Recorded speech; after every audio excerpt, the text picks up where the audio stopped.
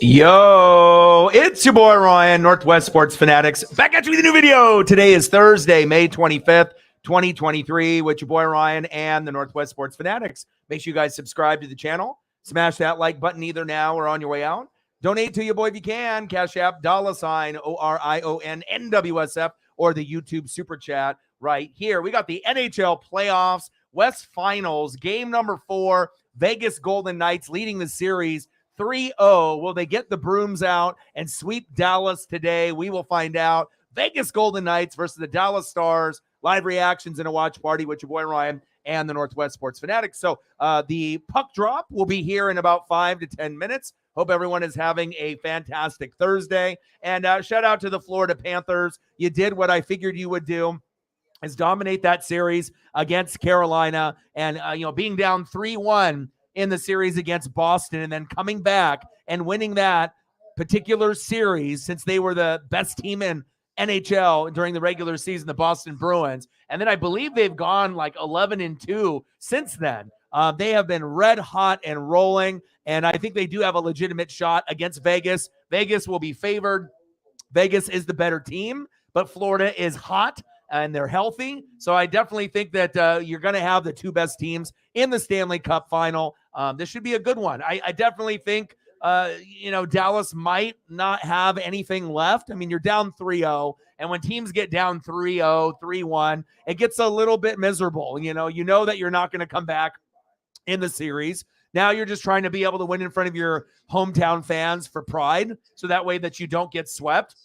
But even if they were to win tonight, when it goes back to Vegas in game 5, you're automatically going to lose that game for sure. So we'll see if Dallas, has enough pride not to get swept. Let's go over some of the photos and things that I have prepped for y'all today. And then we can start off with the Stars. Nice little thumb there.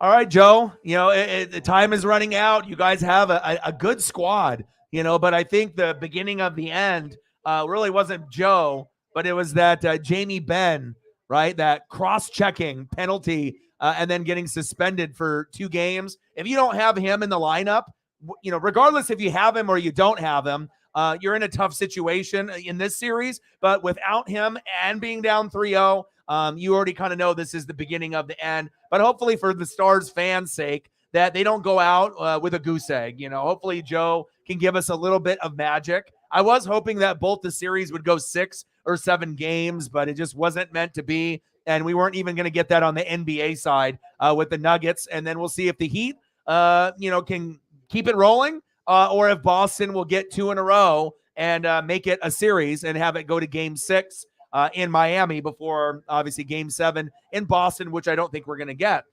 Jason Robertson starting to get hot at the right time, but just not enough support. And obviously with the cross-checking penalty with Jamie Benn and having that happen, come on, man. You got to be better. We'll see if Mason steps up. I really like Hintz and what he's been able to do for the team this season. Wyatt Johnson, I see you as well. And then we'll see if we get Jake Ottinger for the whole matchup or if he'll get pulled like he did, obviously, in game 3. And we'll see a little Scott Wedgwood. What are we going to get in this matchup? I just hope Dallas comes out correct, competitive. They know they're not getting this. They know they are not getting this, but hopefully, Vegas, obviously, I'm not sure if they're going to let off the gas. We already know how great they are. And obviously, the sooner this series gets over, then that's the sooner that we can actually get to the Stanley Cup final, which is going to be amazing with the Vegas Golden Knights and the Florida Panthers. And Florida is the Cinderella story. They are, David and Goliath. I can't wait to be able to see how that matches up, but we still got to be able to get past this matchup. Captain Jack Eichel, what will you get today? Even when he's not scoring, he's a factor. It's like Kachuk with the Panthers. What an amazing run that he's been on. We'll see if Jack will get on the board here today. Probably a good possibility of that. Okay, baby, I see you. Let's go. Let's get it. And we'll see what Aiden Hill can do today. Let's go, baby. Let's go. Sarah in the building. How are you? No worries.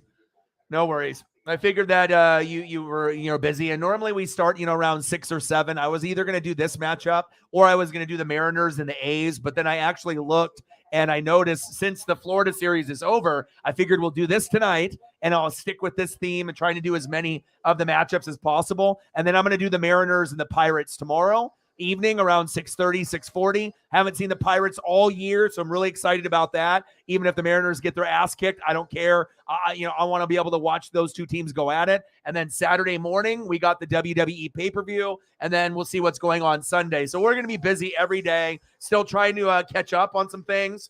Thank you so much. I ended up reaching out to Cyberpunk and Shep, kind of letting them know about the situation as well. So I think hopefully we'll end up getting a good turnout, and hopefully in the next 2 to 3 days we'll be where I need to be to get everything squared away, for rent and everything else. So thank you so much. $10 holla. And I'm going to be grinding it out. That's pretty much everything's going to be going towards just that focus of that goal with the rent and then the bill. So thank you, Sarah. I appreciate you.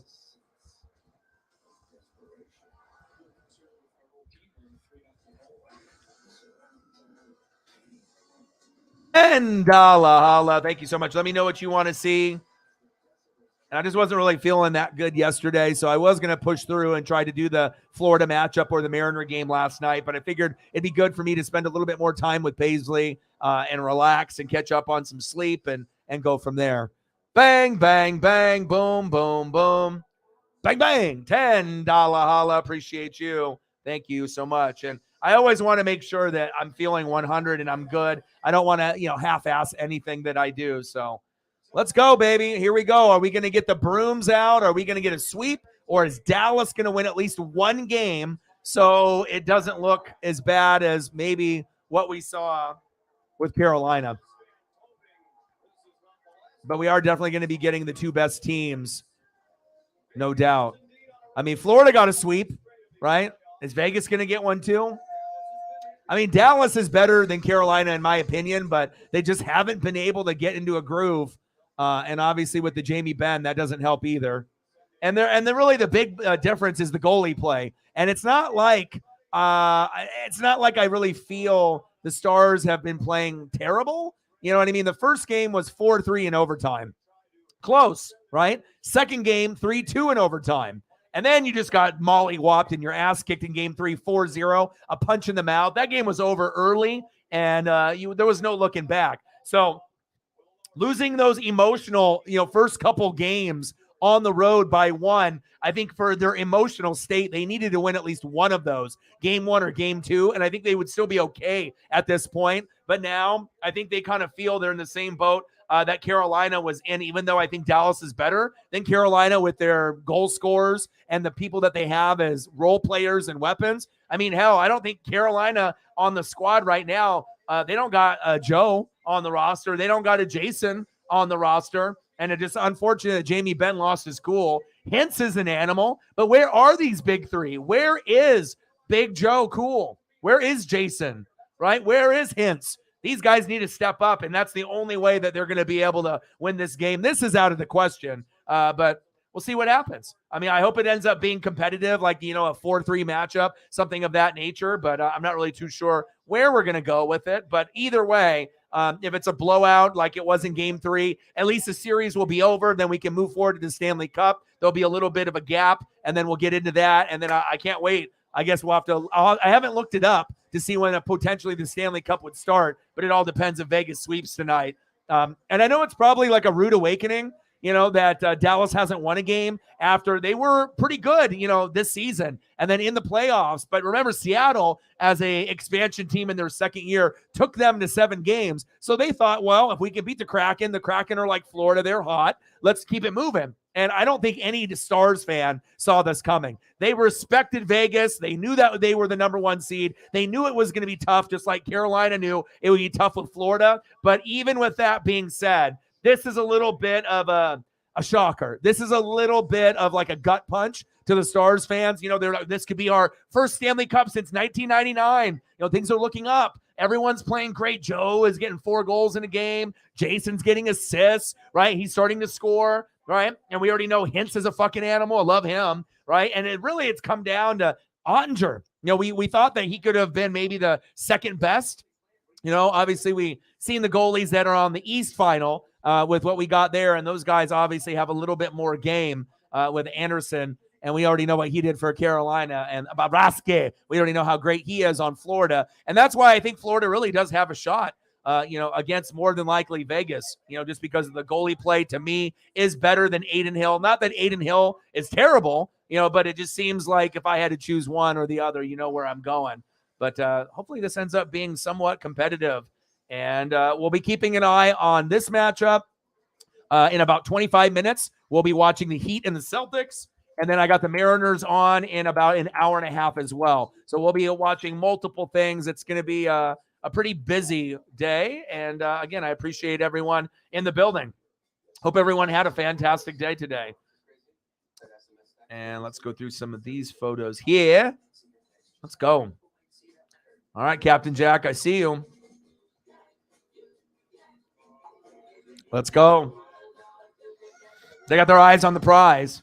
And even if a lot of the bets go in for Vegas and they sweep Dallas, you never can count out an underdog, that has hit that peak level. And honestly, does Florida feel like, they've lost anything since they were down 3-1? Ever since then, they've been just completely on fire. So I'm not really sure if the luck is going to run out for Florida, but this will be their biggest test. And I really pray to the sports gods that we can get Vegas and Florida to go 7 games. I think that would just be amazing. Now, will it go 7? Who knows? I mean, I don't know if we're going to get a sweep. I think that would be unfortunate if Florida swept or Vegas swept. I think both teams are too good for that. You probably, in 6, but I hope 7 is where we go, but there's no guarantees.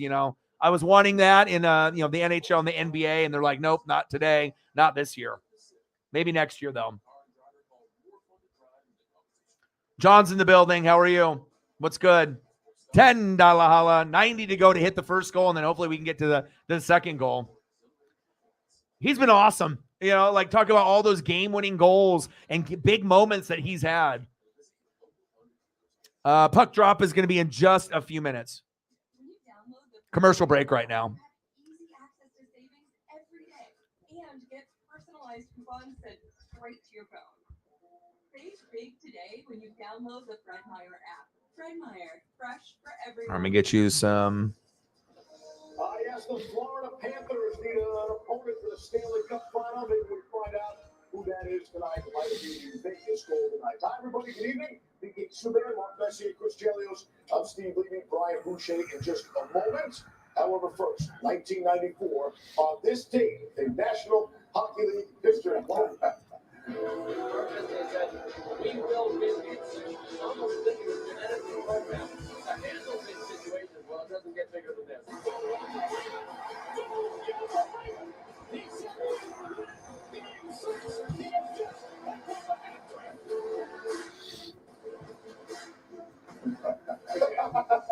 The only date I remember? Yeah. June 14th, 1994. That's the only. We got 6:48 until the puck drop. 1994. I was going to give you a hard time on the empty net goal again, and then sweep them up. All right, somebody guarantee something. Can anybody guarantee tonight the Dallas Stars extend this series? It's already been done. I'm not going to guarantee anything, but I will say this. Hopefully, Ottinger doesn't have to be great. He just has to be good, and the team has to play well in front of him.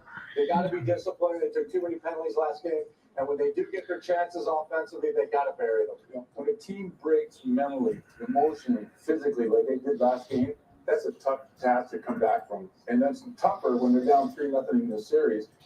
Yeah, I'm just so surprised they're down by that much. Because I honestly felt that Dallas was one of the teams. I thought Carolina was a pretender, but I didn't think that Dallas was a pretender. I thought that, they could definitely win at least a couple games. If they were going to lose the series, I had no idea it would be Vegas dominating this much to a sweep.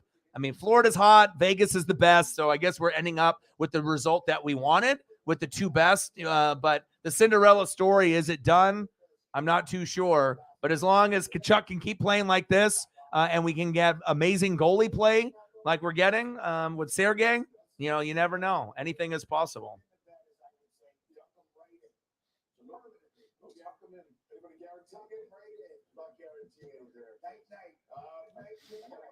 Special player right here. The best in the playoffs. Sergey, let's go. Appreciate you, Sarah.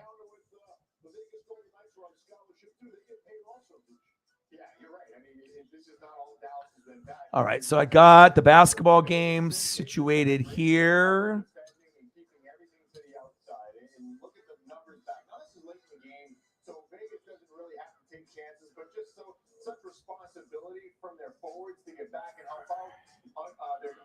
Oh, I got a throwback one. Look at this one from when he was on Calgary. The Flames.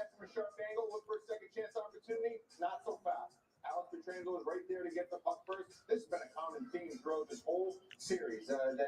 Vegas' defense has been the one thing. Let's go, baby. Four-white jerseys, there's 3 Dallas guys. Nobody gets inside. White Claw is the guy first to the puck. He's able to knock it out of harm's way and away the Vegas goal tonight. So now, clutch player, man. Let me tell you. For Dallas, this is the fourth line. They keep it simple. They get the puck on net. Now what? On net and then retrieve the rebound. This is something we had not seen throughout the first 3 games. They've got to simplify it and do this a little bit more. A lot less. Whitey in the building. How are you? Yeah, I must, like I said, when we were talking about, when I sent you that figure, I didn't, you know what I mean? I must have hit the bathroom or I was taking care of Paisley. I took another spill when I went to go adventuring with Paisley again. And I almost literally tore my fucking ACL. Like the first time I went down like a 10-foot embankment and my dog is pretty powerful, 60 to probably 70 pounds. And when she starts pulling and I go down these embankments and I usually have like dames on, so I don't really have a whole lot of traction. But once it gets to the mud and then you get to the grass, regardless if it rains or not, it's kind of slick. So one time I went down almost like a 10-foot embankment and my fucking arm got all bloody and it slammed on a log. And if I didn't catch myself at the very end, I would have ended up in the river, which I wouldn't have minded at that point, but I was all muddy and it was a pretty big fall. Today, we went over to another river spot and, this place is kind of slick and I thought I would be okay. I was going baby step by baby step, but it's a little steep. And then she pulled and then I went down, beanie went flying. My fucking phone went out of my pocket. And then my leg, one of them was straight and the other one bent back as I fell. And I was like, oh shit. I was like, I haven't felt like that before, and I was like a little concerned that maybe I really fucked it up or whatever. Like I maybe didn't tear it, but maybe I twisted it and whatnot. But we got to a real beautiful spot. Obviously, I posted it on the Twitter and the Instagram on the spot that we were at. We hung out there for about an hour and we went on a journey and walked around. So we had a good day, but definitely another scare there. Like I said, I'm usually pretty cautious with everything. But again, when you're going down those slippery places, if Paisley wants to go, if I fall, if I, end up getting a little bit hurt, so be it. But I want to make sure that she's happy. And a lot of the spots that she ends up finding are pretty good. I just have to make sure that, she doesn't pull me off into the river and whatnot. Like I was like, oh, waking up this morning, I'm like, oh, today's going to be a good day. Oh, fuck, I almost tore my ACL. But here I am. Let's go. And now to sing the Star-Spangled Banner. All right, Star Spangled Banner up here in just a moment. Let's go, baby. So again, we got this. We got the Celtics and the Heat. We got that coming on here in just a couple minutes. And then I got the Mariners and the A's in about an hour and a half. So we'll be following a little bit of everything as well as the rest of the MLB action that's going on today. Let's go, baby.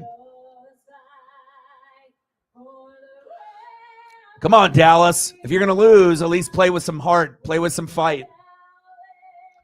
And we already know what it is right now. Captain Jack.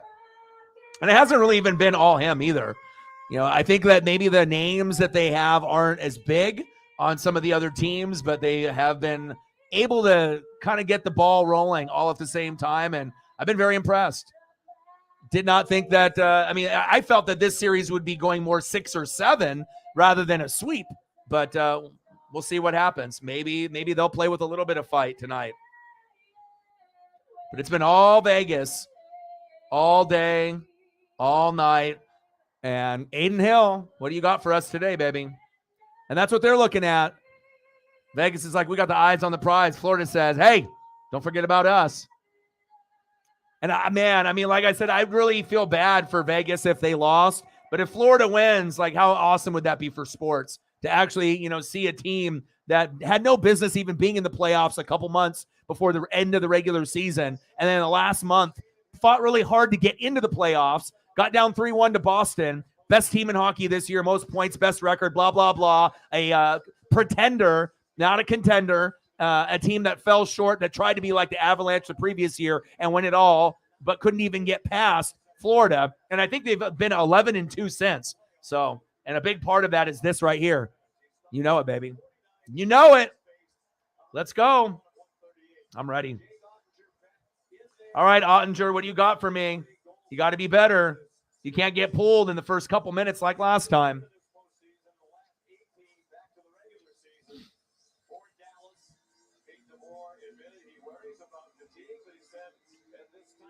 Yeah, I think everyone is, right? No one saw that coming. I mean, if you were looking at it on the outside looking in, you're like, okay, I thought the Carolina series, maybe they would win 1 or 2, but I didn't think they had a chance against Florida. In this Dallas matchup, I thought it was going to go 6 or 7 based on how they played against the Kraken and in the previous matchups. Dallas has got good players. But again, sometimes when you have an emotional heartbreak and you lose overtime games, or you lost that 4 overtime game in game 1 by Carolina, mentally you're fucked after that. There's no coming back from it. And in this first 2 games in the West, they won by 1 goal apiece. And those were heartbreaking losses for them, obviously, for Dallas. And then obviously coming back here, having the Jamie Benn ejection, getting Ottinger pulled, you already knew. And they couldn't even get a goal. I mean, they were at home. If anything, the crowd should have been on fire for them. So definitely rooting for Florida. It's not like I don't like Vegas. Vegas is nice. You know what I mean? But, I like Cinderella stories. Either one that wins will definitely be deserving. But if Vegas wins, everyone will be like, well, they should have. They were the best team. But if Florida wins, you'll be like, wow, this team really did something special and, completed the job. They just didn't get to the Stanley. They won the Stanley. So I don't know if it's possible, but I do know that they have the better goalie in Sergei Bobrovsky. So, and the players like Tkachuk, they've been stepping up. So they may be a little bit out of their element, but I really do think Sergei can match up with Vegas. I don't think they'll be intimidated. I mean, hell, if you can beat Boston, Edmonton, and Carolina, I mean, I know Vegas is better than those teams, besides maybe Boston in the regular season, but I mean, I would be shocked if we end up going to the Stanley Cup and it's Vegas with a sweep on Florida. I just don't think that's possible. But I didn't think all these series would be 3-0 either. So, it is what it is. Quicksilver in the building. I apologize for that. I'm sorry about that, brother.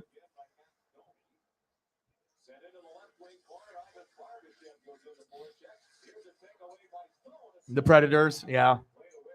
I just think it's really cool in sports, regardless of who it is, basketball, baseball, football, hockey. When you end up getting a 7 or an 8 seed or a wild card team where people don't really believe, but they do something amazing early on, like beating Boston, which, people thought they were going to win it all, but some people thought they were a little suspect and maybe a pretender, that maybe there were some cracks in their armor that was starting to show in the last 2 to 3 weeks of the end of the regular season. But I don't think anyone thought they would lose in the first round. They thought that they would lose in the second round or beyond if they were going to lose. And I know some people, especially Boston fans, said, fuck it, we're going to go all the way. We're the best. We're Colorado Avalanche. And obviously it wasn't meant to be. But we still are going to have an amazing Stanley Cup, and I can't wait.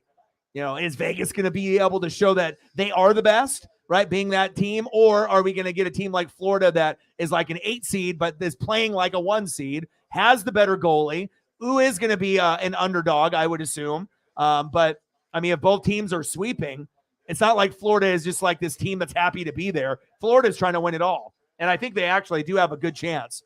I'm not saying that they're going to, but I could see it going either way. They'll be very evenly matched.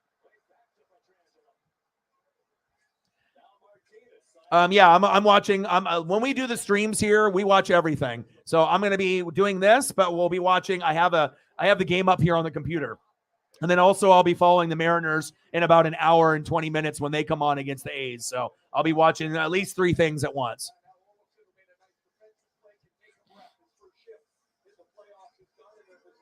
Nice. Good luck on that. Hopefully everything ends up going good for you.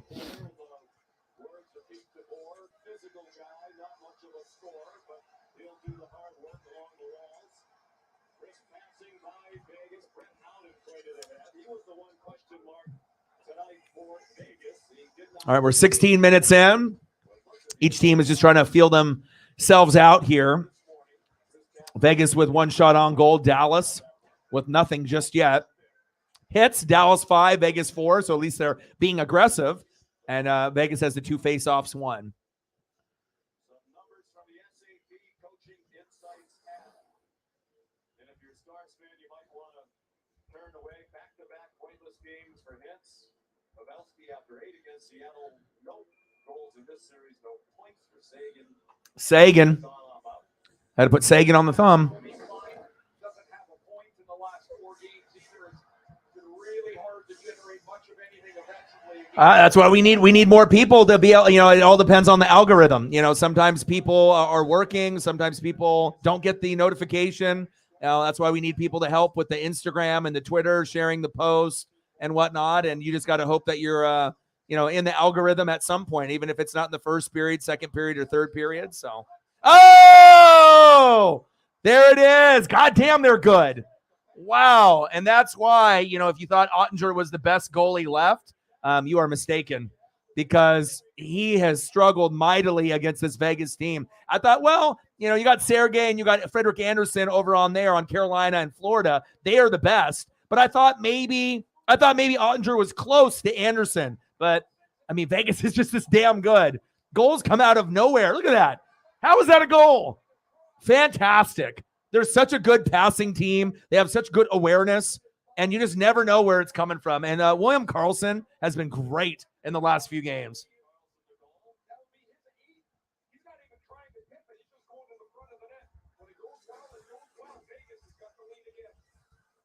Unbelievable. That quick.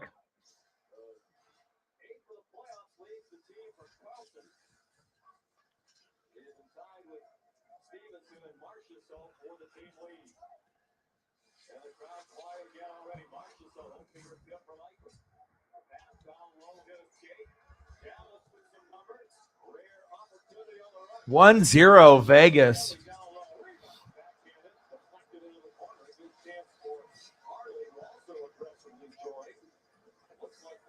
Sergei, they'll be waiting for you.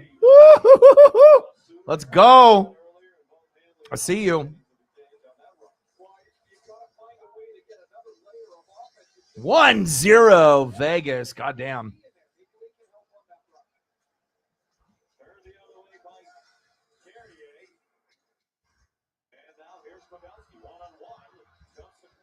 Come on, Pavelski. You got to do something.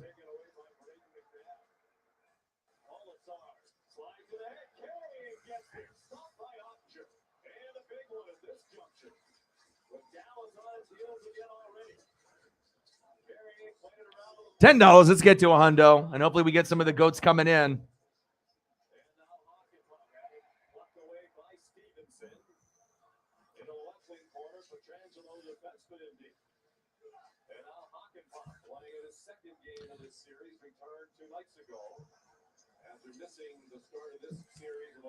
.417 in the first period. William Karlsson assisted by Ryan Smith and Nicholas Roy. 1-0 Vegas. Man, they are focused.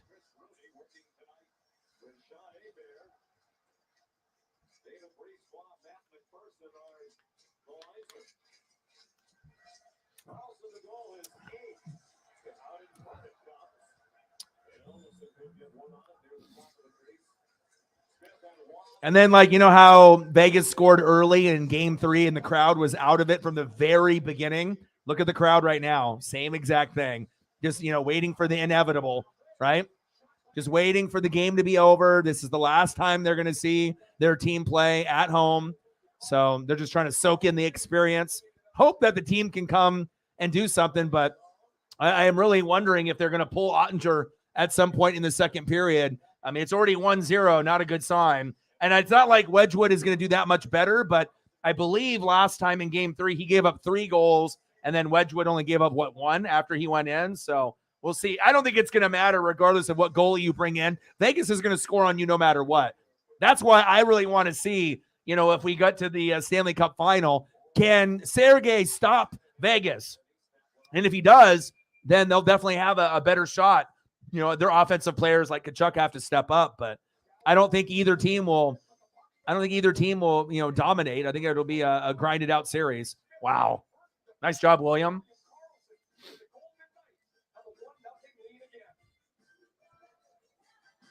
We love our new home, Great neighborhood, big backyard. but the land.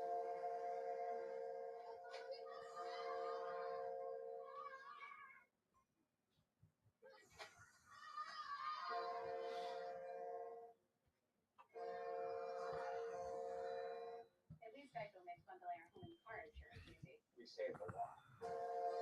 For bundling needs, Really? visit Geico.com. And I appreciate Cyberpunk and Sarah helping out with the Twitter. Anything that can help us, it just takes a couple seconds to, put in that like or retweet and whatnot. And I appreciate that. Everything matters. Everything counts. Well, I'm glad we got a goal right out of the gates. That's always good. I'm already kind of getting to a point where it's like I don't expect a whole lot in the first period. It's like I'm hoping that we end up having something, but if it ends up being 0-0, I don't care. I already know that second period is most people's like, okay, it's time to get to business. We've already felt each other out in the first period. But every once in a while, you'll end up starting a game and you'll be like, well, I don't really know what it's going to be. And then you get 6 goals in the first period and you're like, holy shit, right? And then you're like, whoa. But sometimes, you'll have to just kind of go through the motions. But I definitely feel Vegas is pacing for 3 or 4, maybe even 5 tonight. So we'll see where it goes. And, if you're Dallas right now, you're probably wishing you could hop in the DeLorean and go back in time, like when you were playing the Kraken in the last round, because this has not been pretty for obviously the Stars. That's facts.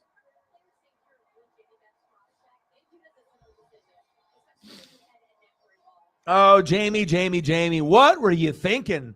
They weren't going to win anyways, but not having you in the lineup, that was really dumb. You already hit him. He's already sliding on the ground, and then you decided to slam his head into the ice twice. And come on, dude. That was, your team needs you, right? And regardless if you're not the, first best player on the team, but if you're in the top 4, of notable guys on that, on that line, I mean, you're really hurting the team there. I appreciate that.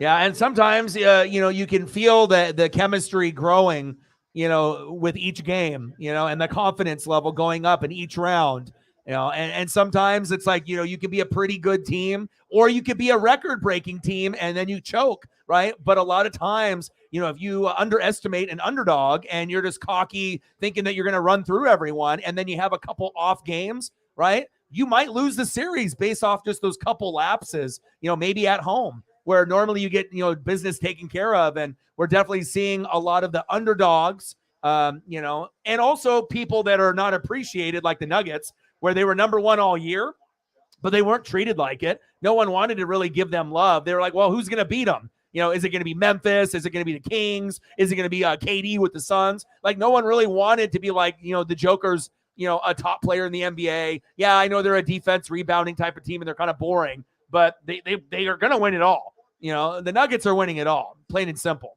I think the Heat could win maybe a couple games, but they don't have anyone to match up. I mean, Bam Adebayo, he's a good player, but he ain't no fucking Joker. That's facts.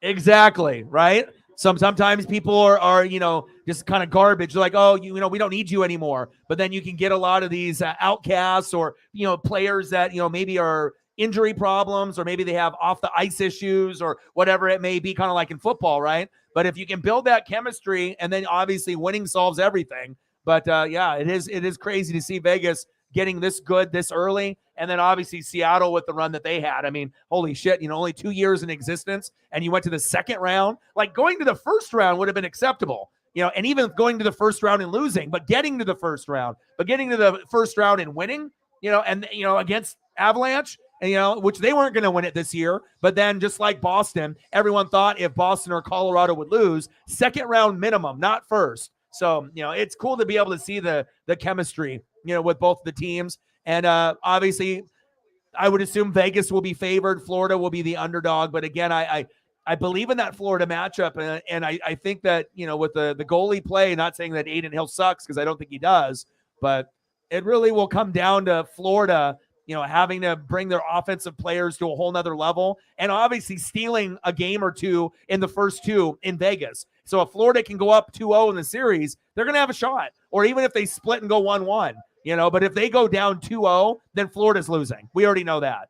So if Florida goes, they have to win the first two games or at least split and go 1-1. Then they'll have a legitimate shot to win in 6 or 7 games. But if Vegas goes up 2-0, there is no coming back from Florida at that point. At that point, they might be able to win 1 in Vegas, but then it'll probably be Vegas in 5 games at that point, especially if you're already down 2-0.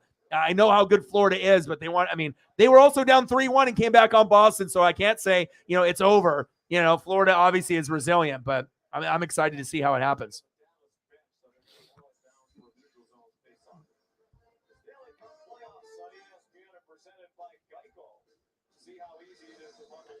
Yeah, but you can already tell they don't believe in the coach, and they're not going to be able to do the miracle. You know what I mean? They're not, like I said, they don't believe in themselves. They don't believe in the coach. If they had Udoka, I think that they would have been able to, maybe do something special. But I don't think that they're going to come back in this series. That's just based on what I've seen.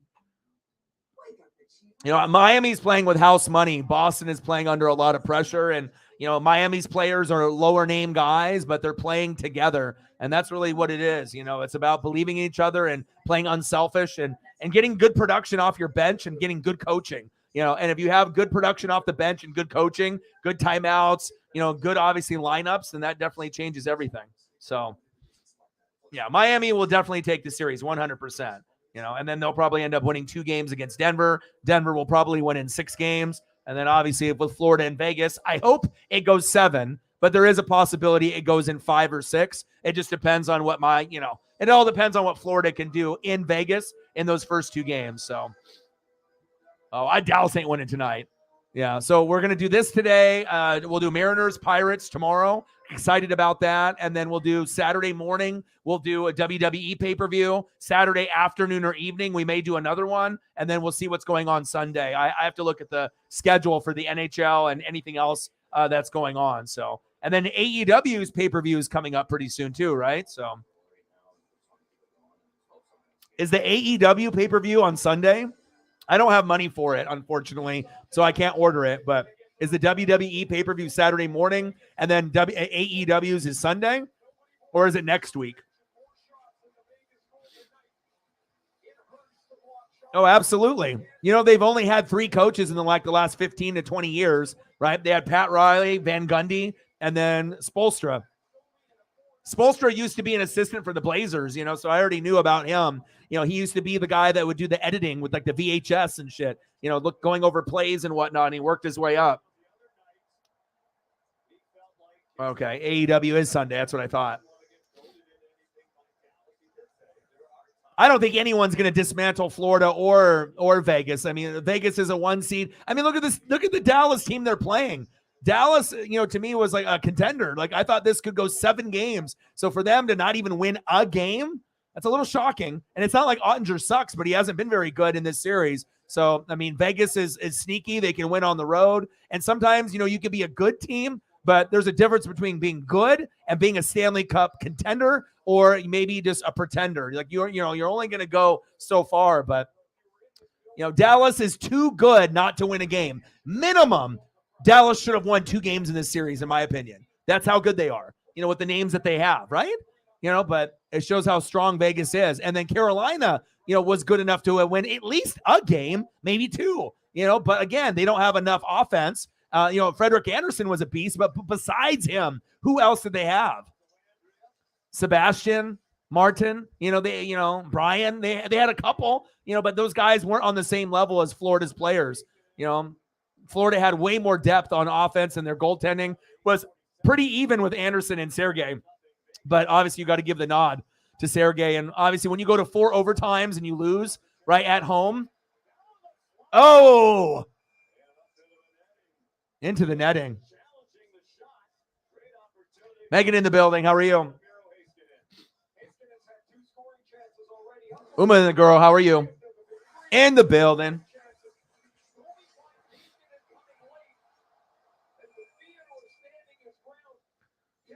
Oh, church was broken into. Uh-oh. That's not good. How are you feeling today? You feeling pretty good today?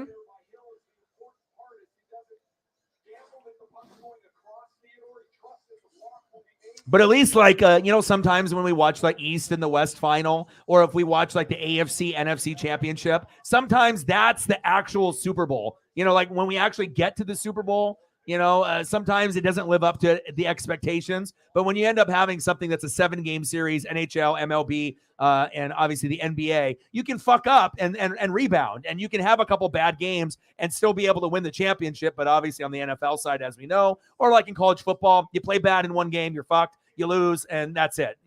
So at least in this particular matchup that we're going to be getting, we're getting the two best teams. And even if people are still going to doubt Florida, they have a legitimate shot. It doesn't feel like they're just going to get dominated. But again, a lot of these series have gone a little unexpected in the NBA and the NHL.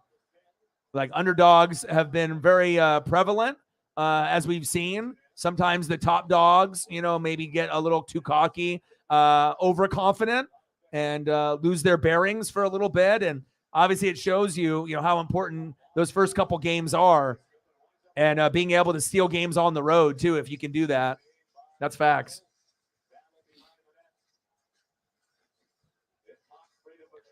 Thank you, man. Appreciate you. $5 holla. Thank you, bro. Bang, bang, bang. Boom, boom, boom. Bang, bang. $5 holla.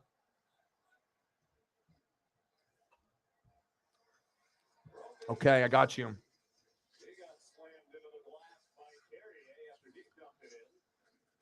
$15. Let's get to a hundo.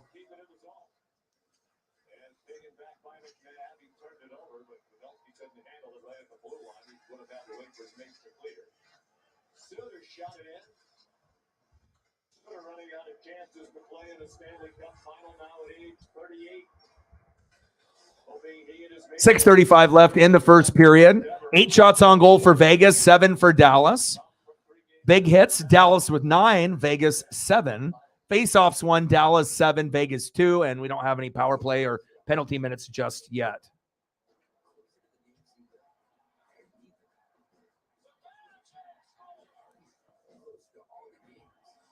Is this your guy, Whitey? Is this your favorite?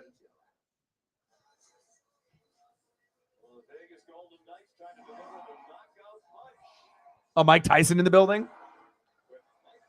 Mike Tyson don't want no hockey.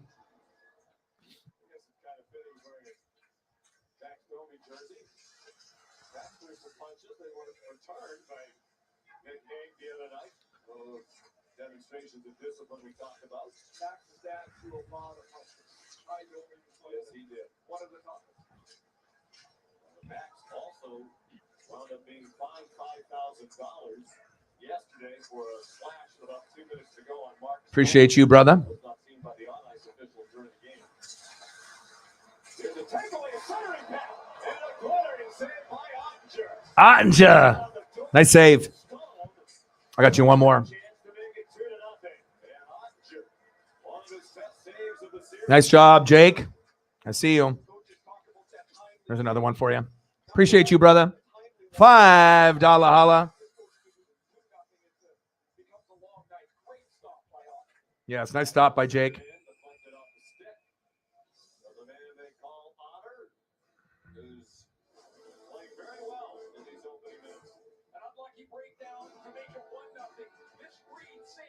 Whoa. Yeah, that definitely would have been 2-0. If that was game 1 or game 2, or even probably game 3, that goes in. But I mean, I don't want to have a sweep in the Stanley Cup. I mean, I'm hoping that goes 6 or 7, minimum. I need it to go the distance if possible. So more games and more excitement. So.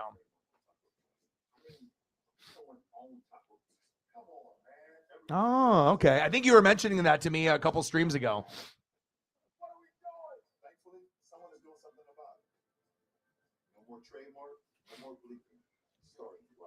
Oh, yeah. That's why I was giving you all those Michigan photos for him coming out of college. Yeah, he's got a bright future. Like I said, if you're going to be, if fans are looking at purchasing a jersey if they're not looking for like a goalie or something like Gru. I think a lot of fans are going to be picking that jersey up, or they have.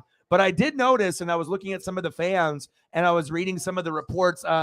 So the jerseys have switched from, was it Adidas originally that made the good ones year one for the Kraken, and then they went strictly to Fanatic jerseys in the second year. And a lot of the people were telling me, depending on sewn or screen print, but they said there's a big drop off with the Fanatic jerseys compared to the Adidas ones from the previous year, based on, I don't know if it's like the quality of the jersey or the stitching or whatnot, but there was like a thing that I was seeing where they were kind of comparing, the two jerseys and whatnot. So, but I guess it depends on what player that you're looking for and whatnot. And I'm not in the market on getting one anytime soon, but definitely will be suiting up and getting one at some point.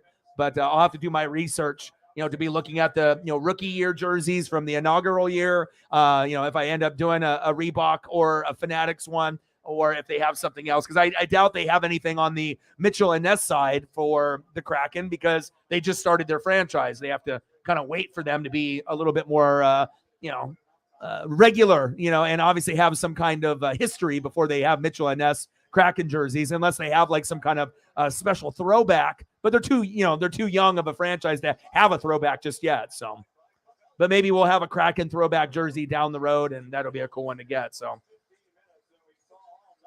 yeah, and I don't think necessarily the Fanatics jerseys are garbage or anything like that. But I just heard fans that are like Kraken hardcore people that like have both, and kind of going over like the similarities and what they like and what they don't like. Kind of like when we went from Reebok to obviously the Nike with the football jerseys. Some people like the Nike, and some people kind of like the old school Reebok, back when in like the early 2000s. So I guess it's just kind of personal preference, based off the breathability, the quality of the actual the fabric, the quality of the stitching, if it is stitched, and what it looks like. Because I think they were saying also too that with some of the jerseys, that the logos look a little bit different too and whatnot. So yeah, that's what I was hearing too. So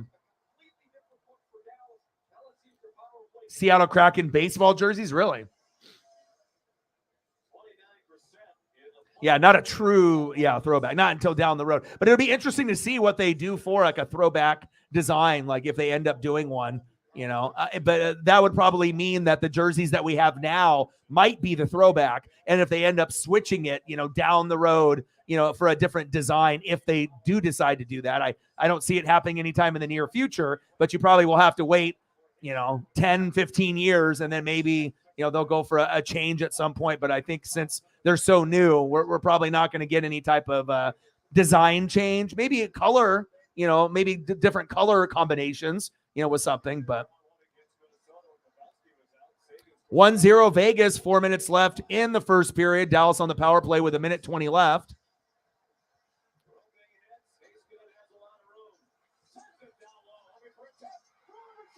Oh, there we go.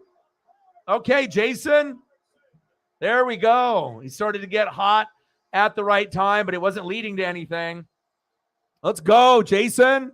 40-plus goals in the regular season. He said, guess what? We're not very good right now, but at least we're going to play good in front of our fans. Stop hanging your head. We're not going to get swept. We're going to try to at least, take it to 5 games. If we lose in Vegas, fine, so be it. But off the rebound. That was awesome.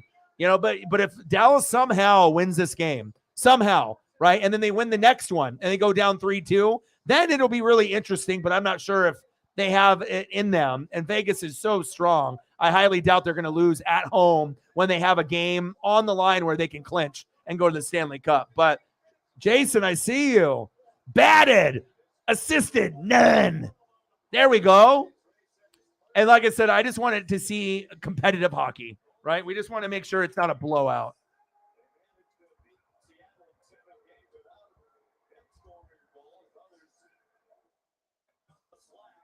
All right, we're tied up at 1. Nice job, Jason. I see you. Hey, this is out of the question, but hey, at least if you can take it one game at a time.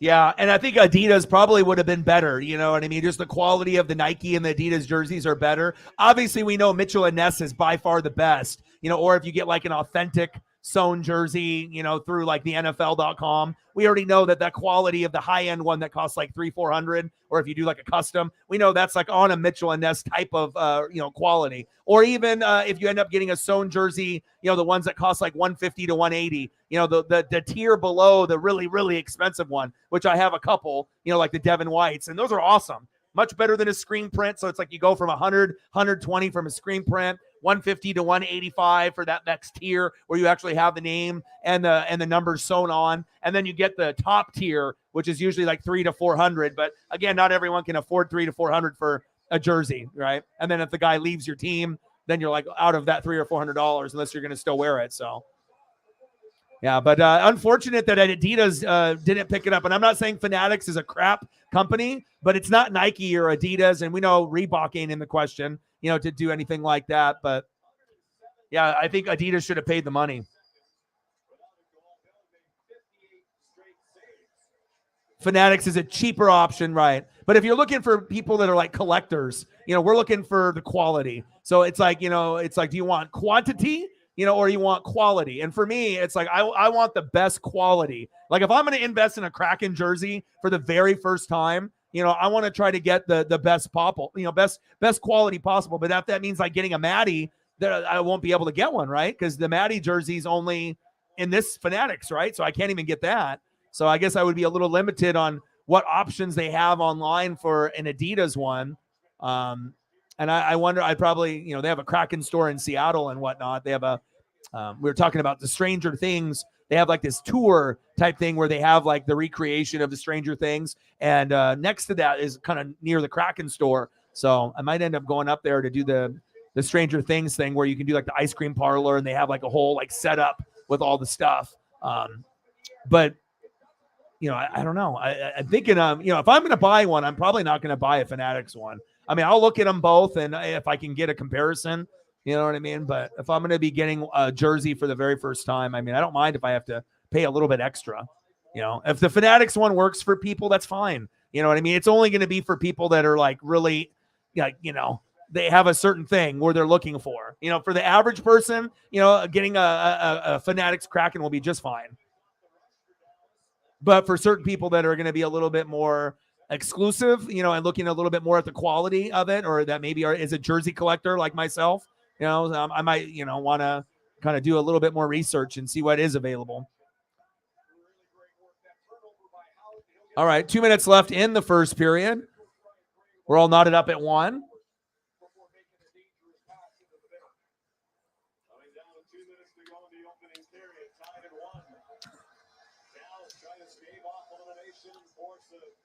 Yeah. Yeah, I think your custom will be just fine. You know, I don't think it's going to be like a crappy quality or anything like that. It's just something that I heard the Kraken fans talking about. You know, they were just kind of upset that the Adidas didn't go, you know, further along, and they were just thinking that the jersey quality might be a little bit better.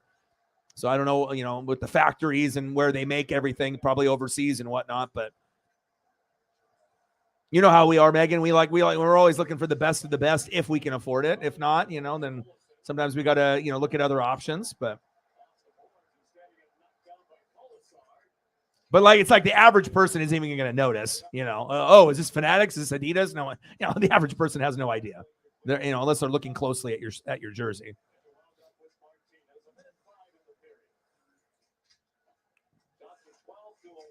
All right, 1 minute to go in the first period. Thank you so much. I appreciate that. All right, $10 holla for Sarah. We're going to do some hack for you with the dono. And then hopefully we can get some of the goats to come in here because, yeah, I'm definitely on a pressure cooker with rent and everything else. So, I mean, I hate paying late for anything. And obviously, if I was living anywhere else, I probably would be evicted by now, no lie. I mean, not many places are going to let you pay rent this many days late. So, you know, usually if your rent is due from the 1st to the 5th, usually you're only going to have until maybe like, I don't know, the 15th before they, you know, start to get on you, you know, and whatnot. So,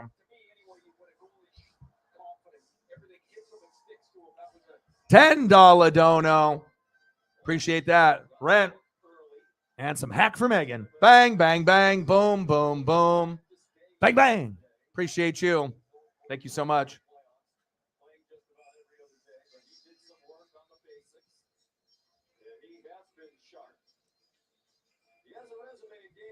All right, we got 41 seconds left.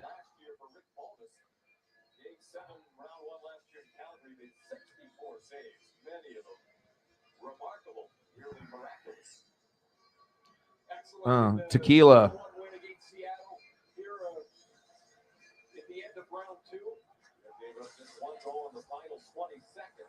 God, just like going through all my photos of the Kraken, I miss them already. Like, man, wish they would have been able to get a little bit further, but next year.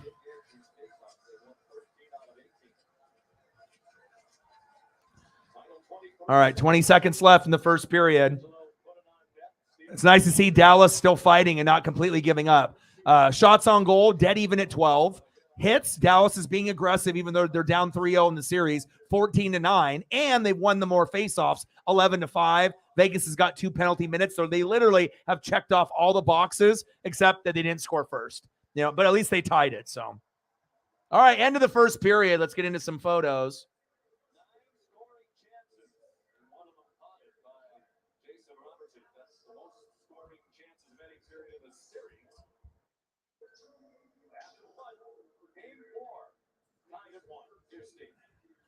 All right, Sean, thank you. It was Chilios, Mark Messi, PK Subban, and we talked about the cliches. Dallas can't win a series tonight. Win a period. I think they won that period. Yeah. $25. Let's get to a hundo. Let's do it. Yeah, so hopefully between now and a few days from now, about 300-400 is where we're going to be trying to shoot for. So hopefully we can get there. I thought it was Dallas' best period of the series. 5 months. They came up with purpose. I thought they had an excellent period and probably deserved better. Yeah, great start for Dallas. Now Andre made that big save to keep it from 2-0. They come up with a big power play goal, so that's the start they needed. All right, much more on that first period coming up. 1-1 after 20. 28-13 Celtics. Playing good at home, just trying to get it to 3-2. And then obviously Miami can definitely get the job done and win 4-2 in Miami. So if Miami ends up losing this game, it's kind of expected. You know, the fans finally waking up if Boston wins. But, you know, you never can count out Jimmy Butler and Jimmy Buckets. Anything can happen in the second half. But if the Celtics win, I'm not going to be shocked. I actually think Miami will close out the series at home in the next game. So.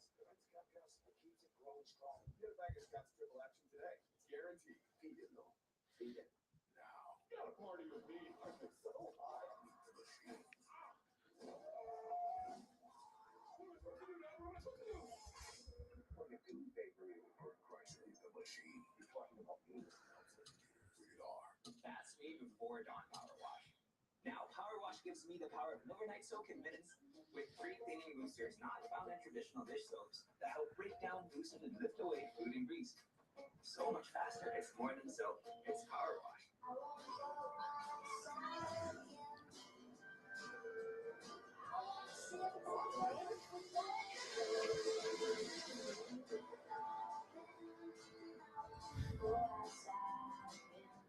We're making Italian beef sandwiches. First, let's prep the meat. Appreciate you. First, I got one more. We're gonna get the ingredients. Let's go to the ingredients, okay?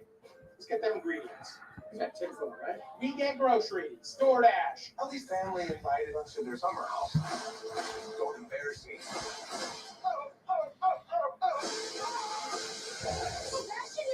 It's not us. I saw today who don't come back from. Repeat the team tomorrow. Starting a new chapter can be the most thrilling thing in the world. There's an abundance of reasons to get started. How far we take an idea Schneider. is a question of willpower. Which series? Miami and Boston? I just don't see that happening. You know, but again, that's why we watch sports. You know, you never know, right? All right, we're knotted up at 1. At least Dallas is fighting at home. Yeah, I figured you liked that one. That was a different one. This one looks nice. That's a house favorite. And it's served with your choice of plans. Thank catch, and no trade-in required either. How do you know all this? I come here a lot. Love the service. At AT&T, new and existing customers can choose any Google Pixel with your choice of plans and always get our best deal. All right, the Mariners are not on yet, so I will flip it over to TNT, I suppose, and watch a little bit of this while we're waiting. So I'm going to turn the basketball game on, even though I got it on the computer here in front of me. But let's watch it live, and then once we go back live for the second period, then we'll go for there. And obviously, if you're late on turning on the TV or you just hopped in, I've seen William Carlson, 417.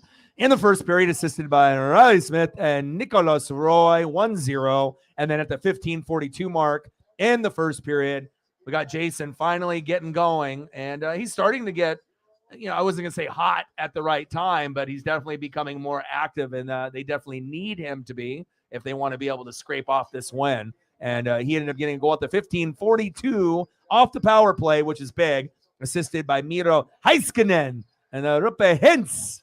1-1 tied as we're going into the second period. And it's nice that it's not 3-0 going into the second period, and we don't have to worry about Ottinger getting pulled like he did in game 3. 32-18, Celtics are playing like they should have played at home in the first 2 games. So we'll see if they can continue, obviously the aggressive play. But I don't think that they're going to come back and win 4 straight. I just don't think that they're that. Now, if Udoka was coaching, if they're down 3-0 and that's an impossible scenario, if Udoka was there, I think that Boston, it wouldn't be a good chance, but a better chance than what they have right now with who they have at coach. Yeah. All right. I got to go grab some groceries here. Give me a second. I'll be right back. And I should be back before we start up in the second period. So 1 sec. Give me a few minutes.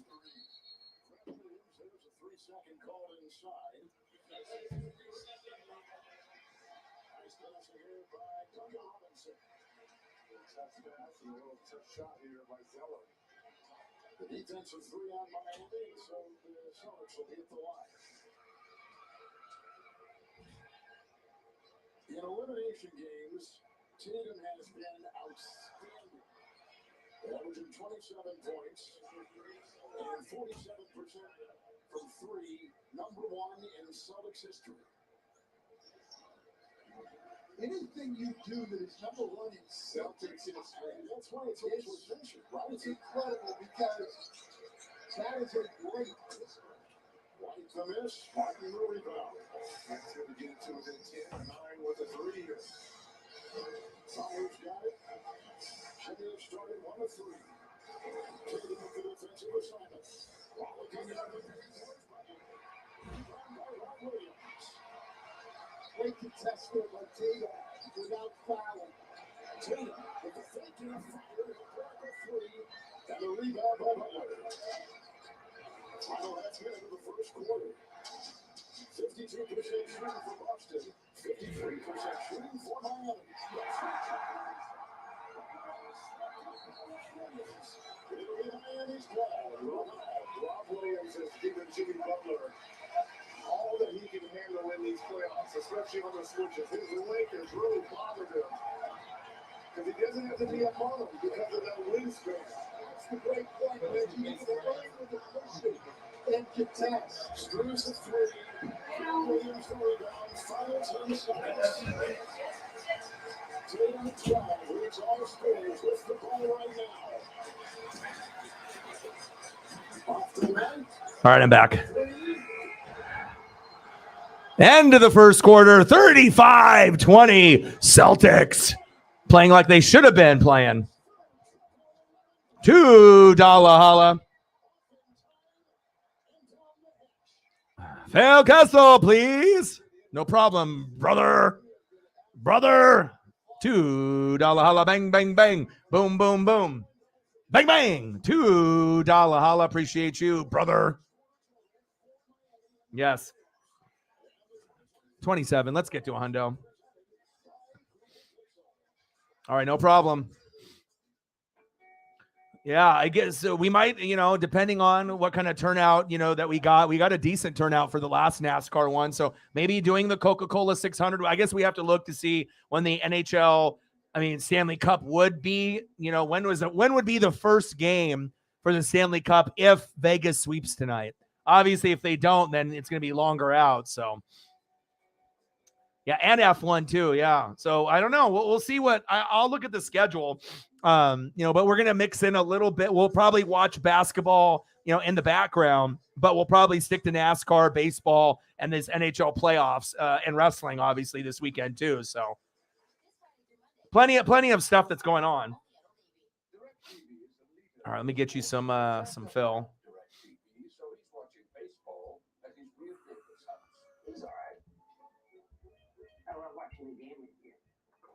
DirecTV to get a $200 reward card.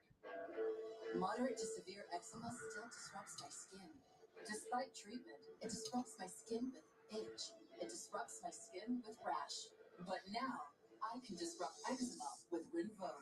Rinvoq is not a steroid, topical, or injection. It's one pill once a day. Many taking Rinvoq saw clear or almost clear skin, while some saw up to 100% clear skin. And they felt dramatic and fast itch relief, some as early as 2 days. That's Rinvoq Relief. Rinvoq can lower your ability to fight infections, including TB, serious infections and blood clots, some fatal, cancers, including lymphoma and skin cancer, death, heart attack, stroke, and tears in the stomach or intestines occur. People 15 and older with at least one heart disease risk factor have higher risks. Don't take if allergic to Rinvoq, as serious reactions can occur. Tell your doctor if you are or may become pregnant. Disrupt the itch and rash of eczema. Talk to your doctor about Rinvoq. Learn how AbbVie can help you save. 2001 was a historic year for us. That team with everything but the chip. If anybody would believe everything was easy and green, that whole season was out of here. There were always a lot of skirmishes between AI and Harry Brown. Harry Brown was the man who allowed us to be traded. Everything changed. Certainly made me a better coach. Everything but the chip. Wednesday, 8 p.m. Eastern on NBA TV. This is game 5. In game 1, here, a 35-point performance. Appreciate you, brother. 7-point win for the Heat. Game 2, Butler again came to play and fired to 27. Yeah, I mean, like I said, as long as the turnout is good, I really do enjoy it. So I mean, we probably we'll see where we're at with all the events and whatnot. And let me see what time everything is at.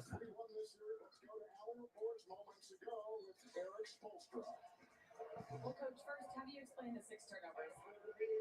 Just got to very intentional offense. They got at the level of disposition. We expect that. Just a little more organized and then aggressiveness. We have to attack. So you've overcome deficits like this better than any team in the league. Where does it start? You just have to stay the course. I mean, it's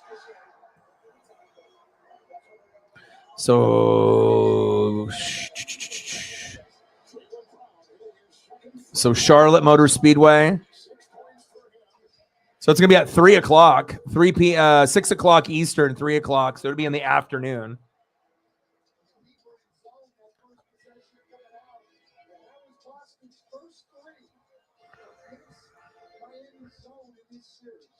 I know, that's crazy. Iron Man, hot dogs and cheese. Is that the longevity to playing for a long period of time? Man, May 31st or June 3rd. Okay, for the Stanley. So a little bit of a break. So usually there's like a week off after the teams can like rest up, kind of like with the NFL, right? Like once you go AFC, NFC championship game, there's like a week of like press and, for them to kind of build it up and whatnot. 38-23 Boston. And I assume that the second period has not started yet. Doesn't look like it has. So.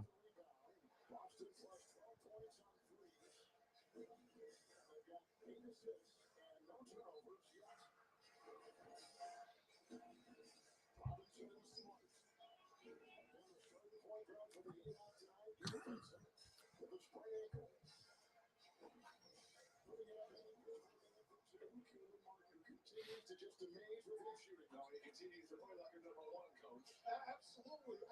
You can make a big case that if the playoffs, if the series ended right now,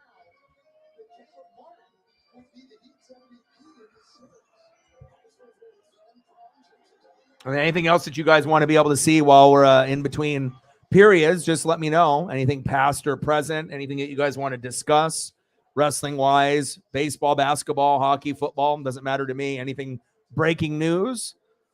40-27 Celtics, up by 13, 9:30 left in the second quarter. Leaving? Okay. Do you need me to put anything away?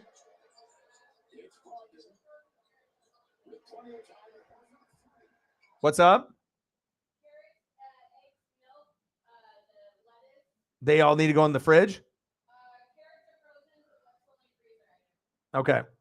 I got to put some stuff away. Hold on. I'll be right back.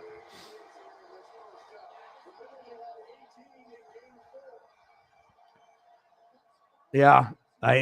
No, seriously. I hear you.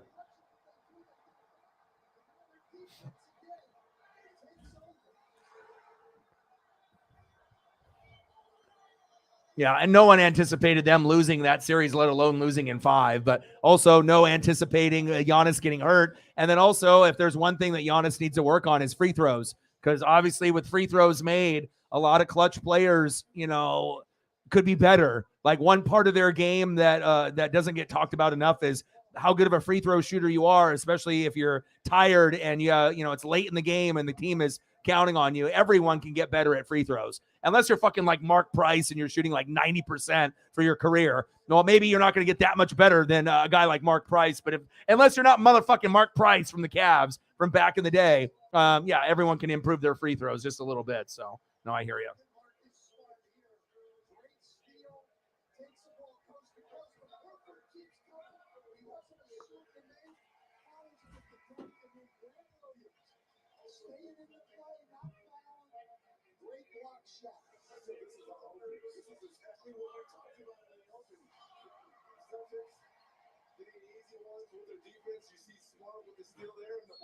We saw Grant Williams with the block shot on Jimmy Butler in game 4.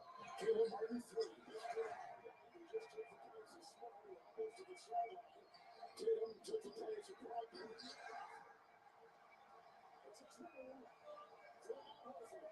his 5 stroke the last couple games. He has.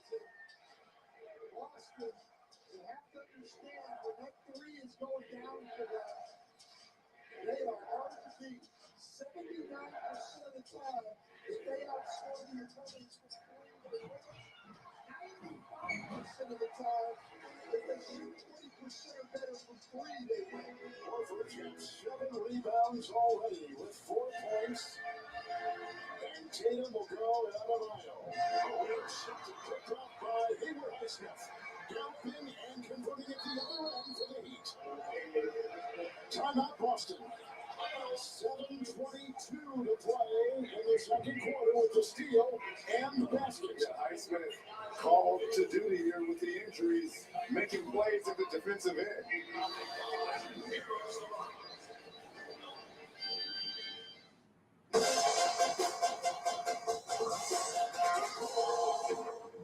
I'm gonna pull over and stretch my legs. I think he was supposed to keep left there. What is this place? The other side of the rest stop. Bundles as far as the eye can see. If you're looking for a first mate, I know a guy. Me, I'm the guy. Is this Oak? 4 types of jerky. This is where I live now. You could save a ton with Progressive by bundling your boat or RV with your home and auto. Hey guys, free Max! Let's get me boy. There's a crazy person out here hiding us.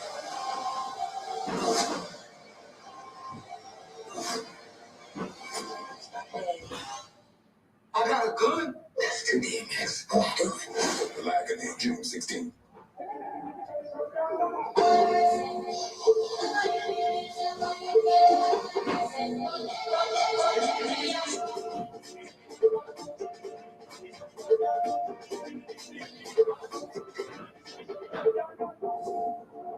And let yourself be here.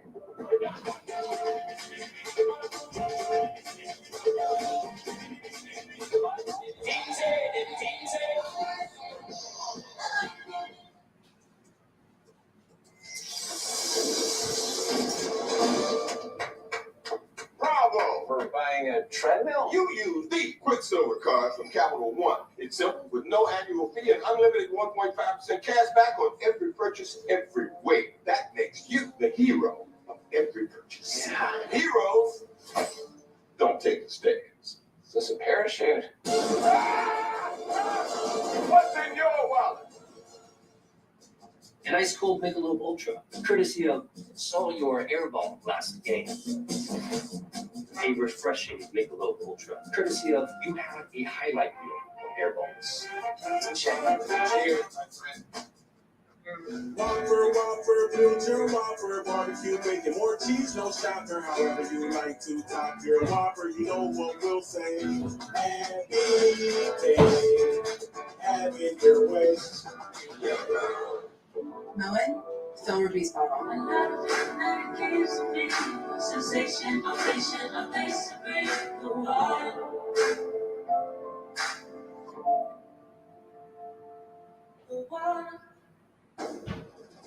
This is a cranberry, full of ancient antioxidant, taste bud blasting power. We put power into everything we make. Ocean Spray. What will you do with all that power? With Allegra, allergies don't hold us back. Allegra starts working 2 times faster than Claritin. And unlike Zyrtec, All right, I'm back. make us drowsy. Allegra gives you the fastest, non-drowsy 24-hour. God, my knee kind of feels not 100%. That fall I took today was not good. It's like I've never fell that way where I lost my footing and my leg got bent backwards. Like something, if it would have bent the other way, I probably would have tore it or did something really bad would have happened. So, all right, 47-32. Have we started the second period? Yes, we have. All right, let's go back to the second period, baby. Let's go.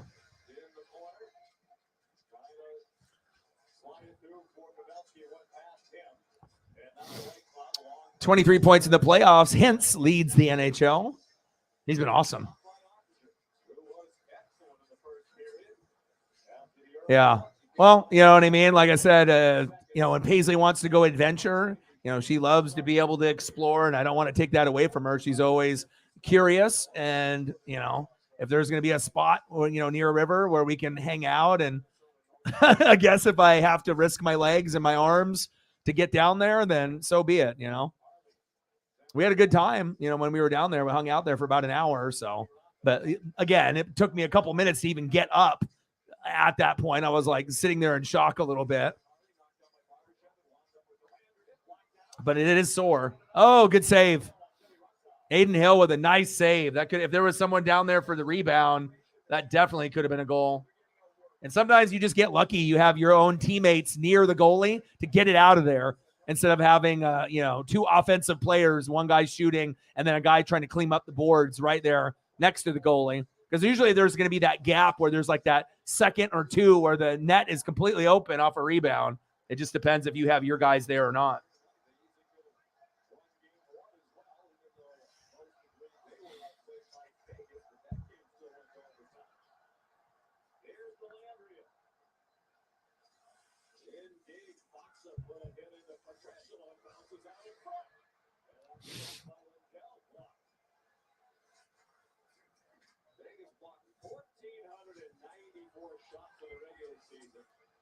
Fuck, you have no idea. I would have been on America's Funniest Home Videos like a motherfucker. I would have got first prize if you would have saw me fall. The first fall, I would have got probably top 2 when I fucking fucked up my arm and my leg, and I was all bloody and shit. My back and my shorts and my legs and my arms are all muddy on top of that. Almost rolled into the fucking river.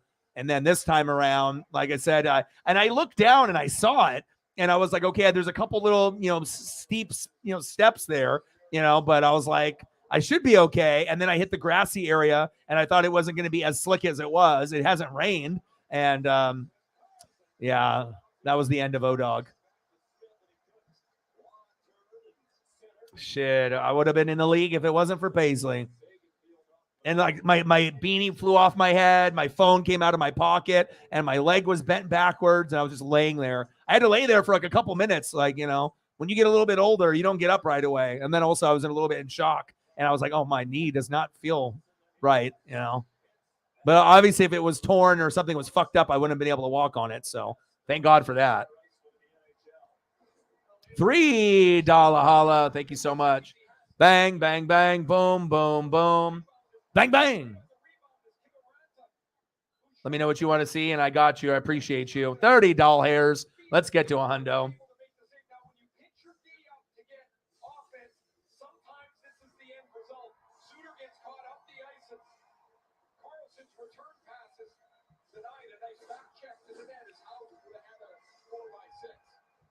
Dallas has won 14 of the 20 face-offs, 70%. And this one controlled by Vegas, Alex Martinez. Shots on goal, 15 for Dallas. Vegas with 13 hits. Dallas 17, Vegas 11. And face-offs won, like they just mentioned, 14-6. Dallas has won that, but I'm not sure if it really feels. I mean, the energy feels better for Dallas today. It doesn't feel like they're going to roll over and die, and it also helps when Ottinger doesn't give up fucking 3 goals in the first period.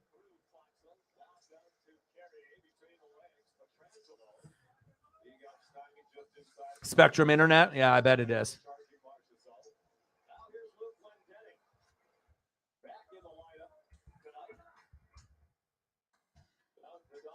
Yeah, I wish I wasn't in such a pinch, with bills and rent and everything, needing like $300-400. Otherwise, I'd probably order the AEW, but I just got no money for it. Got to make sure we get this rent taken care of so I can continue doing the grind.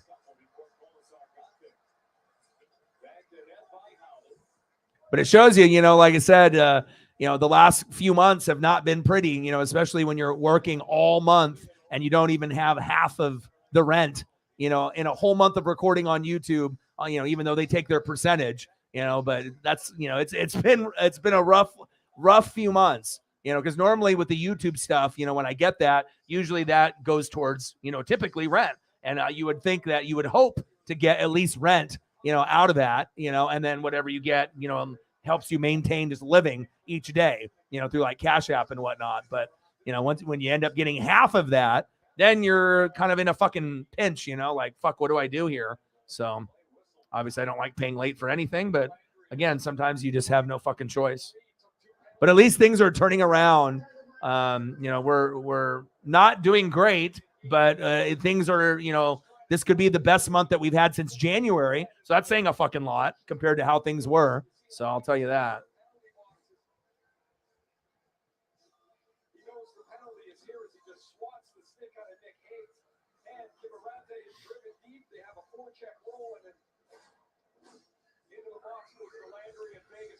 Yeah, because like I said, I was very close to thinking, fuck, I might have to go get a second or third job. I mean, I just want to be able to continue the grind and whatnot. So appreciate you. All right, Vegas power play. 1-1 in the second period.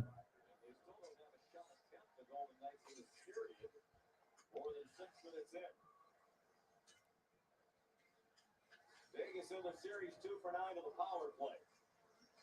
There are a lot of chances in game 3 of the ball. Orion Knox, Orion Kai. Orion Pax. That's who I am. That's Optimus Prime's real name. For the real Transformer fans. They're like, Optimus Prime's real name's Orion? Yeah.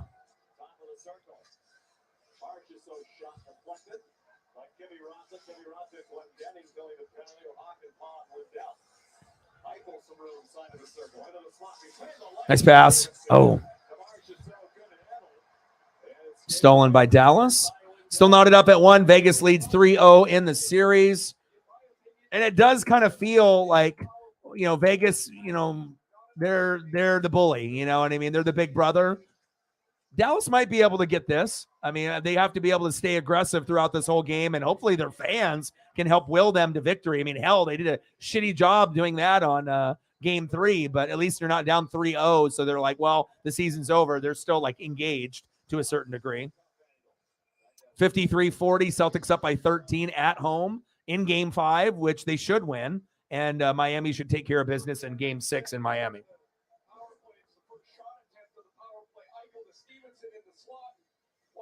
So we were talking about injuries with like Dakota Kai and Mercedes Moné, Sasha Banks, and now we have another one for AEW. The women's champ is injured. What's the deal with that? Have you heard anything with that? I know I've been seeing some things, Dr. Britt Baker and all that, but what's going on with the Hayter? What's going on with Jamie Hayter? Is it serious? Is she out for how many weeks, months? Like what's the situation on that? I haven't got to deep dive and look into her injury and how serious it was. Hopefully it's not as serious as Dakota Kai's injury, where you're going to be out like 6 to 9 months through like an ACL. But I didn't get a chance to like click on the link to see if it was just like one of these like supposed wrestling insiders that's just like rumor, or if it's like actually she's hurt. So can't really trust everyone that does wrestling coverage, as we know.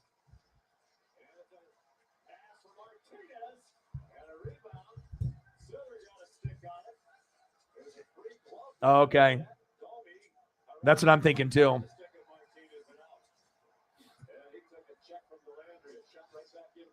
What's the probability of Asuka getting the belt this weekend?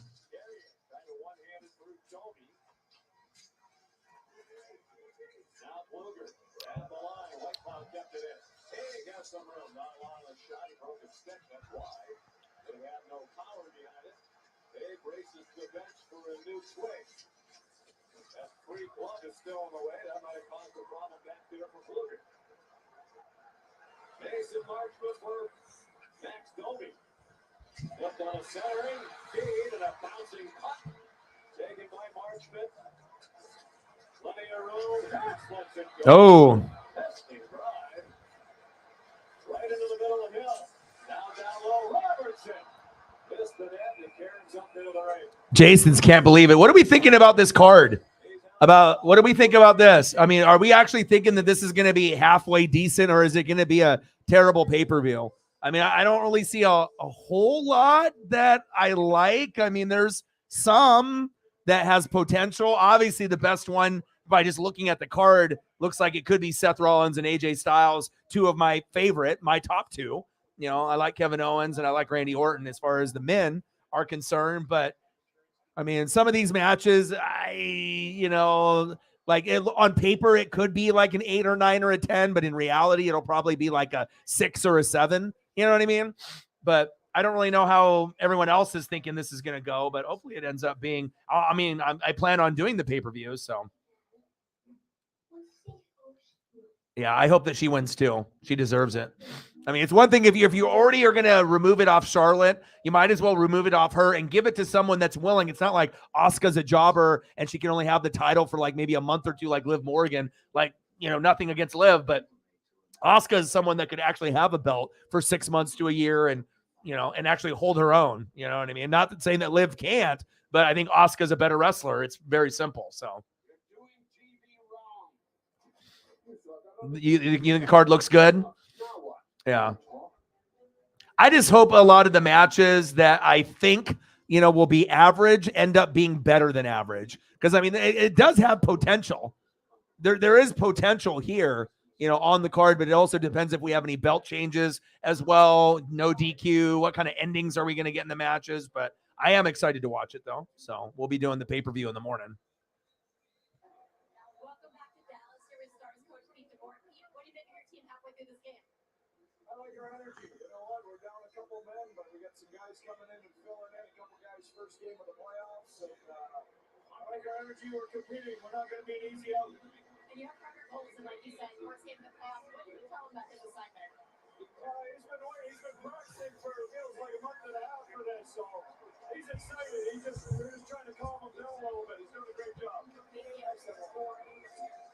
Coach is exactly right. He hasn't played. Yeah, but remember, sometimes we say that too, where it looks really, really good, and then all of a sudden the outcome of the match, there's like some kind of suspect ending or whatever. So sometimes things can look good on paper, but then it ends up not being good, or it may not look good on paper and then it surprises us and ends up being better. But I think a lot of times if you're, hardcore wrestling fan that's been watching for, 15, 20, 25 years, we kind of know what to expect with the card and, what will happen. You're going to get a couple good matches. You're going to get a couple average matches, and you're going to get a couple that are meh, kind of like forgettable matches and whatnot. So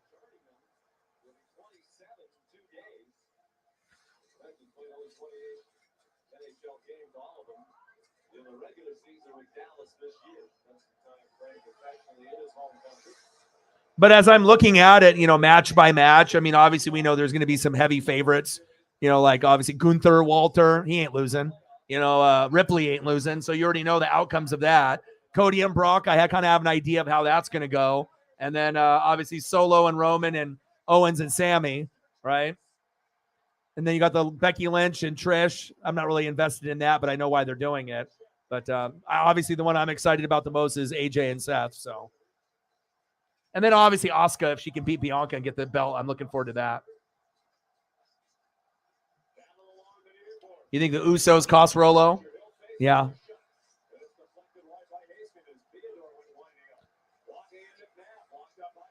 9:42 left in the second period. We're knotted up at 1. 61-41. Celtics showing that they are the team. Boom! Goal! Vegas! Wow. 2-1. Celtics beating that ass, trying to get it back to Miami. But again, I had a feeling that they would come alive tonight.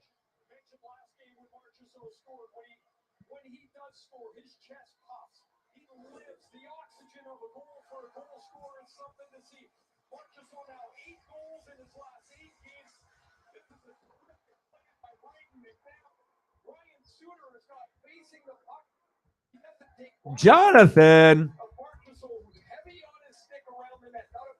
Marchessault. Snapshot assisted by Braden McNabb.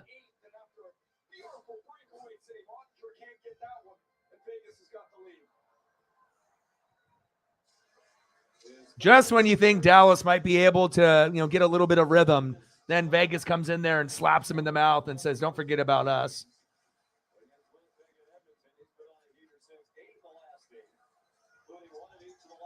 Marchessault, 2-1 Vegas.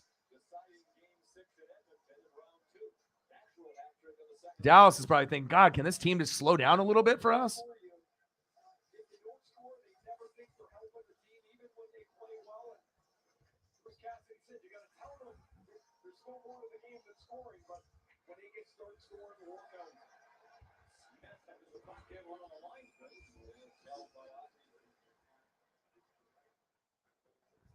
Nice goal. 10:23 in the second period. Jonathan Marchessault goal with a snapshot assisted by Braden McNabb and Captain Jack Eichel. 2-1 Vegas.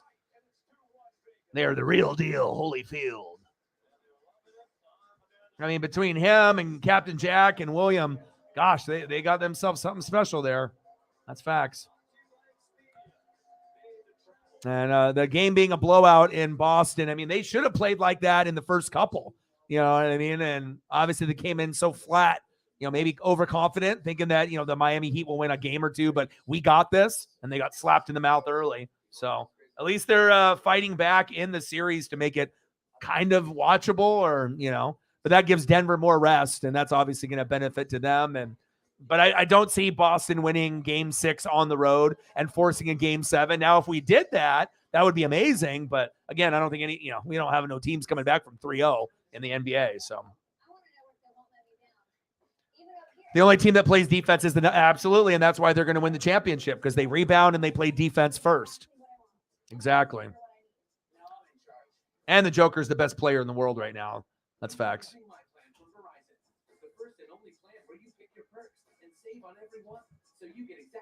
And then the Mariner game is going to be coming on here in a little bit as well.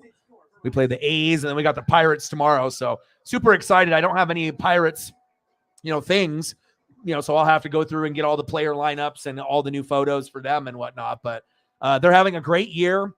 It's going to be a tough matchup for the Mariners, but definitely looking forward to the Pirates and Mariners tomorrow.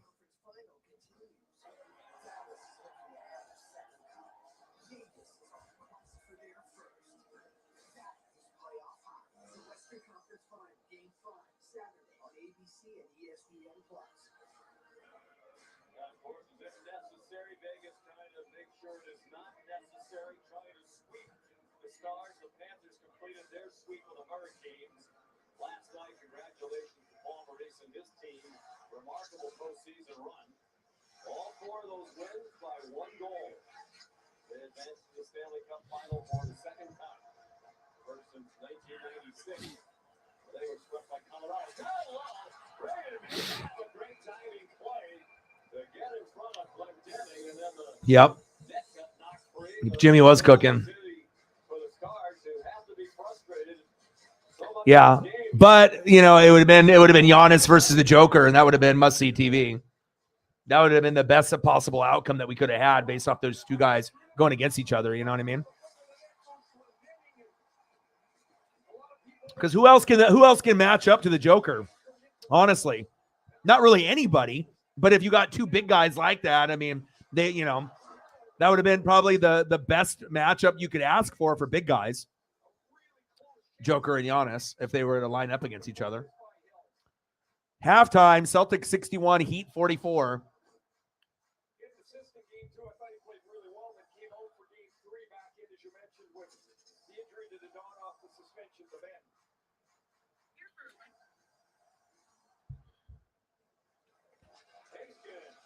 Heiskanen, 8:30 left in the second period.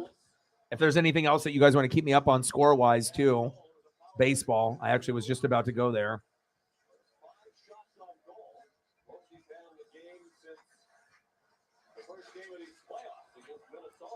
But it's good to see Dallas fighting and not just rolling over. But the fans are not giving the support that they need. You know, obviously being down 3-0, all the hope that they had is gone. So, but again, they have to put it in perspective. Yes, you're not going to win the series, but this might be the last time you see your team play in person. So why don't you cheer, for them in that way? That could really will them to this victory. But I don't think the Dallas fans are going to do that. Plus, when they were down 3-0 and, the fans were acting like Cowboy fans and they were dumping popcorn on the Vegas players and they were throwing beer and drink onto the ice when we were getting to the end of the second period. So, I guess you know what to expect from certain Dallas fans, regardless if it's Cowboys or the Stars. Well, of course, because those are the two best players in the NBA right now. It's not fucking Embiid, and obviously Luka's got a lot of skills. But if you're looking at, if you were going to do a draft, those would be the two best. 1, 2. Like I said, and Embiid shouldn't have got the MVP this year. He's like the only guy that's gotten an MVP and had his points per game go down by 10. And obviously blaming everyone besides him and Harden, even though him and Harden didn't really do a whole lot in the fourth quarter, and blaming all the other teammates and whatnot. So real leaders and MVPs don't call out, the players like that.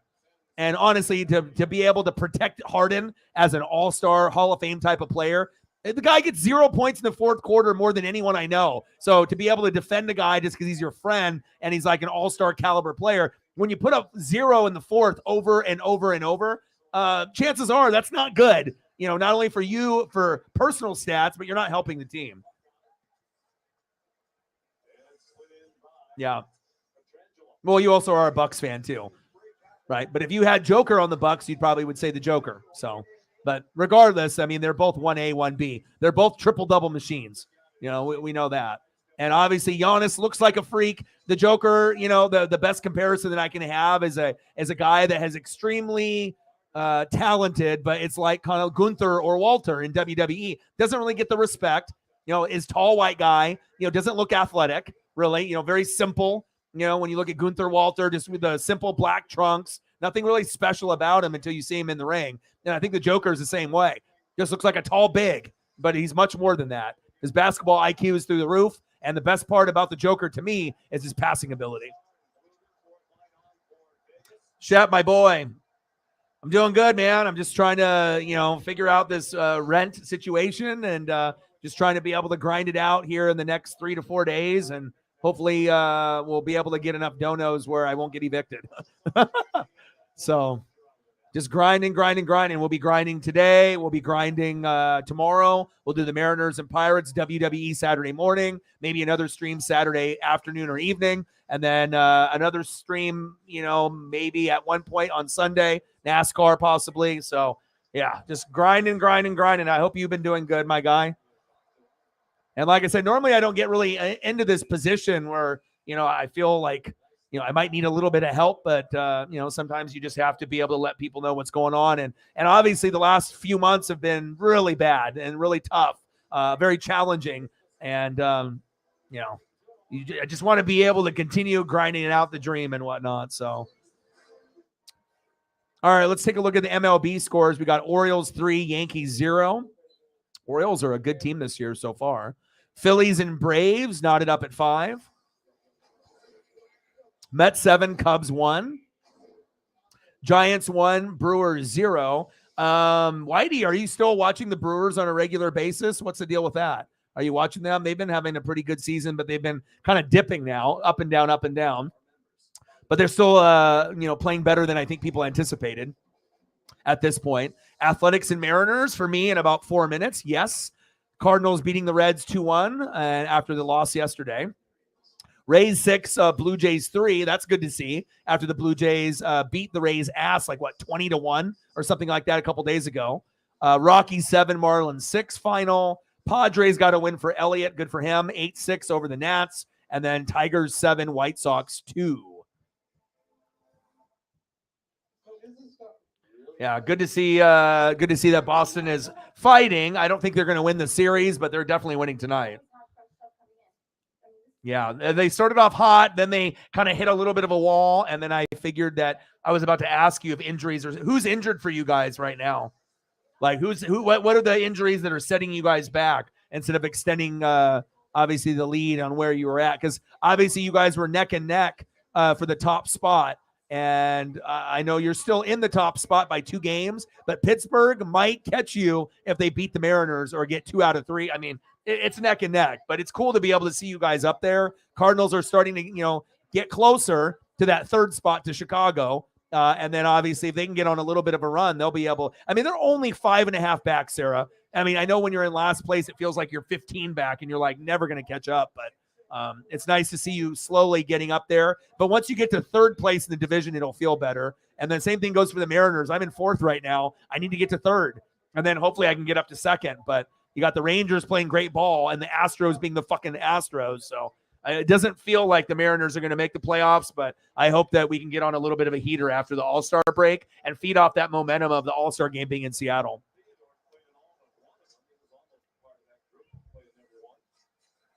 Woodruff and Mitchell. Garrett Mitchell? No. For how long?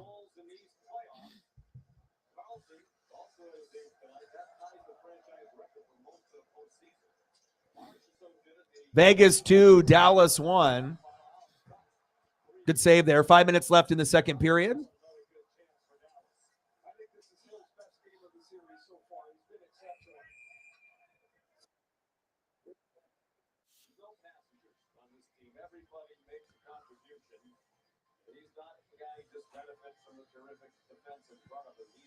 Hi, Paisley. Come here and hang out with Daddy. Dad loves you. No, we went to Petco today after I almost tore my fucking ACL going down that embankment.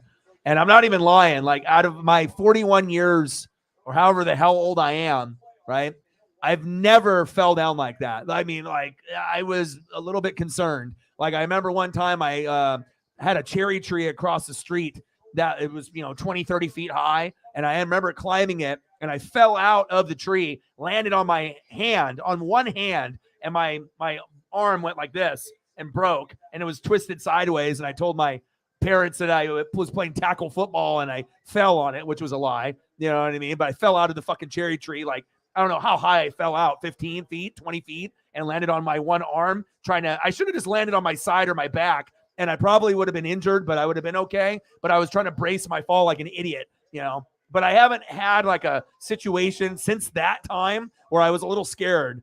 And when I went down that embankment and my feet, lost grip, and then I had one foot go normal and the other one get bent back a little bit. So it's like and then one was like bent like a little bit. Man, not good.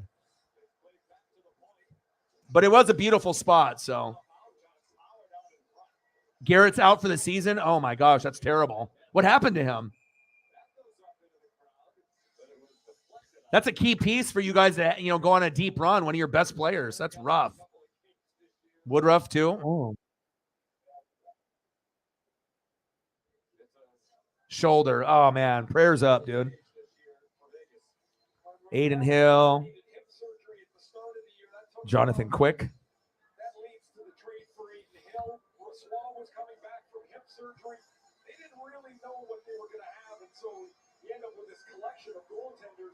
4:10 left in the second period. Remarkable everything that has been done in Vegas with the uncertainty in that position. 61-41 Celtics.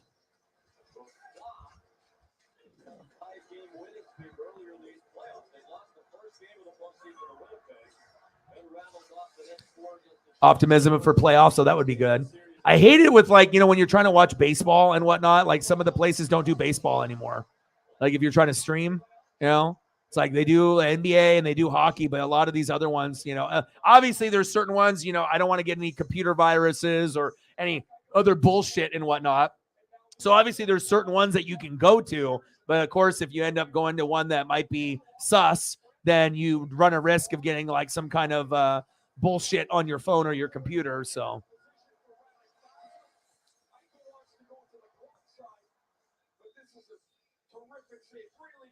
All right, 2-1. Vegas still holding strong. 9-0 when Eichel gets a point, assisted tonight.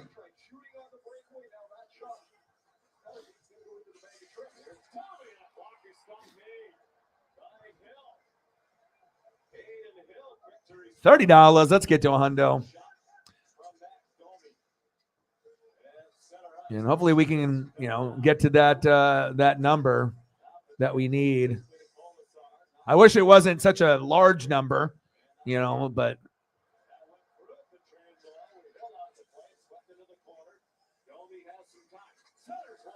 in the next, like, you know, 3-4 days, hopefully we can get that.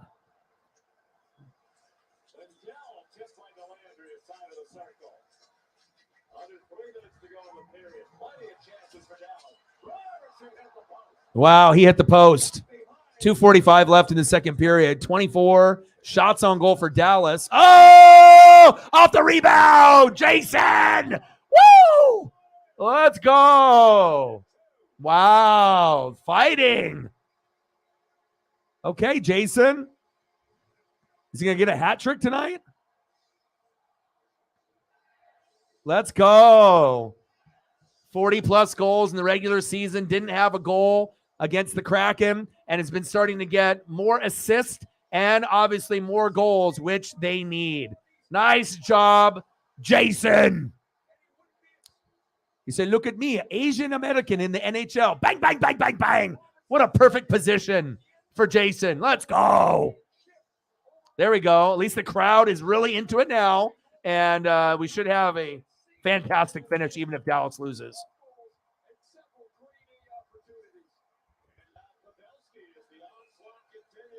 Nice job.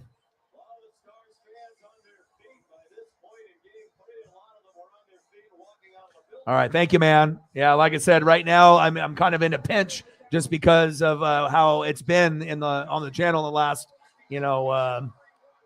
probably 2 or 3 months and whatnot. So hopefully we can end up hitting the goal because, like I said, I'm like, $300-400 is what I'm going to end up needing. Just because we have been doing better on the super chat side. And that's why I've been grinding almost every day to try to get, rent money and whatnot. And, but obviously some people donate on the super chat, but I don't get that until next month. So it's like, I really appreciate it, but it doesn't help with what I need at the moment and whatnot. So, but at least the super chat donos have been going up and we have obviously the Cash App as well. So I just hope that we can, with, the amount of people that we have, hopefully we can end up getting to that goal in the next few days. So, but it definitely shows like how rough it's been, especially if, I was grinding all month and then on the YouTube side, I'm only like half of what I need for rent. Normally it's not like that. So I appreciate that, brother.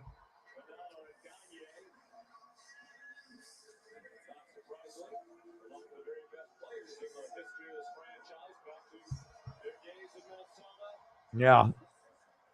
So Dallas won 155 minutes and 40 seconds. But I feel if we have a good collective effort, I think we'll be able to get there.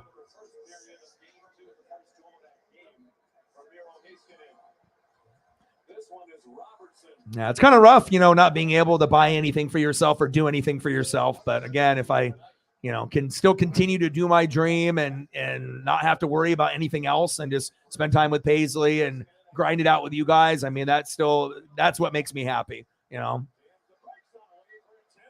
Nice save by Aiden Hill. One of the best in the history of the NHL, and he couldn't redirect it behind Hill. Jason Robertson right now is like a three-point shooter that's hot. Every time the ball gets in his hands, Robertson shoots the ball. This time, of course, it's with the puck. He does not miss the net. Again, that puck's dead center of the net. And Pavelski, who doesn't miss many of these, just whiffs on this one as Hill's trying to anticipate where the puck's going to go. Oregon working the face. Appreciate that. Yeah, nothing on my end yet.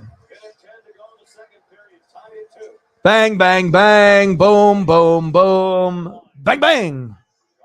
Appreciate you, brother. Let me know what you want to see, and I got you. $60 in donos. Let's get to a hundo. Yes, much appreciated. 9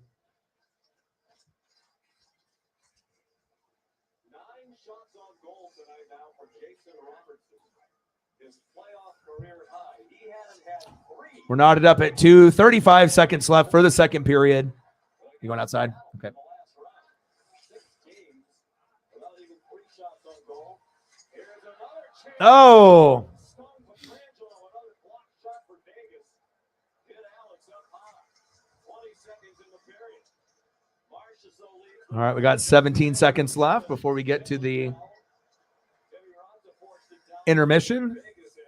10 seconds to go in the period. Snapped in by White Cloud. Lindell. End of the second period, and we're knotted up at 2. 28 shots on goal for the Stars, 23 for Vegas. 30 hits for Dallas, 15 for Vegas. So they're aggressive. They got more shots on goal. They have more faceoffs, 21-16 as well. Penalty minutes at 2. So everything is going in Dallas's favor right now. But still, with that being said, it's tied because Vegas is that damn good. All right. Is it still, I think I can put the Mariner game on while we're waiting since the NBA is halftime, isn't it? I'm going to go to the Mariner game, and then once this comes to the third period, then we'll go back to it. Yeah, I'm glad it's good. I'm glad it's not a blowout. Everyone's engaged, the fans, and obviously including us, And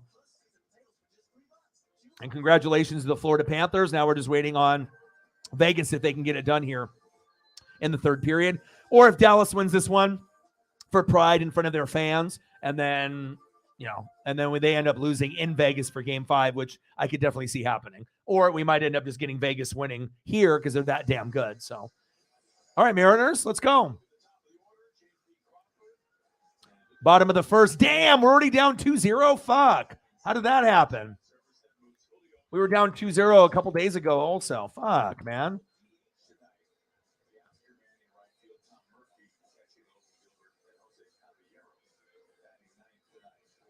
I got to look to see. I got JP Crawford coming up. What happened? Brown homer to right center. Son of a bitch. Okay, well, I guess that's what happened. Air Admiral. JP Sears.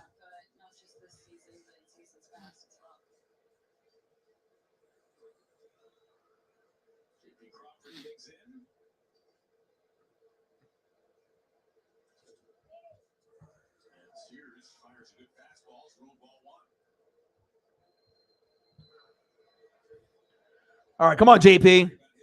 Bottom of the first, A's 2, Mariners 0. We'll watch this for a few minutes before we go back to the third period. 1-0 pitch from Sears. Crawford pops up. 1 away. Beautiful weather in Seattle, just like the beautiful weather here in Oregon. You're going to see 52% fastball out of him, 37% with 32% with that sweeper. The changeup is in there at 11% and the slider at 5%. But really, that slider is kind of morphed, if you will, into that sweeper. Just a lot more horizontal movement versus any vertical movement. Like, kind of comment is like left-handed, obviously, but with his release of his fastball. Next up, Ty France. Ty crushes it.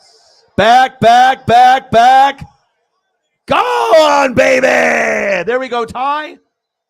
Ty France with Jack, baby. Woo! There we go. 2-1. My boy.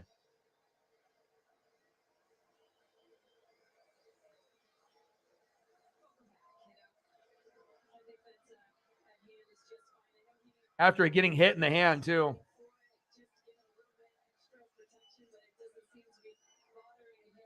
Woo, baby. Thank you, Sarah. Sarah with a $5 to help out the cause. Thank you.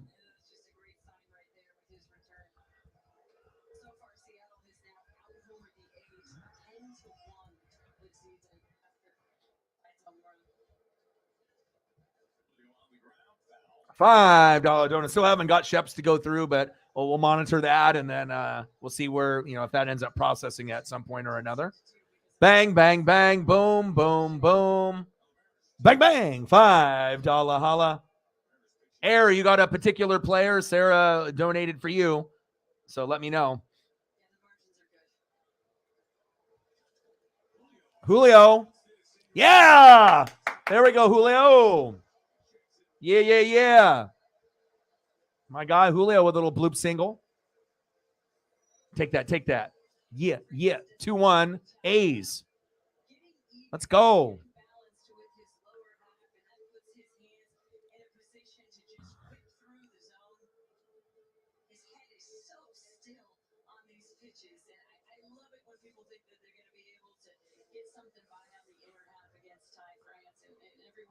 Oh, here's my guy next up. Jared Kalanick. Let's go, baby. The only all-star of our team this season.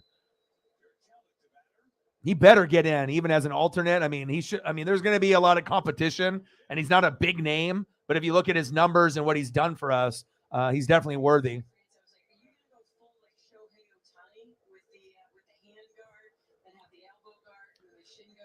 All right.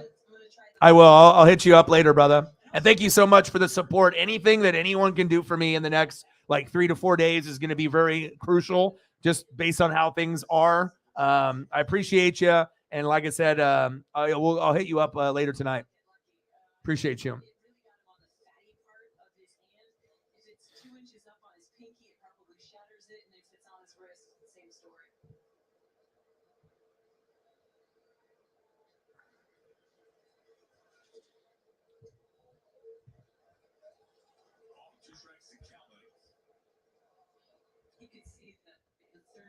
What do you got going for me here, brother? What kind of name is this? Oh my God. You got to make me look at it from literally every letter. Yaroslav space Vladimirovich. Vlad. Now I got to go back and look. Vlad. I.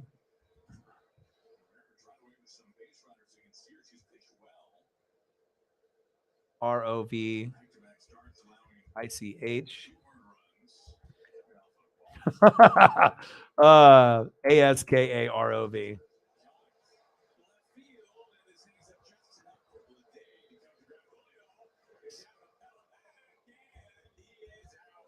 Julio's out at first. Damn it!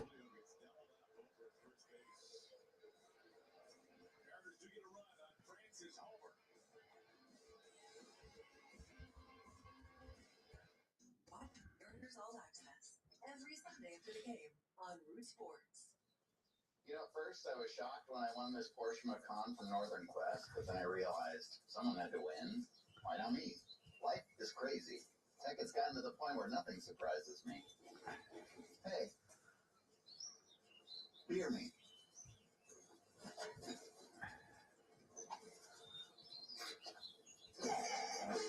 You could win a brand new Porsche Macan, only in Northern Quest.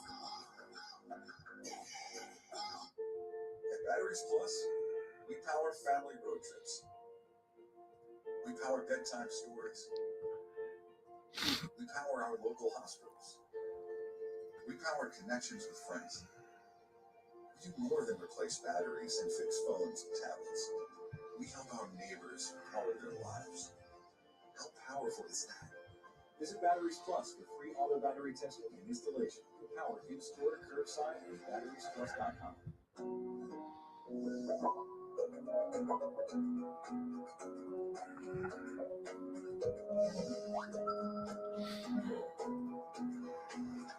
Weird smell in your home? We added Arrive Type Odor to natural gas to help you detect even the smallest thing. Get everyone outside and give us a call. We'll be there right away to make sure everything's safe, day or night. Remember, He's really good. Really good. Northwest Natural. We revisit this, the end of the inning. Julio's vantage point. Julio wasn't stealing on the pitch. He just flat out thought that this was going to land. Jared Kelly hit this ball really well. Unfortunately, he hit it a little too well and it stayed up in the air for JJ Bleday. An abrupt ending to the bottom of the first. So the third period hasn't started yet, I take it. No, but a really good sign in both of those bats. Julio Rodriguez going strong, lining the ball with authority to right field, and then you have Jared Kelly from the left side of the plate lining the ball into the left center field gap. Hard hit. Here's Bleday to lead things off. Popped up to third. Suarez right there.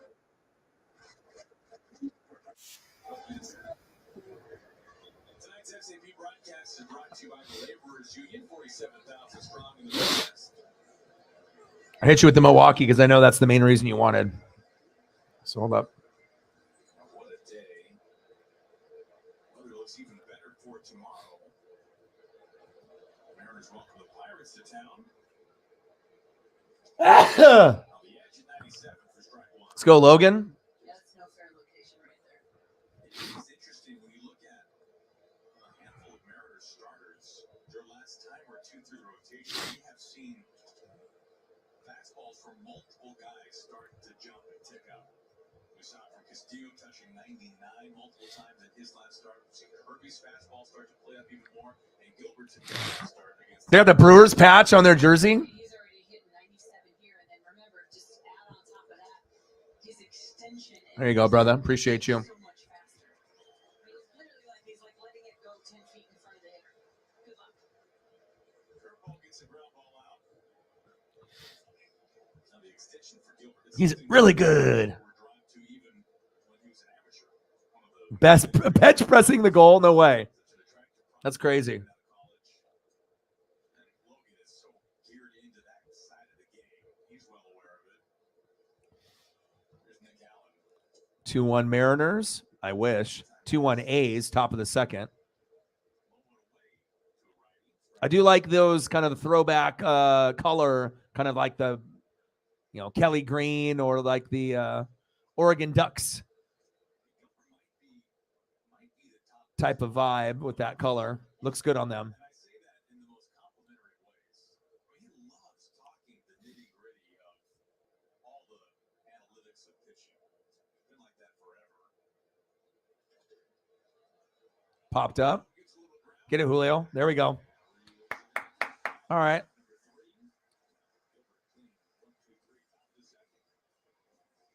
Oh, that guy fumbled the bag. Wow. Julio just threw a ball into the outfield and the guy dropped it.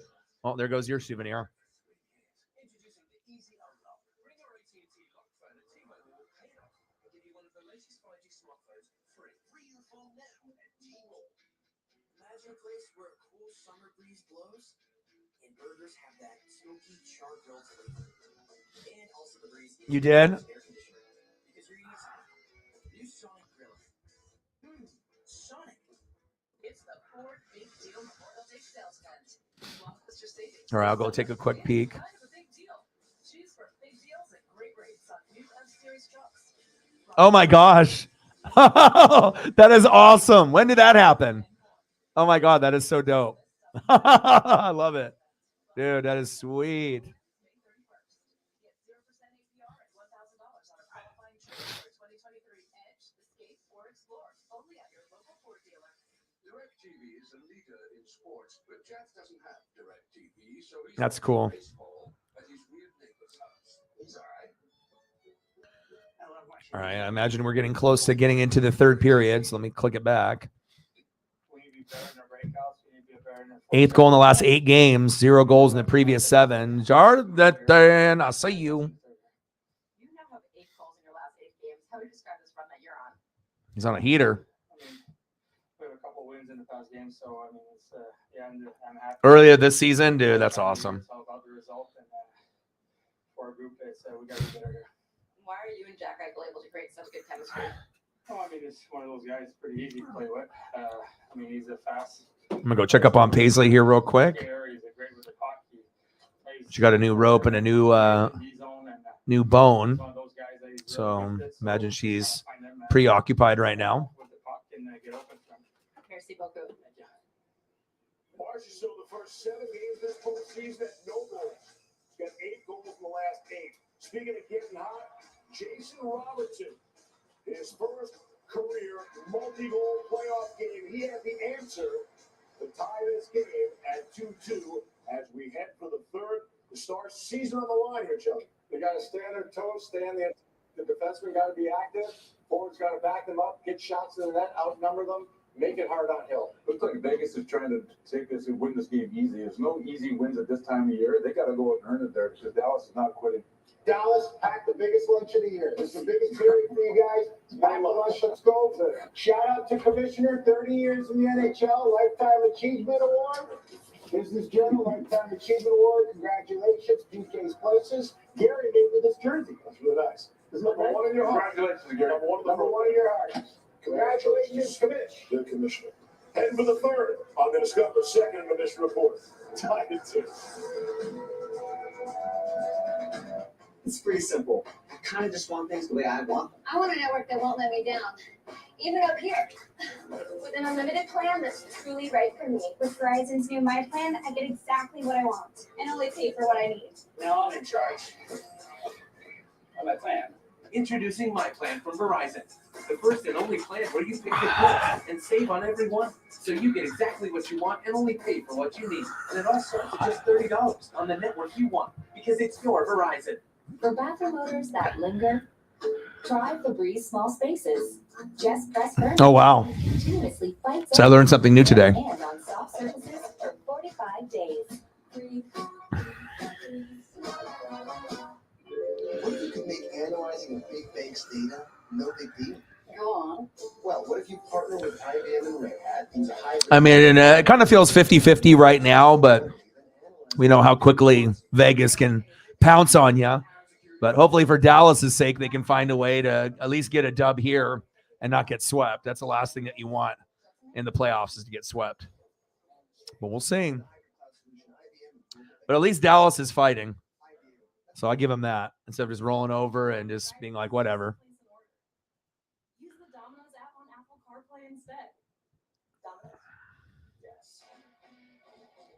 And say goodbye to the drive-thru with every tap. Now I just need the Mariners to catch up, and we'll go into that after this matchup is over. Order carry-out on the go using 2-1 Athletics. Come on, and Mariners, let's go. Joe, you got to wake up. They need goals from you. They need your support. You the man.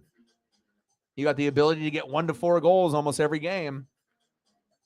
Good to see Jason getting involved, and hell, they might need a hat trick out of him. Otherwise, it might be over. And then obviously Jamie Benn with the 2-game suspension with the cross-checking. Dumb. And you're in this position because not only of that, but just Vegas being that damn good. Mason, are you going to help? Hence, could be a factor here in the third period. Maybe Wyatt. And Ottinger has been good enough at this point where he's not getting pulled like he did in game 3. So we're probably not going to see Wedgwood at all. Let's go, baby.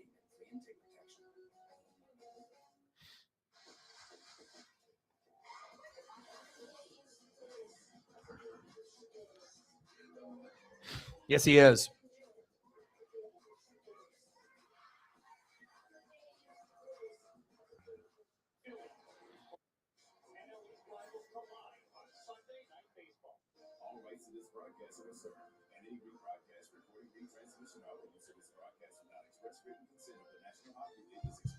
All right, looks like we're coming back here in a sec.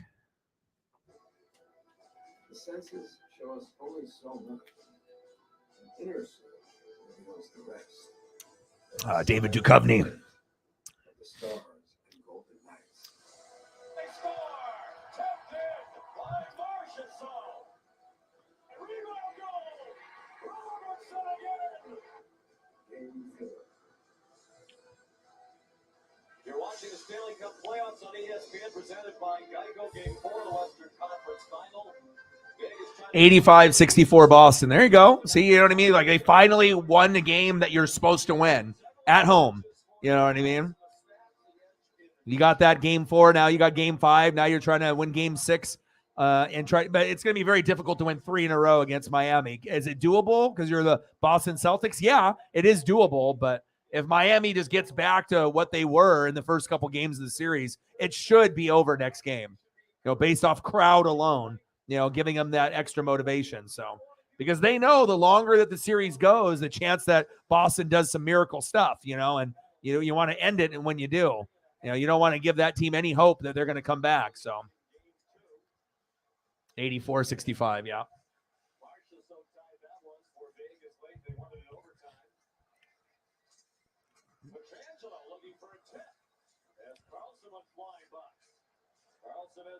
All right, we're in the third period now.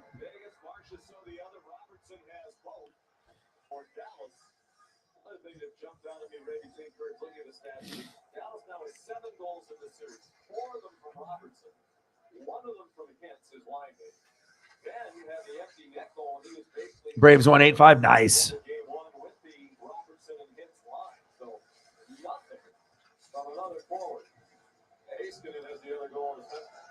Well, this is one story. Is game. What's I gotta take a quick peek here. Saturday night, because if the pay-per-view is on, what time is the WWE pay-per-view? Like 10 a.m. Some of the big surprises, including Wyatt Johnston, with 24 in the regular season, has been terrific in the playoffs. He's done some good things in this series, but hasn't scored a goal. In fact, he doesn't even have a point, and he's not alone up front. Sagan sends it in. Marchman's trying to center. So look to see like what would be able to be done on Saturday after we do the WWE pay-per-view. If like I can see, Dodgers play the Rays. Kershaw's pitching at 1, but I don't know. The WWE pay-per-view might not be done by then. But I don't know if that's Eastern or not. I assume that's not. And then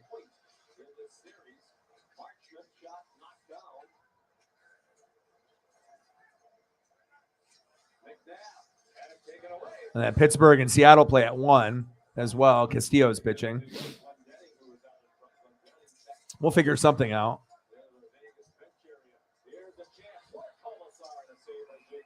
Ottinger with the save. Yeah, but we'll definitely be doing at least 1 stream every day moving forward.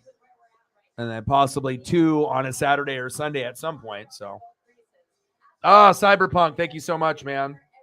I appreciate you. I hate getting into a position where I'm at this point. Cyberpunk with a hundo, trying to help out your boy with bills and the rent. Thank you so much, man. Appreciate you. I hate getting into this point, like I said, you know, where, I'm in a pressure cooker and I've been grinding almost every day. I had to take yesterday off for a little mental health and spend time with Paisley. And I'm hoping in the next, 3 or 4 days we can, hit the number that we need, which is going to be a few $100 and whatnot. But we're definitely on a good rhythm here. Thank you so much.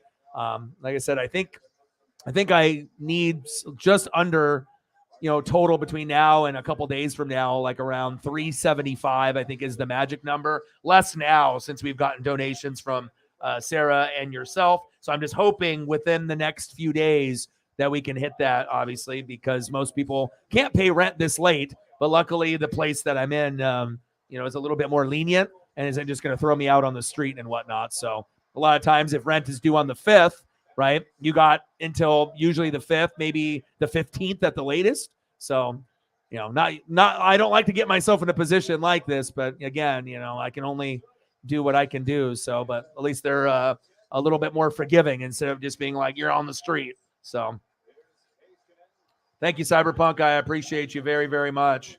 Thank you. And hopefully we can get a good collective effort from a few people.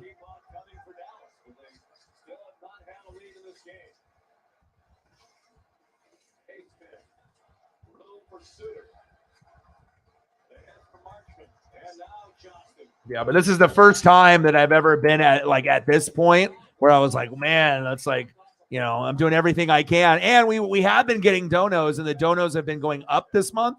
We just been getting more on the super chat side, which is fantastic. But when you need to be able to pay like rent or bills now, it doesn't really help me at the moment, but it's definitely much appreciated. Cyberperk won the hundo, trying to help out your boy, and you don't have any idea what that means to me. Thank you so much. Bang, bang, bang, boom, boom, boom. Bang, bang. Thank you. I appreciate you very, very much. Let me know what you want to see for photos, and I got you, brother. Yes, thank you so much, man.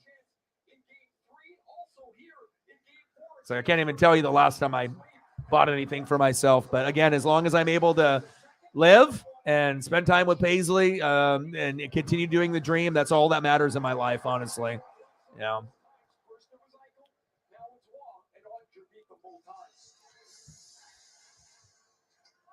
But let me know what you want to see for photos, and I got you, bro.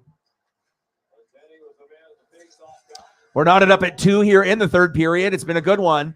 Vegas is up 3-0 in the series. Panthers swept Carolina last night. Apologize, I didn't get a chance to do that game. I really wanted to, or do that A's and the Mariners, but I just wasn't really feeling that good. Stomach was hurting a little bit, and then I decided to go on some walks with Paisley and just get that quality time with her, just to take a day off since we've been recording pretty much every day throughout the month and whatnot.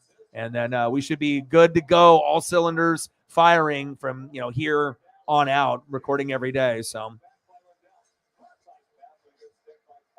All right, we got 35 shots on goal for the Stars, 26 for the Golden Knights. Hits, 35 for Dallas, Vegas 17, so they are the more aggressive team. Face-offs 1, Dallas 23, Vegas 17. So you have a trifecta. You checked off all the boxes, but you're not up 2-0 or even 2-1. Vegas is so damn good that it's tied up. So it's going to take a hell of an effort to win this third period. And penalty minutes were knotted up at 2.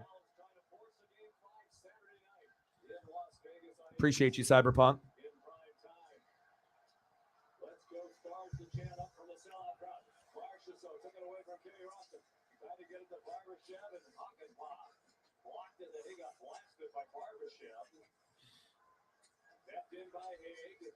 Eichel moved it in deeper. Eichel picks it up. Now Barbashev double teamed. Eichel behind the net. Trying to feed Marchessault with a dangerous spot. Appreciate you, goats. Very, very much.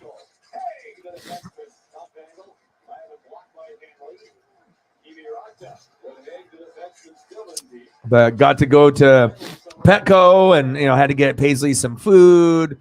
There's like an antler bone, like something that we normally don't get, but it's got like kind of like the bone marrow in the inside. And I didn't know if she was gonna, I was gonna try to get her a bacon bone because she likes that.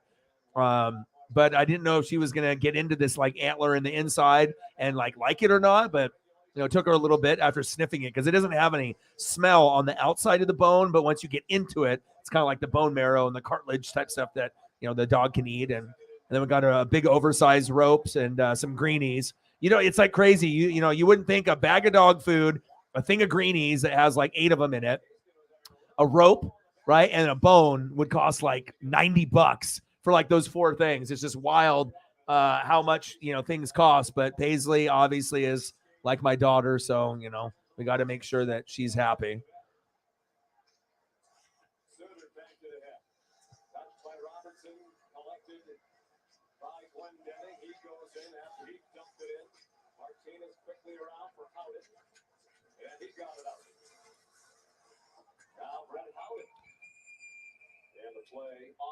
Offsides.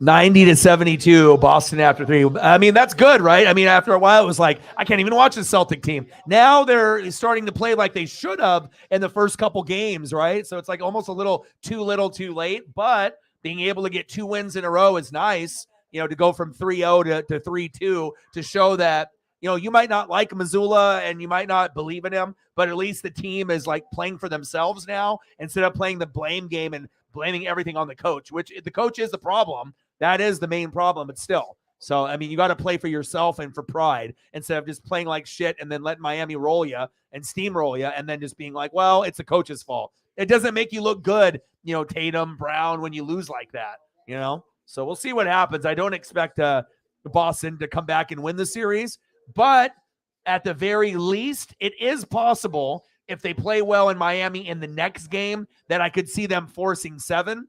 But realistically, Miami, if they play for what is on the line, which is a must-win game in Miami, because if it does go back to Boston, we haven't seen a team come back, from 3-0 very often in any sport, right? It's very difficult.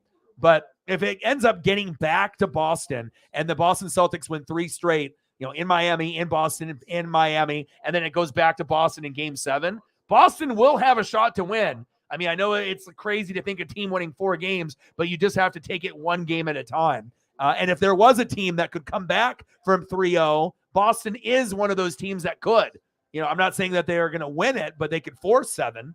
But, if Miami plays with Jimmy Buckets and the crowd for Miami plays like, if we don't win this Game 6 at home after these 2 losses, we might not make it against the Nuggets in the finals. And if they play with that kind of urgency, then Miami will win. But if Miami kind of plays flat in the second half, like they did in the previous game, then they're, might have a problem. Ric Flair with the Stars jersey on. They got Flair there and Mike Tyson, huh? Ric Flair looking like he's going to have a heart attack.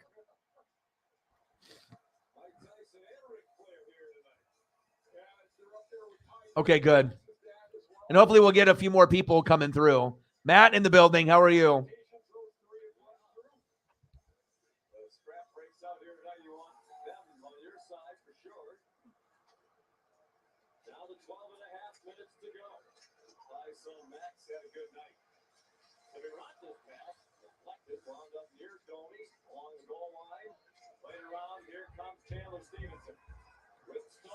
Derek Thomas, I just sent you a message on Twitter, man.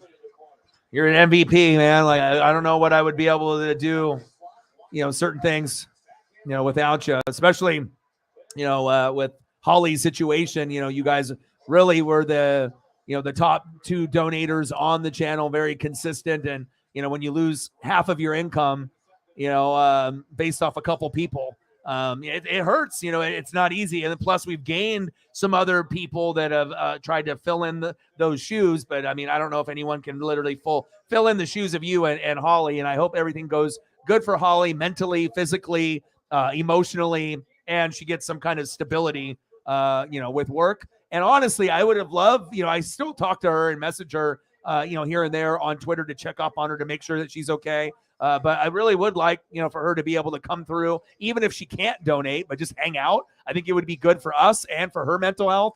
But again, regardless if she doesn't care for hockey or baseball or basketball or the other sports that we do besides football, you can still hang out with us. So I'm hoping that we can get her to come through. I think it would be a good thing for her mental health.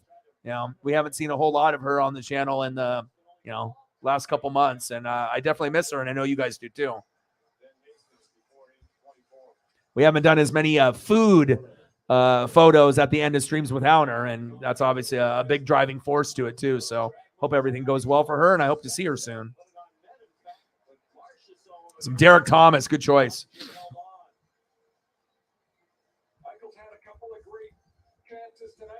One of my favorite players, one of my top 5 or top 6. Joe Montana, Jerry Rice, Bo Jackson, Barry Sanders, Dion on the Niners, Derek Thomas. If I had to choose 6, those would be my 6 from when I was a kid.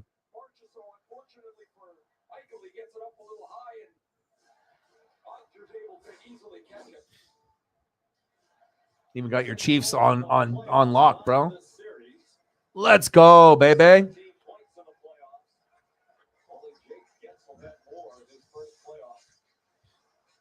American-born player. Jake Gensler, 21 points for Pittsburgh in 2017.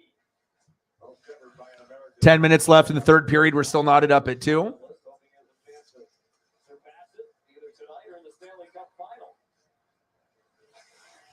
take quite a bit tonight for that to happen. Smith sent it around for Waugh. Bouncing to the point, snapped in wide by McNabb. And nearly midway through the third period now, still tied at 2. Carlson center. Waugh was tied up nicely by Hanley. Vic Waugh again. So much hard and good work for Vegas. Back in the line, McNabb. Pressured, so he got rid of it. And then lost up high by Smith, but Johnston couldn't poke it back to Sagan. And both of these forward lines are going to change up. There's the long shifts, both lines on for about a minute. Try to get you some new stuff that I haven't seen, or some of the stuff that we haven't seen in a minute. I miss him.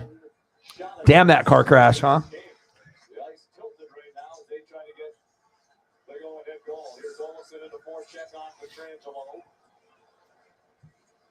Ottinger out to play. They waved off a possible icing. Now Martinez across to Pietrangelo. Move it center ice for Bluger. Kolasar. Around the left wing corner. There he is, there first. And then the snap by Martinez along the side of the circle with Bluger. The fourth line on now for Vegas. And the top line for Dallas. The Robertson line. The Fox is still out there with Pavelski. And this is one of my favorite ones just because of that awesome smile. You know, I remember, you know, watching on my TV when I was a kid. That's one of my favorites right there. That's how I remember him. That's how I always will remember him. Well, him and sacking the shit out of fucking Elway and everyone else and getting fumbles and sack lunches on any given day. Appreciate you, brother. Chiefs. Can't wait to watch them this year. I'll tell you that.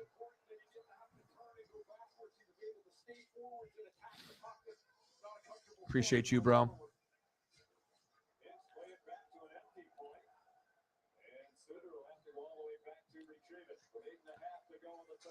So I know sometimes in sports fans can be stupid, you know, and they'll throw beer or drink. You know, they do it to wrestlers, and, you know, sometimes they'll do it in NBA, NFL, MLB, NHL. But when's the last time in the NHL where you've seen a fan base throw beer or, you know, drink or food when they're upset at like a call? And then let alone once, you know, they have like intermission where they throw things on the players. Is that common in the NHL? That type of behavior that much in the playoffs, but pretty classless if you ask me. I get it. You're going to have some fans that are just bad fans and they're drunk and they're fucking stupid, but there should not be. I mean, it's one thing if you're going to throw shit on the ice and whatnot, but why are you throwing it on the players? I mean, those people should be fucking ejected like permanently. Like, you should not be allowed to come back if that's what you're going to do. We're in the third period, 7:25 left. We're knotted up at 2. Mariners still down 2-1, top of the fourth. Back to back. Yeah, there is. I mean, like I said, we already know how tough it is, but as long as they stay healthy, they're definitely going to be, you know, one of those front runners. The Buffalo Bills still don't have a 3-down, you know, stud running back that they need. Like, if they would have got like a Bajan, you know, maybe that could have been the difference, but they're going to need someone, and their defense needs to be better as well. Right. You know, it's like, you know, as good as the Buffalo Bills are, you know, we already know Josh Allen forces the football a lot of pressure, interceptions, a lot of bad mistakes in the fourth quarter. So we think that the Bills will make a Super Bowl at some point, but there's no guarantee that they'll win the first time that they get there. And, you know, the Chiefs kind of have their number. So every time we think the Buffalo Bills, Kansas City kind of puts that to rest almost every year. And I will consistently, now it's like, you know, they said, well, you can't win it without Tyreek. They did. Now, can you win it without the OC with Bieniemy? You know, and that's going to be the next thing. Can you win without Bieniemy? And then if they win it, then what are you going to say then? You know, it's an amazing group. And obviously you got all the Hall of Fame quarterbacks over there with Burrow and Allen, Herbert and Mahomes. So it's going to be very difficult. And then the only way that you have a chance is if the Eagles defense was actually good in the Super Bowl. Yeah, they would have won, because obviously Jalen shows you he's one of the best in the NFC. The NFC quarterbacks are terrible. So obviously the Eagles The Niners, we already know what the usual suspects will be. Saints will be good. Lions will be better. Seattle should make the playoffs with the Niners as well. We'll see what the Vikings do, but we kind of know how it's probably going to play out. Cowboys and Giants will still probably be pretty competitive too. So, but I don't really know. I mean, unless you got a Rams defense with Aaron Donald or a Bucks defense like I had, where you actually have like 9 guys out of 11 that are solid, or you have some Hall of Famers. It's like if you don't got those Hall of Famers on the defense, you got no shot against these top tier AFC teams. Like you have to have something special on both sides of the ball, and you definitely have to win the line of scrimmage. And I think that was the best part of that Super Bowl. We were thinking that maybe the Chiefs O-line would be a liability and that would be like their weak spot, but it ended up being the strong suit for them. And they ended up winning the Super Bowl because their O-line and D-line dominated. And when you don't give up a sack or a pick in the whole Super Bowl, that shows you how great that Chiefs O-line was.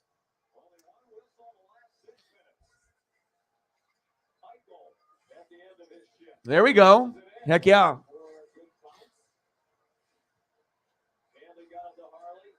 NXT UK. Nice. All right, we got less than 5 minutes to go. Heck yeah, man. Love me some DT.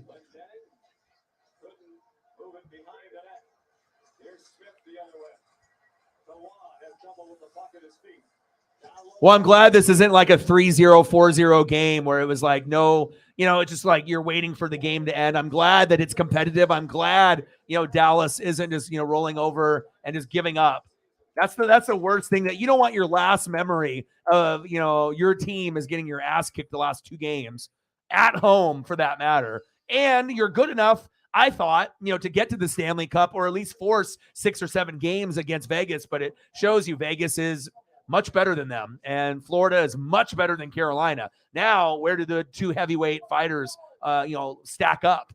And I don't think Florida is that behind. I mean, they're hot, they're healthy, they believe, and they have a better goalie. So yeah, I know it seems like almost impossible, but the way that Florida has played, especially if they can win 1 or 2 on the road, that's going to give them a better chance to win the series. Especially, imagine if Florida goes into Vegas and wins the first 2 games.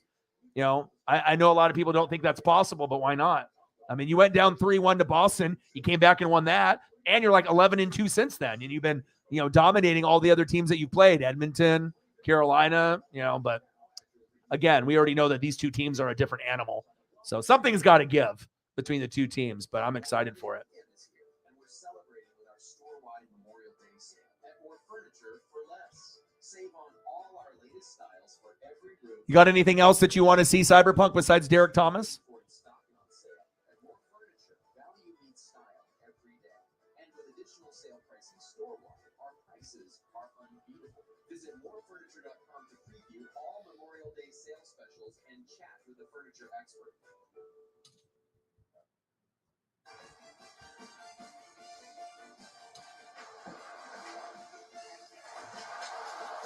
$96.78. And again, the at home, once you get to game 5, game 6, game 7, the home team typically wins. Well, every once in a while, you'll steal one late, but when you steal games, it's usually within the first 4 games. Once it gets to 5, 6, 7, that's when the home teams usually figure it out if they haven't figured it out early, like when Miami dropped, a couple of those games early on. Or Boston, excuse me. And Miami took advantage. So, I mean, you can't be a top dog and then lose the first 2 games at home. That's not a good recipe, knowing that the next 2 are going to be, in Miami. But, to be down 3-0 and to force 3-2, not many teams could do that. A lot of teams would fold and crumble. So, got to give Boston some credit.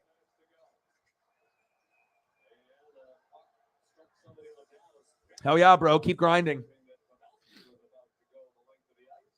Whatever gives you joy and passion, whatever you feel that you are more of an expert on certain things, put in that time, put in that effort.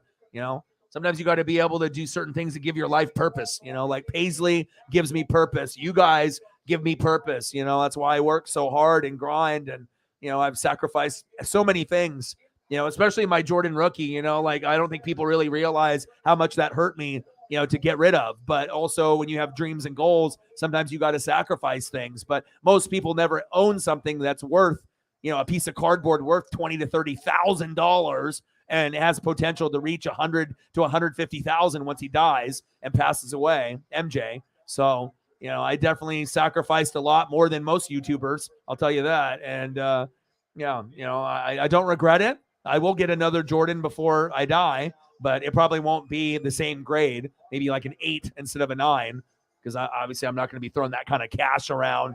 I don't have that kind of cash to throw around to get it, but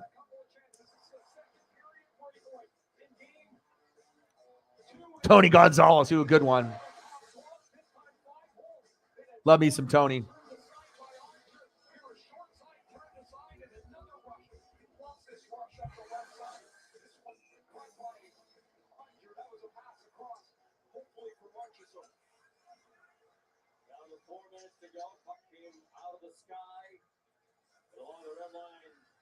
Couldn't swing into his possession. Now he did for a moment, trying to get to Marchessault, pumped away by Lindell. Petrangelo to Martinez. Marchessault, big guns out for Vegas. Eichel between Barbashev and Marchessault. Now Kimmy Ranta. Backhands it ahead. Tony. On a tough angle, put it right on net.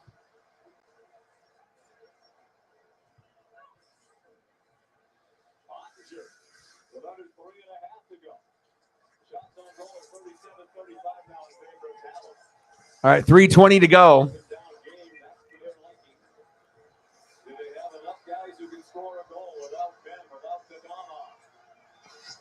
Following the top line, the rest of the cast doing very little. With a chance for somebody in green to be a hero in these final 3 minutes to extend the series. Can't score a goal tonight to send them on to the Stanley Cup final for the second time in their 6 years of franchise history.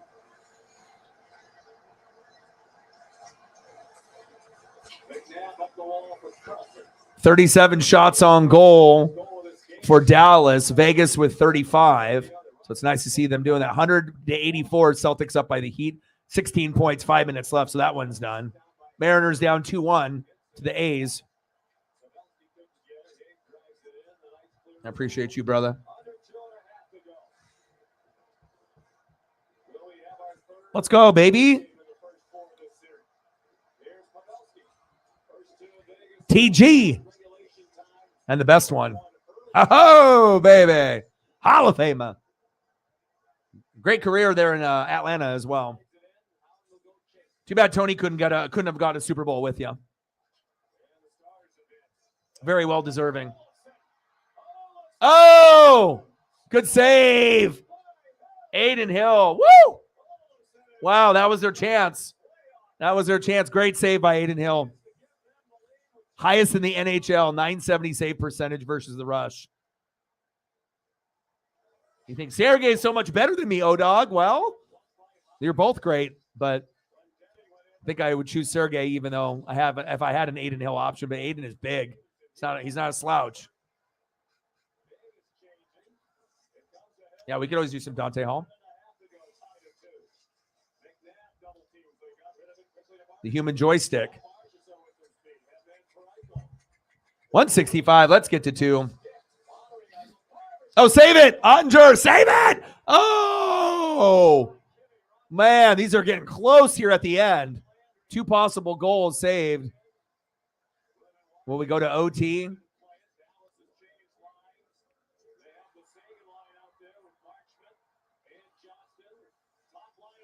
All right, Vegas.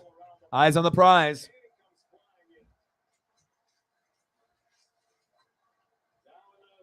See if they're still winning all the categories. 38-36 shots on goal. 44 hits to Vegas's 22. Holy cow. And then 27-20 in faceoffs won. So literally Dallas is winning every category. They're playing like their life's dependent on it, which they should have done in game 3. And obviously in the first 2 games when they lost in overtime, which were heartbreakers. So, but this one looks like it's going to go OT. But again, that's what they thought also in that Florida matchup, besides Kachuk at the very, very end, scoring with just a few seconds left.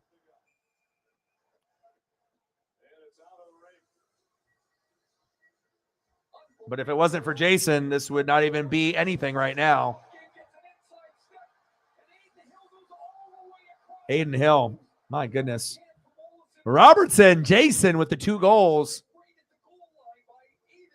It would be nice to be able to see Jason, be able to do well and have Joe, kind of pitch in. But it seems like typically when Joe does well, Jason doesn't do a whole lot. And when Jason does well, Joe doesn't do a whole lot.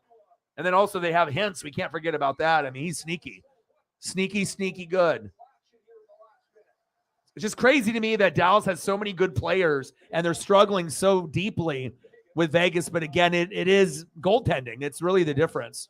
Aiden Hill has done better than Ottinger, and offensive players have been better for Vegas, even though Dallas has good players. I mean, their triple threat is really nice.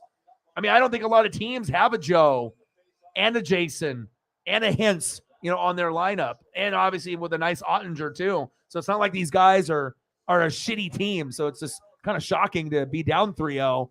And obviously Carolina probably felt the same way. Like, we know Florida's good. Dallas knows Vegas is good, but we're good too. But obviously when you get to this point, sometimes you think you're a contender and then you find out that you're maybe a pretender, unfortunately.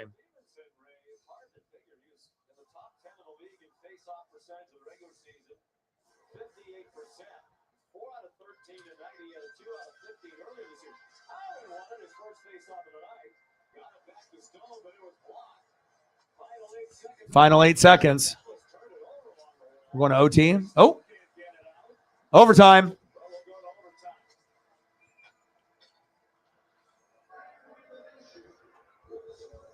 This is the 7th game of the season between these two.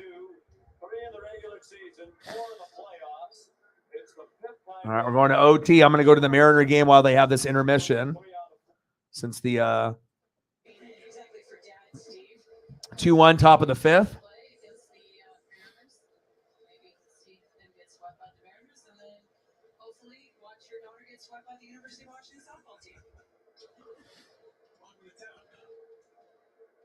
And obviously the basketball game is over. 107-88 with 3:20 left. No way in hell Miami will catch up, and they might not even hit 100. They might fall just short of that. So let me know what you guys want to see for photos, and I'll throw up a couple here. We'll get a Dante Hall up and a few others.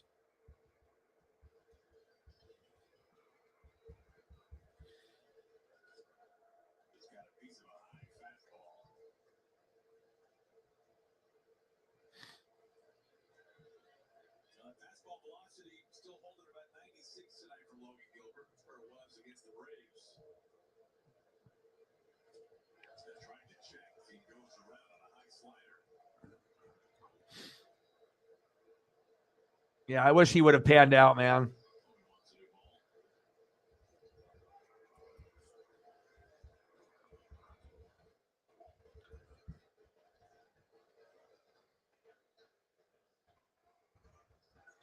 I still have some really rare, because DeAnthony Thomas has his own clothing line. And when it first came out, when he was like, right when he was leaving, Oregon going into the Chiefs, I have these player socks of DeAnthony, when, from his clothing line that they only made like a prototype, a couple samples. I think they only had like 4 or 5, and I own 2 of them. So obviously out of like the 4 or 5 that were on there, they don't make them anymore. And, normally with the player socks, they're usually $15 to $25, but for those that are super rare, yeah, they're closer to like the 50 range each because they're so rare. And like I said, I normally wouldn't get rid of them, and they're awesome.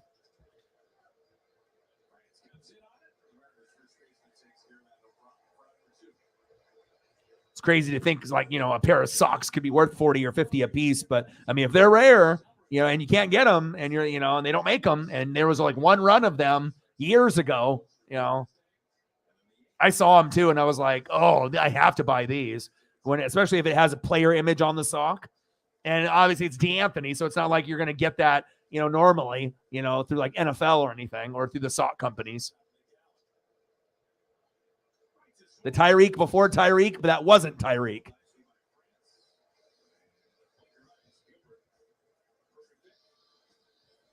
$107.95. Mariners going to a commercial break.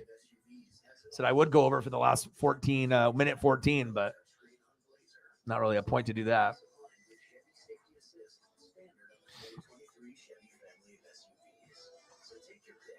Yeah, I mean, you guys are playing with some pride, so I'm happy that you guys aren't like giving up and rolling over. And you didn't give up 3 goals with Ottinger, in the first period. So at least the crowd was into it. And Jason, was obviously being pretty active, with the 2 goals. Without him, obviously you we already know what the outcome would be. You get the brooms. So, and you guys have a legitimate shot to win in overtime. Hopefully the crowd can will you to a victory.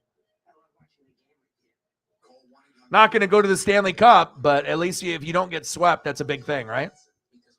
No one wants to get swept when they're in this position.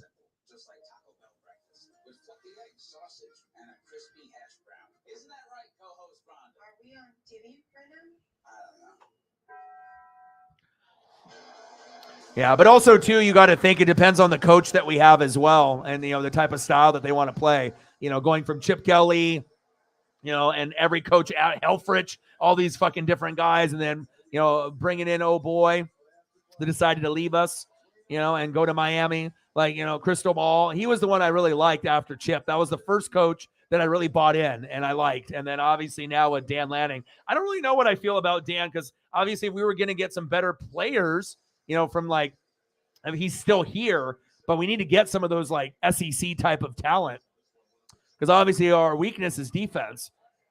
Offense, we're always going to be good, but we don't get the same kind of recruiting on offense like we did with Chip. So, yeah, no, I hear you.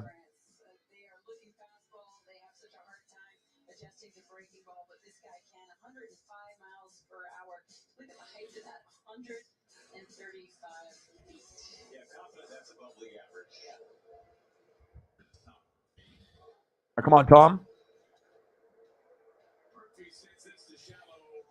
Murphy pops up. 1 away.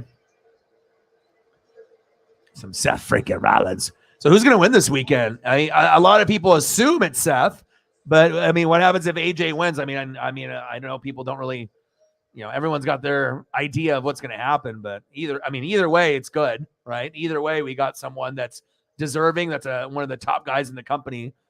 That's not Roman Reigns at this point, right? And it's between 2 of my favorites, so that's always a bonus when you get, 2 of the top, 5 superstars going at it.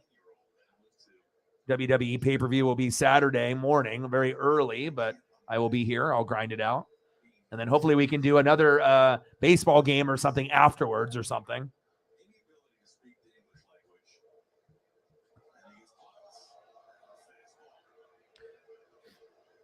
Jose Caballero got hit. Goes to first.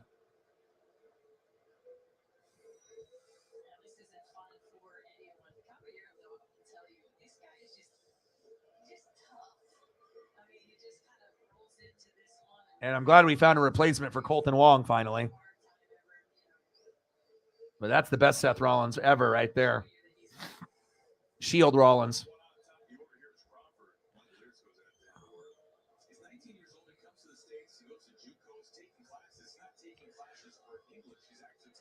.007 in the building. How are you? We're just getting ready to, I'm watching Mariners right now because we're at the overtime period. We end of the third period. It's obviously tied up, so they have the intermission. So I'm just trying to soak in as much sports as I can. Mariners are on. Final score, Celtics 110, Heat 97. They didn't even crack 100. This game was already over in like the second quarter. So good for them, to be down 3-0 and to win the last 2. And now it goes back to Miami, and that's where the pressure cooker is. You win, the series is over. You win 4, Boston wins 2. But if you lose and Boston wins in Miami, there will be a chance that they can do something crazy at home. And Miami doesn't want it to get to that point. Otherwise, you don't want to be known as that team that went up 3-0 and then you're the team that lost. So.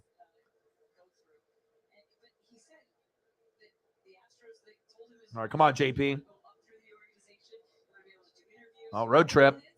And just like that, we went from Dallas all the way to Seattle in a mere 2 seconds. Go, Jose. Jose got tagged. Now, fuck! Jose got tagged out on the baseline. Fuck, Jose. So we got a couple minutes here before we actually get back to that. Oh, that's a given. We're probably gonna help see Jimmy and Jay, help Sammy and Kevin, and obviously with Solo and Roman. I think that's all. You know, I actually had the card up a little bit earlier. Hope it ends up being a good pay-per-view. I mean, a lot of the stuff that they do in Saudi Arabia, the card doesn't look that good, but this card looks pretty good. For real, bro. I mean, that was embarrassing. Not only beer, snacks, water, soda on the ice, but the worst part of it is when they re-entered into the third period and the Dallas fans were throwing popcorn on Aiden Hill and another player. Dude, that you lost a lot of respect from me. You lost a lot of respect from NHL fans. I haven't seen that before in a while. And especially, it's like one thing if you're going to throw it on the ice, but don't throw it at the player, That's like some immature bullshit stuff that they do like at baseball games, I mean, you don't really see it at basketball or football. Otherwise, they're too smart for it for the basketball side, unless you want to get like punched in the head like from Ron Artest, Yeah, but that was bullshit, dude. That person that threw that popcorn on Aiden Hill and that other player, that fan should be ejected. It's like, when you end up going to jail if you like streak the field, in football, or you try to run into the ring in wrestling. I mean, I get it, trying to get your 5 seconds of fame, but if you end up getting banned for the season or forever, it's not fucking worth it. Yeah, I mean, I know Cowboys fans sometimes are good fans. Sometimes they're a little suspect, but dude, you can't be throwing it on the player. I get it. You're disappointed. I get it. You feel like you're a Stanley Cup contender more than Carolina. I get it that you lost the first 2 overtime games and it's rough, but there should be no point where you're throwing shit at the players, period.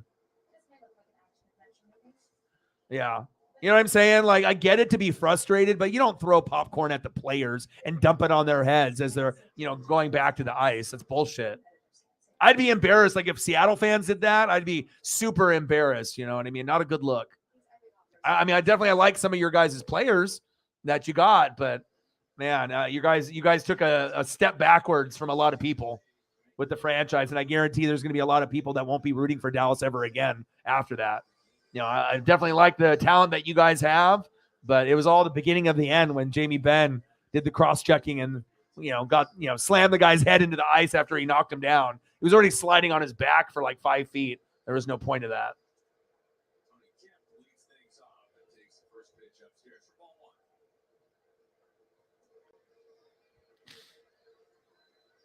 The Hawks snowball fight, yeah. All right, come on, Gilbert. 2-1 A's. We need hits, and we need some more hits, baby.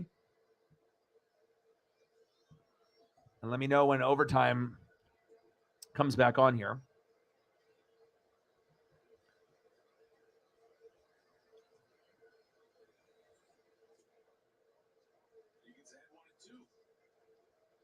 But if it wasn't for Jason, this is already a sweep.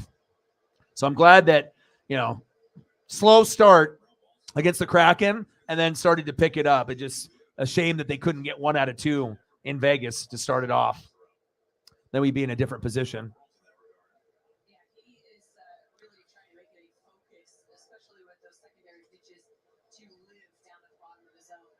And I like their triple threat a lot of Hintz, Robertson, and Pavlovsky.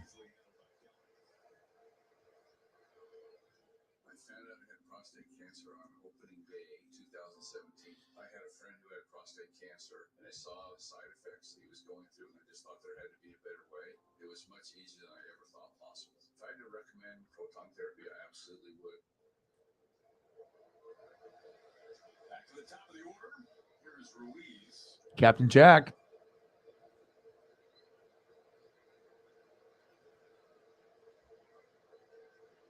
We've got a few more minutes before we get started. A's 2, Mariners 1, top of the 6th.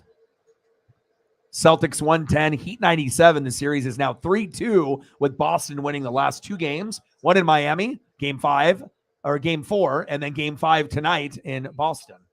Game 6 will be back in Miami, which will be a must-win game. And if Miami actually loses Game 6, they deserve to lose the series. Not saying that they will, but if you can't get it done in Game 6 at home, you probably don't deserve to win it and go against the Nuggets anyways. But in all reality, regardless of who wins the series, which will probably be Miami, they're not beating Denver. Nice job by Aiden Hill tonight and every game throughout the playoffs. I see you.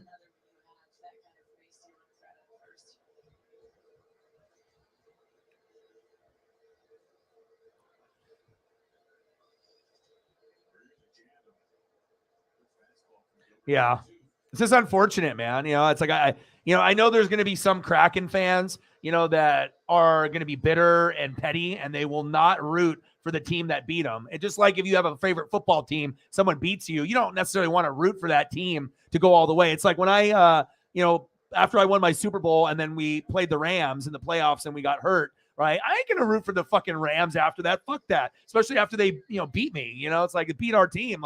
So it's like, I get it, you know what I mean? But as far as not being biased and just looking at, what happened after Game 7, I don't have any bitterness or really hate towards Dallas. They should have won Game 7 at home. And if the Kraken can get to a point where they are a higher seed and they have home ice, then we'll be able to have a Game 7 moment in the future. But, you guys deserved to win that series. We tried to do our best, but the better team won at home, which was you guys. But kind of a rude awakening when you have that emotional series. You beat a team kind of like the Florida Panthers and the Kraken, doing a little bit better than expected, and then to kind of fall short in those first 2 games. And sometimes that'll take all the momentum, all the gas out of the vehicle, all the wind out of your sails, especially if you have 2 overtime losses where you felt like you could have won. And that's kind of the situation that we're in right now. So 2-1 A's, top of the 6th. Come on, Gilbert. All right, are we about to get into overtime now? Let's go.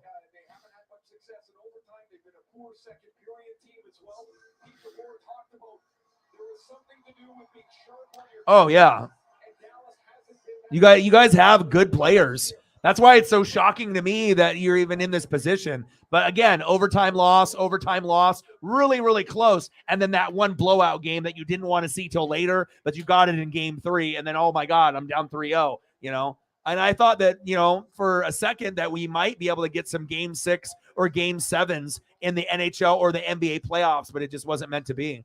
And we might actually get 2 sweeps in the NHL, which is just fucking wild to me. Carolina getting swept is a little surprising. They were good enough to win at least 1 or 2. And I thought this could go 6 or 7, honestly, if Dallas could have won one of the first 2 games. But Vegas is so dominant, just like Florida right now.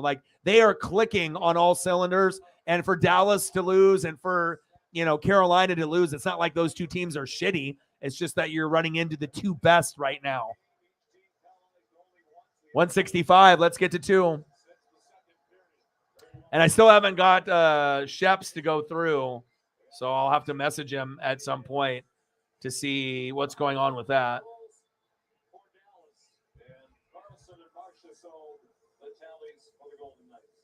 And it felt like a little bit of anxiousness in that first 45 seconds. A couple of close little plays in the neutral zone that might have been a good chance against neither team. Nice to see Jason clicking. We'll see if he ends up getting a hat trick here. Maybe he'll be the hero.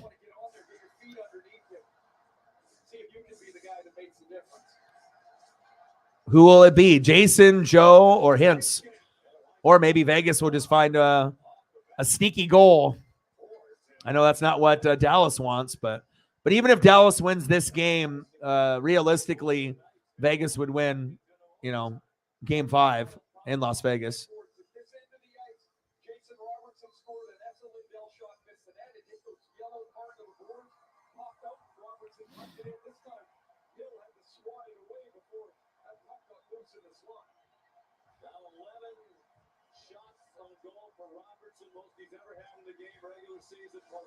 Holy shit, 11 shots on goal for Robertson? Wow. Well, he's got 2 goals, so fuck, if he wasn't so aggressive and on money, on point, then yeah, it would be probably 2-1 or 2-0 right now. 18:45 left in OT. Must-win game right now for Dallas.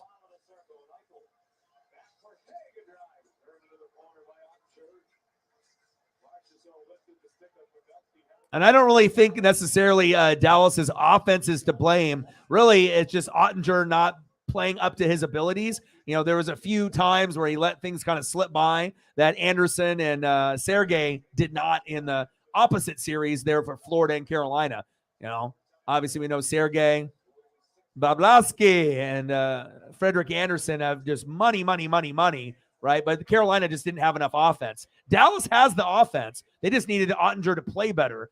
And unfortunately, he wasn't able to save enough for them to actually be competitive in this series. And then you got to give props to Aiden Hill. All right, 17:50 left in OT. Oh, I know. It was wild. If you actually go back and look at all the things that he's done. Oh, what a save.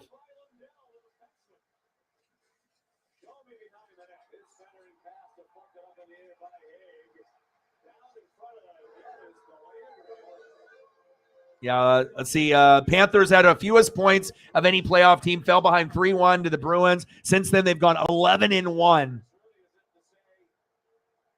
Stanley Cup final for the first time in 27 years.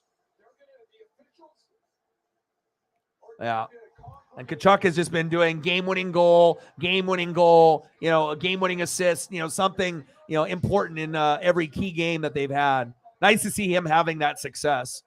I mean, that's why they brought him in, right? They brought him in to be able to be this guy, but I don't think they thought it was going to turn out this way. But one of the best stories in sports this year are the Florida Panthers. I was really hoping the Kraken could do the same, but 2 Cinderella teams would have been not, you know, just, you know, it would have been way too much, even for the sports gods. Maybe 1, but not 2. But Seattle will have its day. Oh, high sticking. Uh-oh. Dallas, here's your opportunity. Here is your 5-on-4 opportunity, baby. All right, Joe.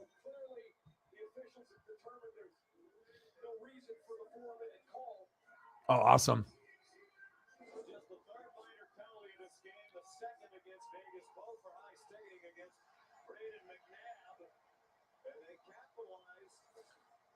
Could have really used Jamie Benn in this game.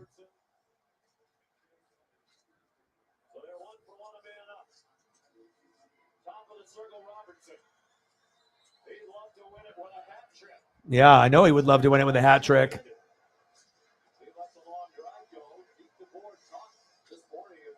Nice save by Ottinger. Dallas power play for 1:40. Here's Joe. Pavelski. Stolen.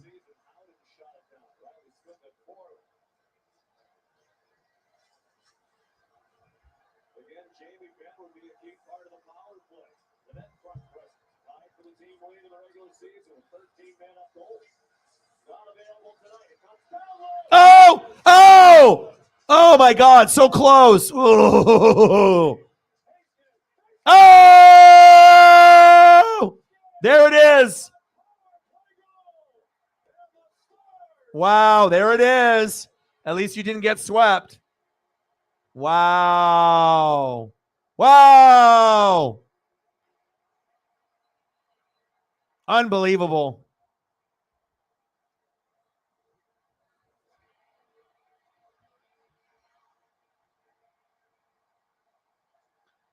Well, at least you didn't get swept. Congratulations, Stars. I know that feels good.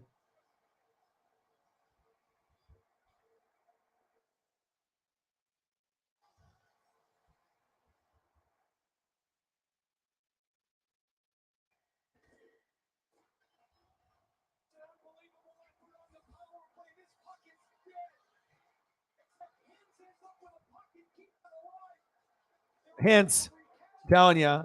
Wow!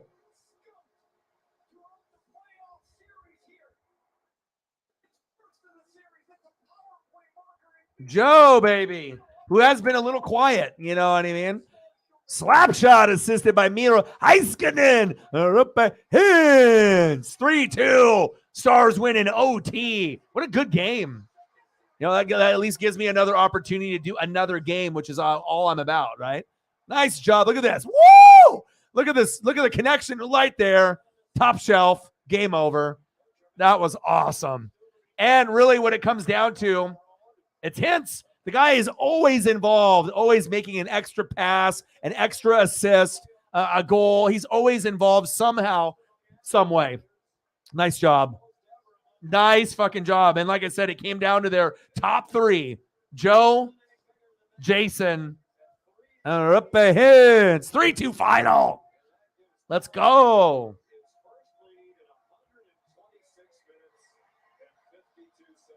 There we go.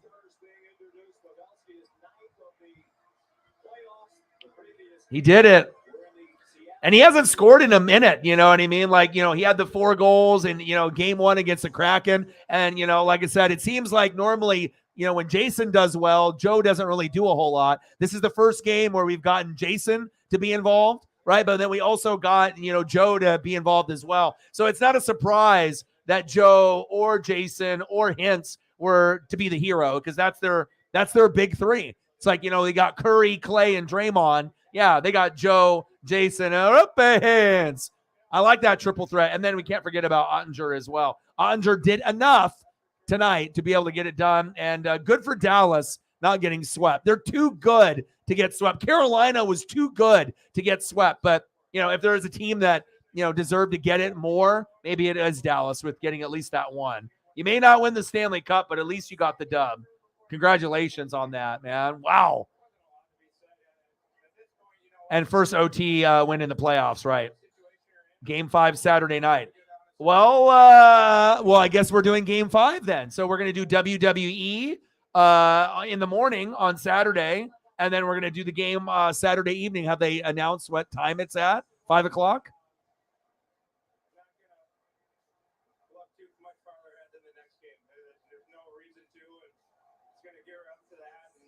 Saturday, and they haven't posted a time. Hopefully it's at 5 o'clock. All right, Saturday in Vegas at 5. So that's what we're going to do. So tomorrow we're going to do the Mariners and the Pirates, you know, for baseball. And then after that, Saturday, WWE pay-per-view. We'll do that in the morning at 10 a.m. And then that'll give me a couple hour break to hang out with Paisley. And then at 5, we'll do the Stars and Golden Knights. And then on Sunday, we'll probably do NASCAR, you know, for the Coca-Cola 600. So we're going to have a busy weekend, and I'm happy that this game gets extended, so that gives me another opportunity to be able to help out with this rent bill situation. And I love playoff hockey. So amazing. Awesome. All right, let's make a road trip here, and we'll go to Seattle for the rest of this game. Boom.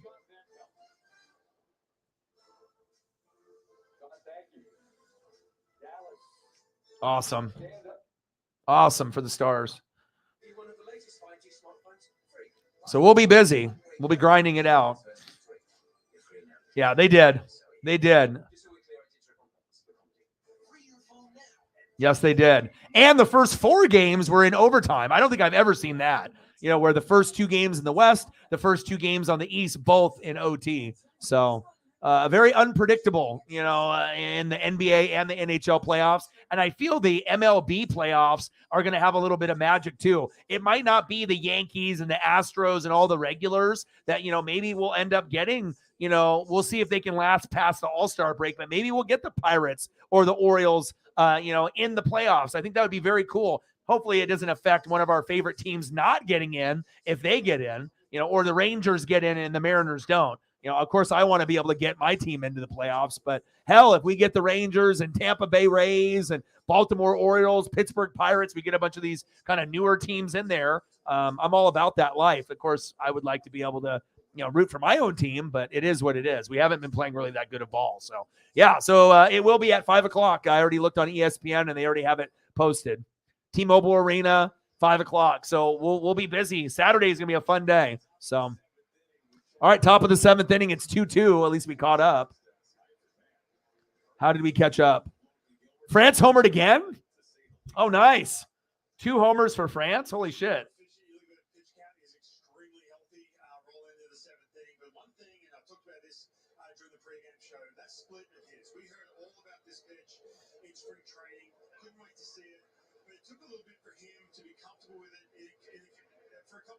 Damn, Ty. After getting hit on the wrist yesterday, too? Shit, let's go. Hopefully, I was happy that he didn't end up having like a wrist fracture or anything there. So we just got Rangers are I know, I love it, dude. Like I love being able to have success.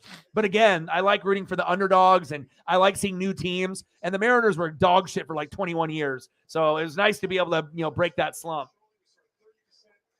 But I like seeing the Orioles and the Pirates and the Rangers, teams that normally are in the middle or towards the bottom doing well. So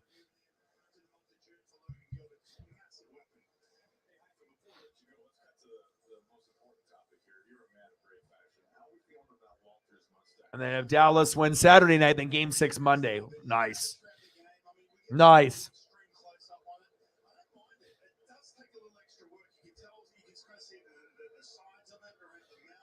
All-star game and a finals game in the same year. Yeah, I don't know. Someone would have to look that up. Top of the 7th, Mariners 2, A's 2. So we just got a couple more innings here.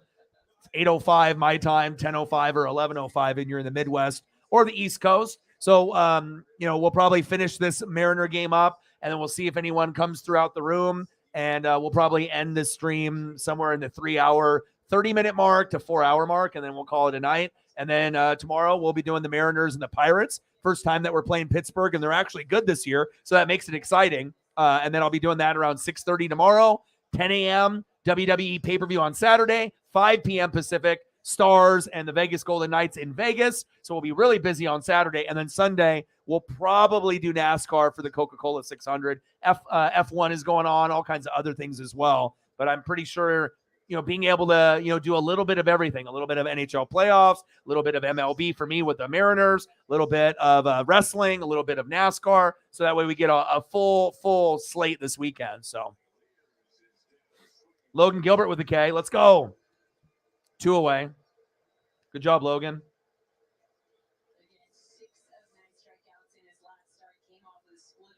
All right, let me delete some of these photos here so I can make some more room.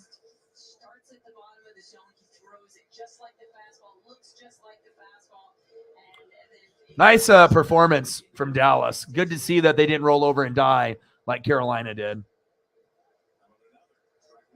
Nobody wants to get swept. I don't give a shit what anybody says. Nobody likes that feeling, especially with the success you had prior to that. And, I thought Carolina was a pretender, but I thought the other 3 teams were contenders. I'm not saying that Dallas was going to win, but I figured they'd win at least 2 games, and now they have an opportunity to do that. Popped up. Get it, Julio. There we go. Let's go to the bottom of the 7th.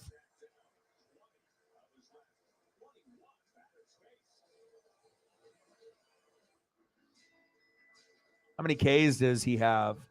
5 Ks. Sears only had 1 and got pulled, and now May is in. All right, who's up next?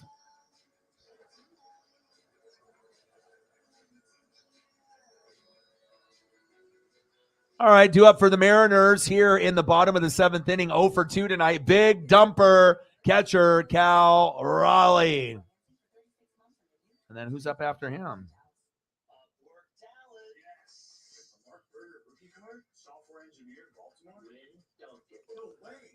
Next up after him, 1 for 2 today, Teoscar Hernandez. And 0 for 2, batting third in the lineup in this inning, catcher Tom Murphy. Let's go, baby.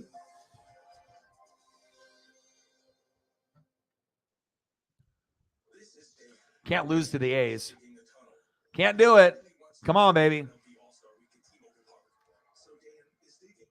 Yeah, I'm happy for you, man. Not happy about how your fans treated Vegas when things got tough, but other than that, good win.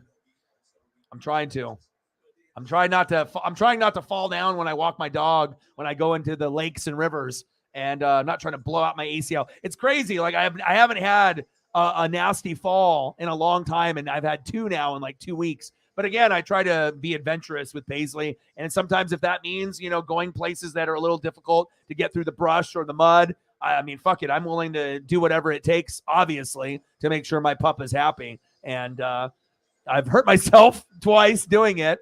Fucked up my arm and my back the first time, but nothing serious, besides a little bit of scarring. I got a, scab that's trying to heal up on my arm when I slammed it on a fucking log. when I landed on my back and my legs got all muddy. But this time around was more scary, though, because when I went down, I was being cautious, and then the mud was fine, and then I hit the grass, and then, like I said, my leg bent weird, and it did not feel good. But I ended up enjoying. I hit up the dispensary earlier. So obviously got a chance to relax, and it was nice. Like I said, a nice little spot, just me and her, no one else. We had a couple kayakers, come by. She barked at one and not at the other. But she was, eating the grass and just relaxing with me. I was gnawing on a log, little stick.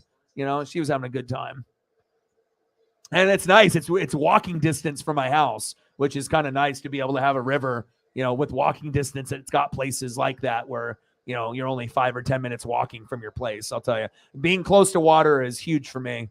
It's definitely gives me a good mental health boost.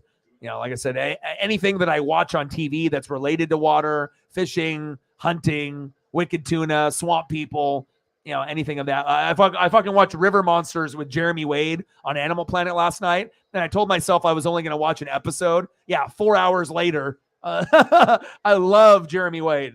I love that show. T. Oscar pops out. Little line drive, 2 away. Come on, T. Oscar. But I love me some Jeremy Wade.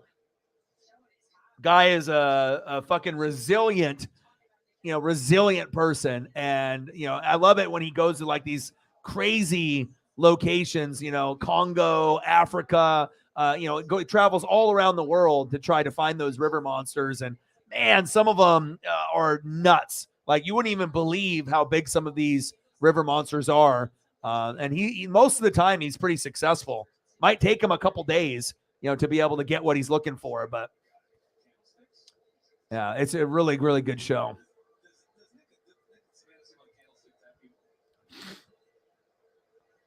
Oh, it's drying up.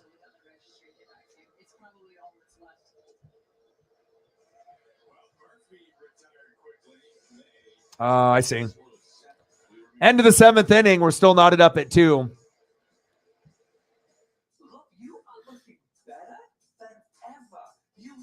A priority by adding priority boarding. Get twice the card you were after adding 2 times the miles on gas, rideshare, and streaming services. And the $99 companion voucher anywhere Alaska Airlines flies. Oh, watch this. Are you ready? Okay.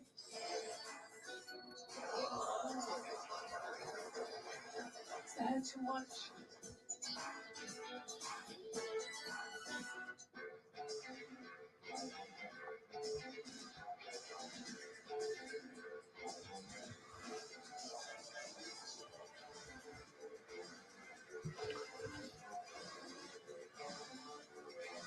It's your journey on every mile in the all-electric Hyundai Ioniq 5, 2023 Motor Trend SUV of the year.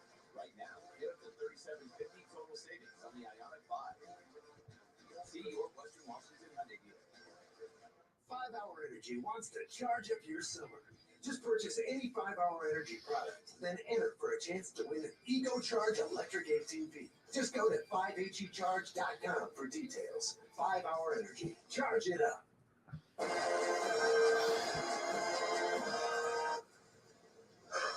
What was that? Basketball players have intro music. I have sit-down music. Do I have sit-down music?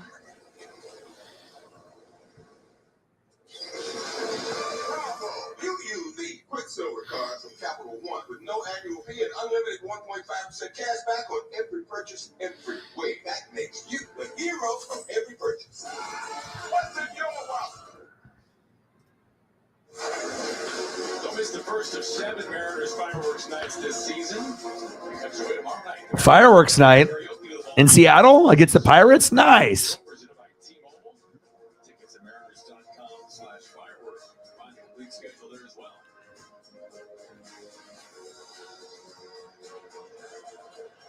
Logan Gilbert has been fantastic. And he starts off the top of the 8th with the first pitch missing high to Chase Peterson. He looks at the bottom of the order. They still got fucking Logan Gilbert out there. It's the 8th inning.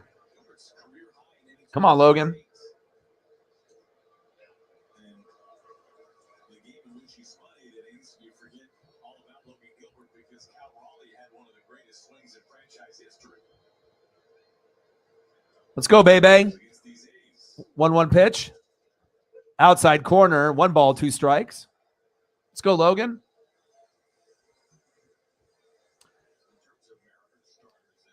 Oh, good to hear.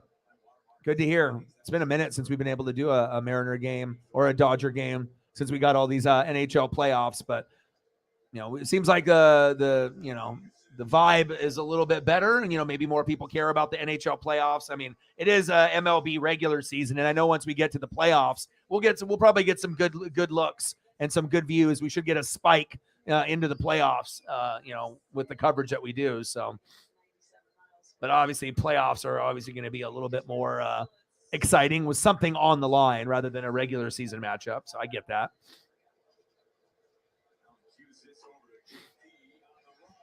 JP, 1 away, good defense. Sometimes you got to keep reinventing yourself. You start off with football, and then you add wrestling, and then you add baseball, then you add NASCAR, then you add hockey. You just got to be able to be flexible, and I'm glad that it's worked out. And I'm really honestly happy for the the ride itself. It's been awesome.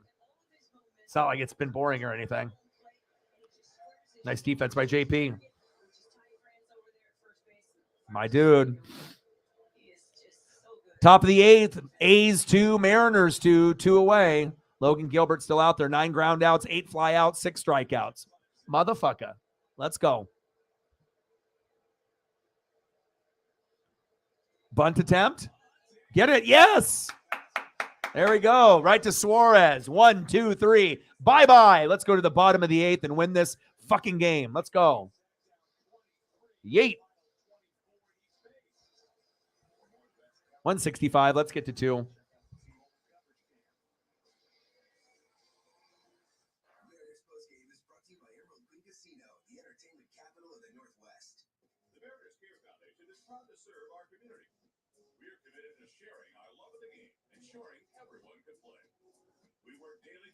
Equity and justice, investing in communities of color with programs like the Hometown 9. And we look for every opportunity to give back to our city and our region. New at T-Mobile Park this season, fans can support the Mariners Care Foundation through our 50-50 raffle.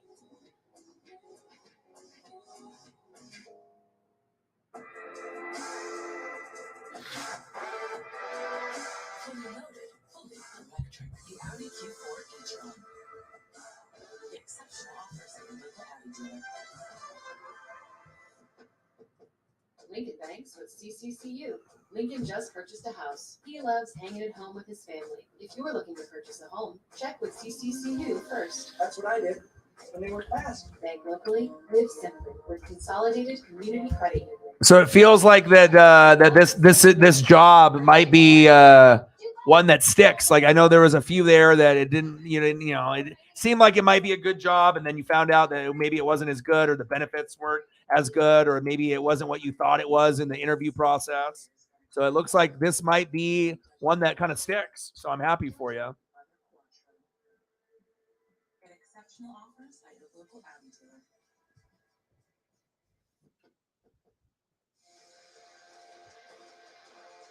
Mariners baseball is brought to you by Alaska Airlines. From the West Coast to the world, earn and redeem miles to over 1,000 destinations with our One World Alliance members.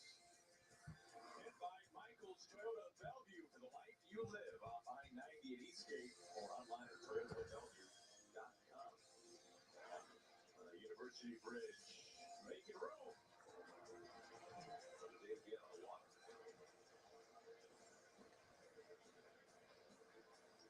Corona once on tap. That's right. The Pirates are coming. Leading off for the Mariners, Jose Caballero.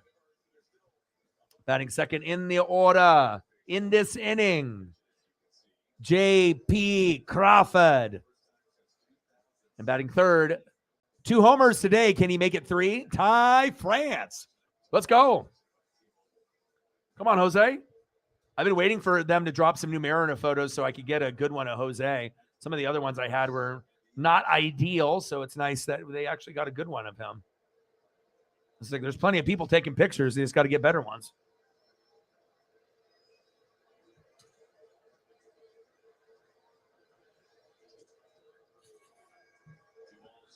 Pitches outside. 2 balls, no strikes.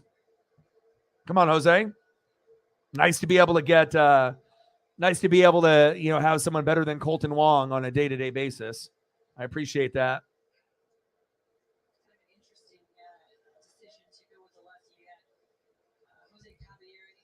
It's funny now, since I know that there's like those, kind of suspect spots, I'm probably going to have to, be like a toddler when I go to those steep embankments and just like slide down on my butt, as I go down there with Paisley. Because, if I end up trying to, get my balance again, I don't want to injure myself. And some of the places are like walking up it is not bad, but it's like going down. Also having a 65 or 75 pound dog pull at, unsuspected times too. So. Oh, good to hear. I'm going to go check up on Paisley here. Come on, Jose.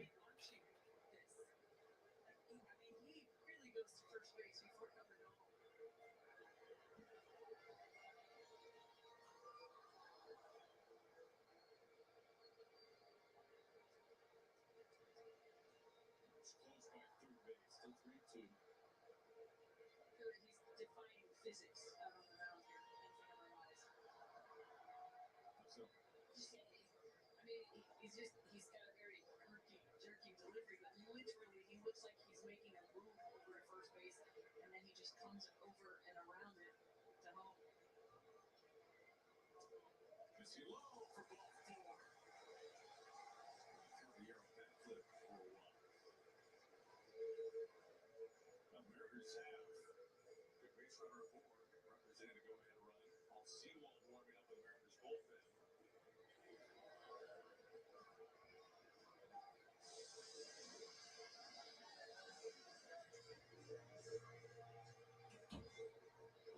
Flips over here to JP Crawford.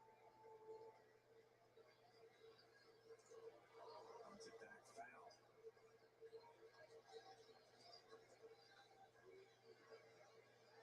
It's really important there that the Mariners somehow, some way, find a way to get their leadoff runner on Jose Caballero.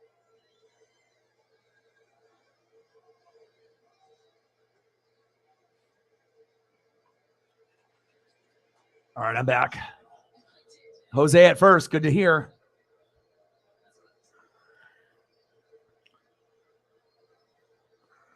I'm sure that Jose Caballero is going to probably play it safe after the fifth inning pickoff.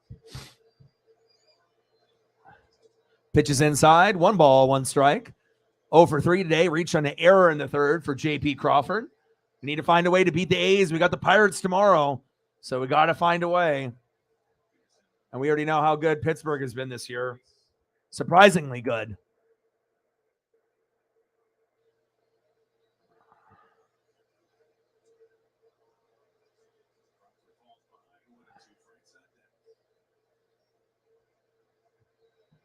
And then we already know about the 110-97 Celtics winning 2 games in a row, winning today by 13 at home, which they should have.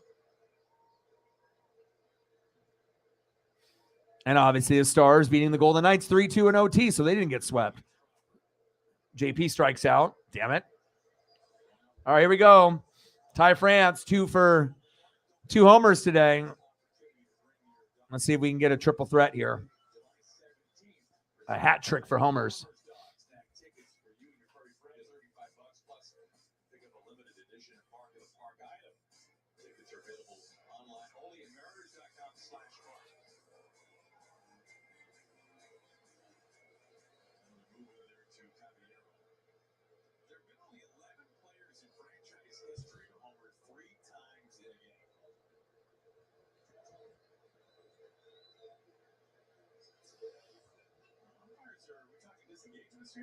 What's going on?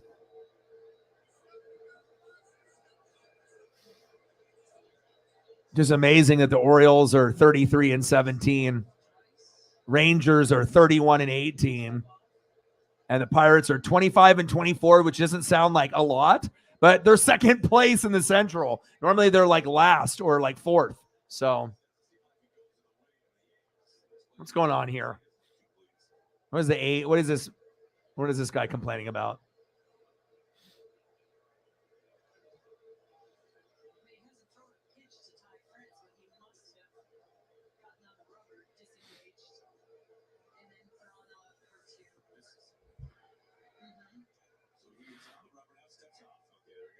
There it is.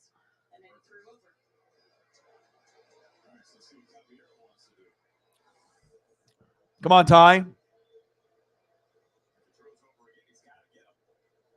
Ty's already got 2 homers today.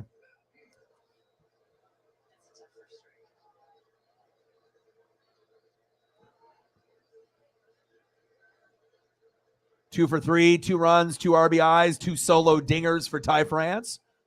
Getting his average up. 267 now. Fuck. Popped up. Damn it. Well, asking a guy to get 3 home runs is just fucking too much. Oh, he dropped it. Oh, he got him at second, though.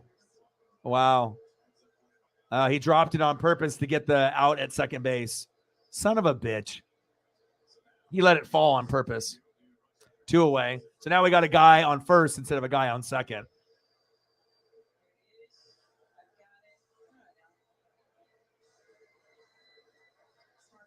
That was a smart play.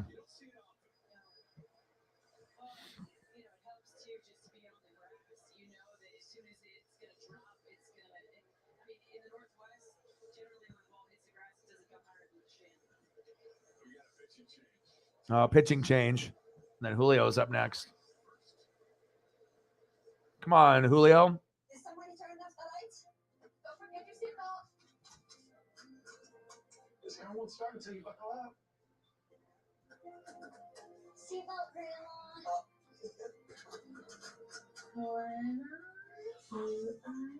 There you go. Buckle up, Buttercup. However you say it, it's perfect. Together, we get there.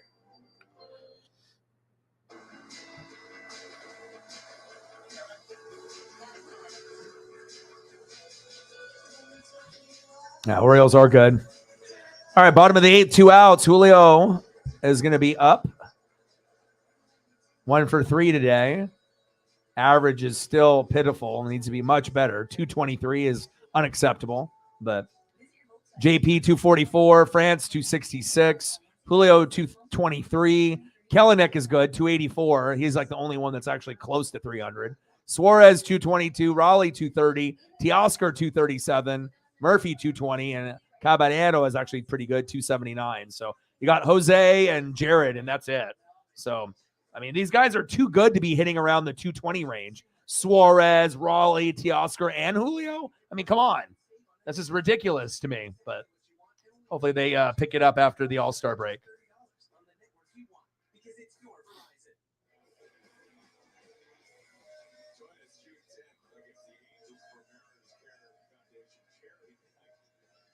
Support youth in our community by bidding on exciting items and experiences like autographed memorabilia and sweet tickets. It's the Mariners Care Foundation charity night at Root Sports. The save us sign from the A's fan camping. It was kind of funny. It's bad. The A's have been this season. They have not lost 8 in a row, which of course they would do if they fell tonight. All right, come on, baby. Let's go. Bottom of the 8th with a runner at first. Let's go, Julio. Come on, baby. Julio swings at the first pitch. There we go. Go, go, go, go, go. Run, run, run, run. Tie to third. Yes. Julio with a stand-up double. France to third. Woo! Yeah. Let's go. And a lot of times I don't like him swinging at the first pitch because that's what got his batting average so low. But in this circumstance, first pitch strike, a little high, but he takes it. Exit velocity 100.6 miles per hour. Goes all the way to the warning track and gets a stand-up double. France from first all the way to third. Nice job. Next up, Jared Kelenic. Let's go. Time to win this game, baby.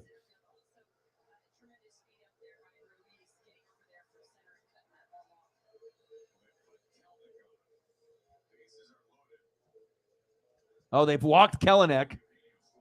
And they're going to Suarez. Come on, Eugenio.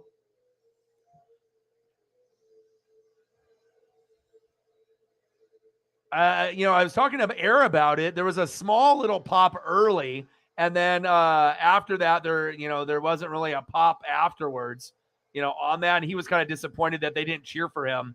But I know he's talked, harshly about JR and a few WWE people, that a lot of people maybe didn't like him that much. But I saw this on Twitter today, and I shared it with a couple people. I'll send it to you.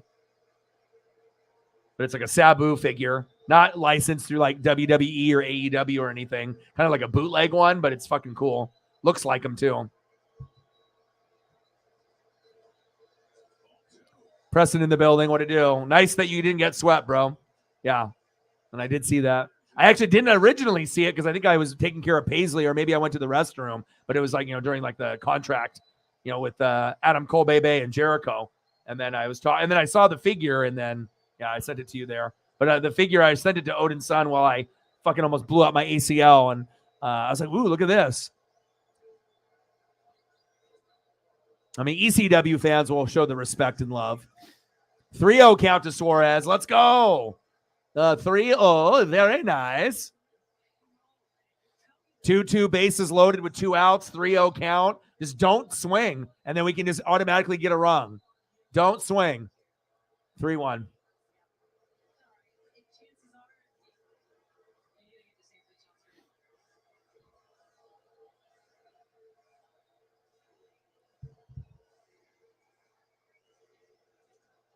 Walked him.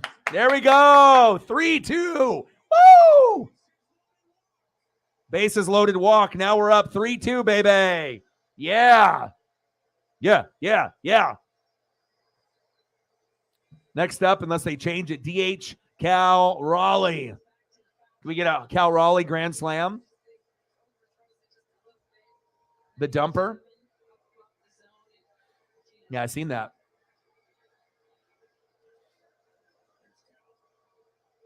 I know a lot of people still don't want to work with her, though, because she's reckless in the ring. So it's good for her journey, to get healthy and lose weight. But there's still always going to be a little bit of pushback with her injuring people. Tyler in the building supporting the cause. $20 dono. My boy, help me help you. Let me know what photos I can get you, brother. I appreciate you. Bang, bang, bang. Boom, boom, boom. Bang, bang. Appreciate you. Tyler with a 20. Thank you so much, man. Very generous of you. Let me know what you want to do for photos, and I got you, bro.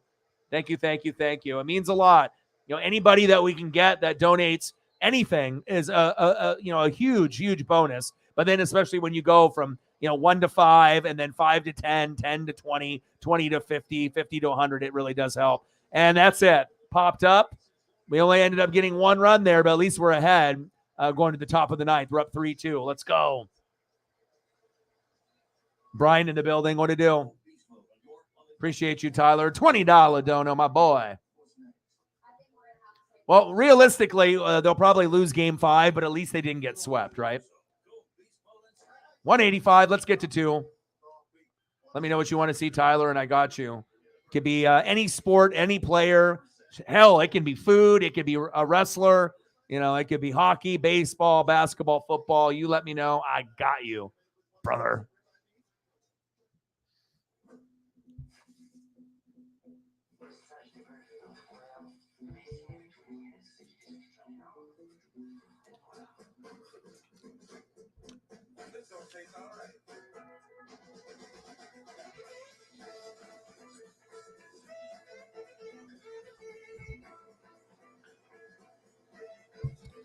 And obviously Logan will go out, and we will bring in the closer. Hopefully we get Munoz back, and we haven't had him almost all year.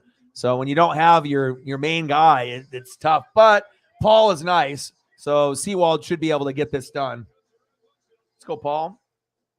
But I like to be able to have Seawald and Munoz. Then maybe the Mariners could actually win some fucking games.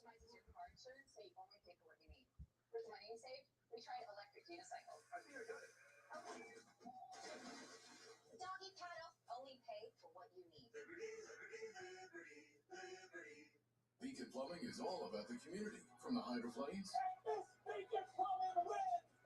to helping feed the community and employing the community. From everyone at Beacon Plumbing, thank you, Seattle. Stop freaking. Call Beacon.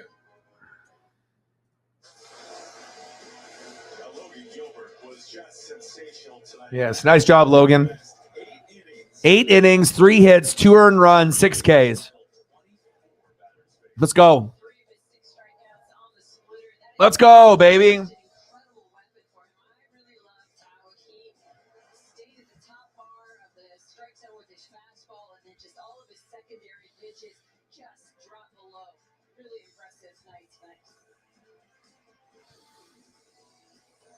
His final line, 3 hits, a couple of runs, was all came in the first inning. Just 77 pitches, no walks, 6 strikeouts, 70% first pitch strikes. Our Beacon Fleming call up then is Paul Sewald to get the final 3 outs. All right, come on, Paul.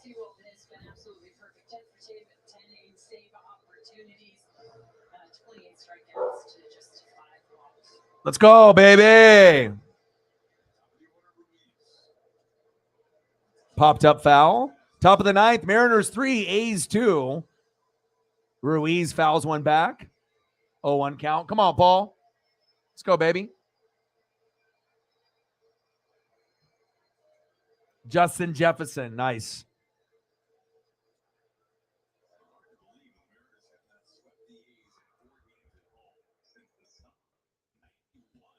Wow. We haven't swept the A's at home since 91. Holy shit. Popped up foul.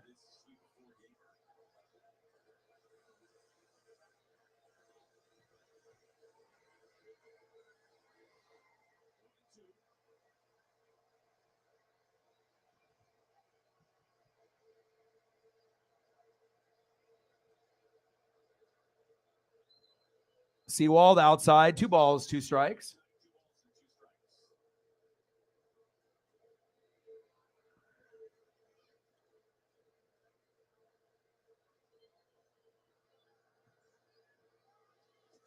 Got him. Let's go.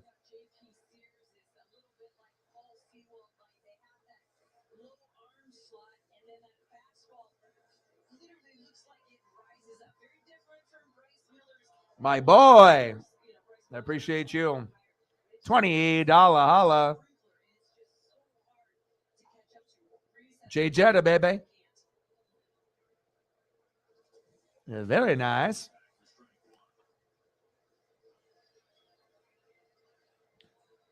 All right, top of the 9th, 3-2 Mariners. We ended up getting a run forced in, bases loaded, which was fantastic. Suarez walked, France scored, Kelenic the second, Rodriguez the third. I'll take it. Noda in the box.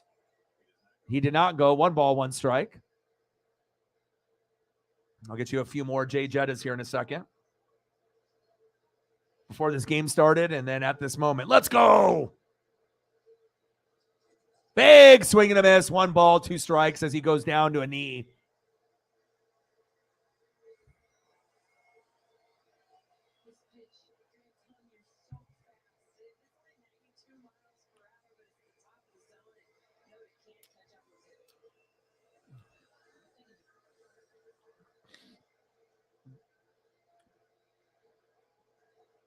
One-two pitch from Sewald.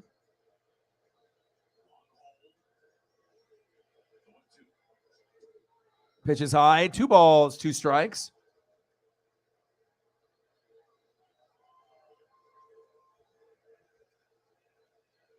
Let's go, Sewald. Let's get it done, baby. 2-2 pitch outside. 3 balls, 2 strikes. Come on, Sewald.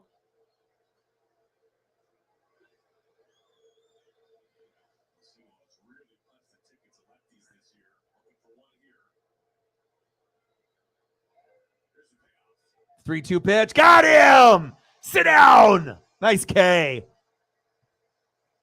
Let's go. 1 out away for a Mariners dub, and I'll be doing the Pirates tomorrow. WWE Saturday morning. Game 5. Right?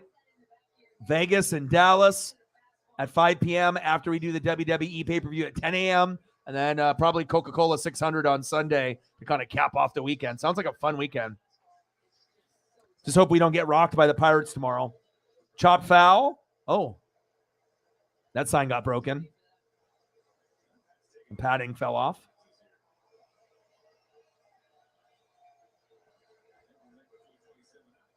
Top of the ninth, Mariners 3, A's 2. Everyone in the building standing up at T-Mobile Park.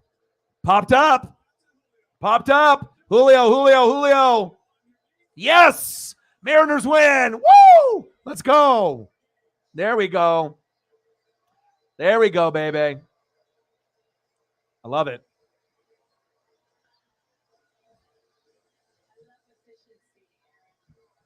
Try to get a few more Jay Jettas here for Tyler.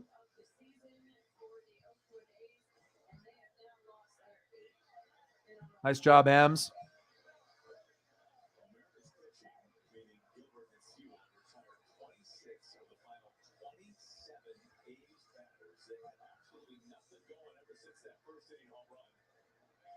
Nice job, Paul.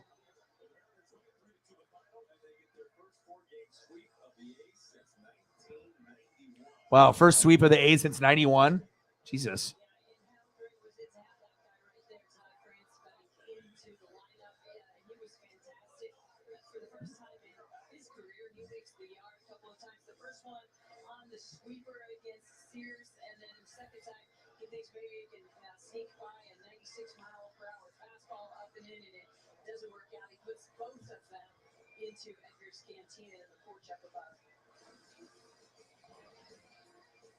This is a cool photo. How many NFL players can you spot from this next photo? Oh my gosh, look at the talent right here. Wide receiver U, LSU? My goodness. Some recognizable faces there.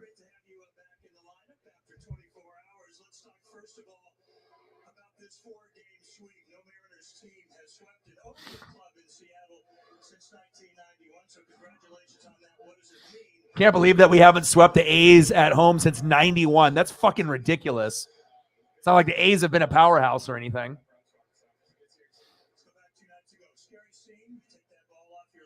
I did see that, and that means what Riley ended up getting cut because that was Patterson was their kicker from before, I believe, right? Oh, good. Yeah, I know. I know the GF doesn't have to work tomorrow, so I know that a lot of people have the weekend off, or they have tomorrow off and whatnot. So Ty France just got the Gatorade bath. There we go.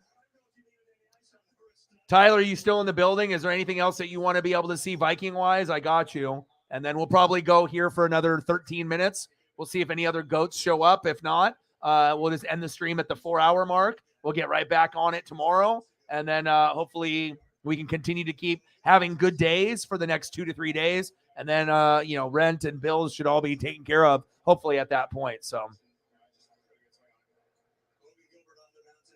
and anything that you want to be able to take a peek at as well, you let me know, Sarah, if there's anything else. We can do food here for like the last 12 minutes if we want to go that route. You got a particular food that you want to be able to go over? Breakfast food, Mexican food, burgers, whatever it may be. We can always go that route.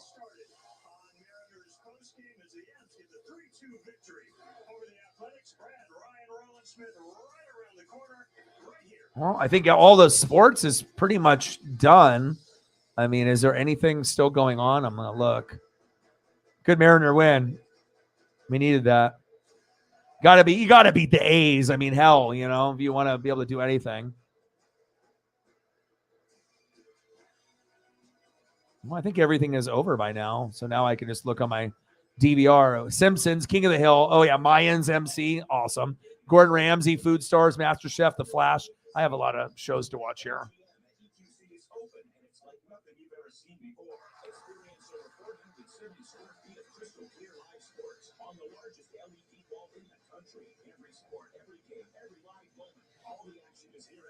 And we'll do some food here for the last few minutes, and then we'll call it a day.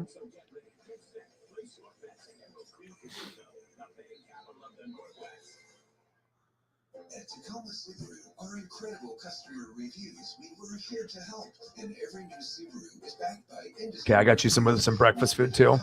We'll do a little compilation, a little bit of everything. Come to Tacoma Subaru.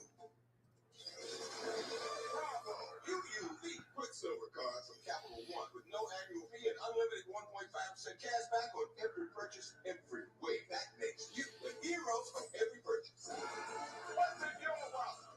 The city of Seattle will host the 93rd MLB All-Star Game, which will be the first time the All-Star Game will be played in Seattle since 2001. To honor this historic event, Big Time Bats is proud to release the officially licensed All-Star Game Bat Collection, featuring the Black Maple Seattle Mariners Louisville Slugger Bat, Extreme All-Star Game Bat, and the rare limited edition of 100 Chrome Bats. Go to BigTimeBats.com and see the All-Star Bat Collection and other Mariners bats now.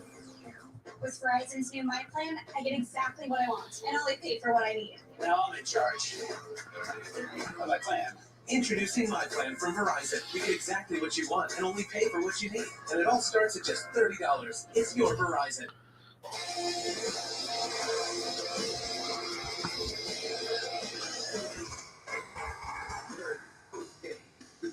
Emerald Green Casino, the entertainment capital of the Northwest.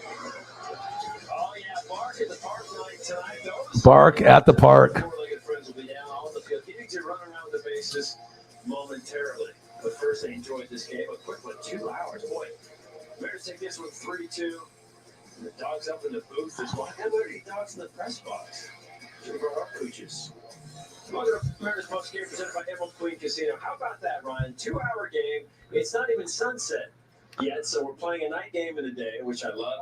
And the Mariners completed the sweep, and now 2 games over 500 for the first time this year. All the good stuff, Right? And the puppies. I like it. Yes. This is good to see the sweep of the Oakland A's. When you came into this series saying, it's tough to sweep any team, but once they got that third win last night, you're like, no, you've got to go for the sweep, and it's exactly what we saw tonight. Yeah, something that they really wanted. Ty France said, hey, great way to start the home stand. 4 against the Oakland A's, and when you're playing against a team, Ryan, is really, really struggling. I mean, they could be historically bad. Yeah. The game goes on longer and longer and longer. You figure they're going to be the ones to blink, right? They make a mistake, and they do that in the 8th inning. Tacoma Subaru game recap. Boy, fireworks in the first inning. How about Seth Brown? A little hanger on that one. Yeah, it's just a hanging curveball 0-1 count from This one looks fire, so that's good. And I got this Belgian waffle one that looks fucking off the chain. It's ridiculous.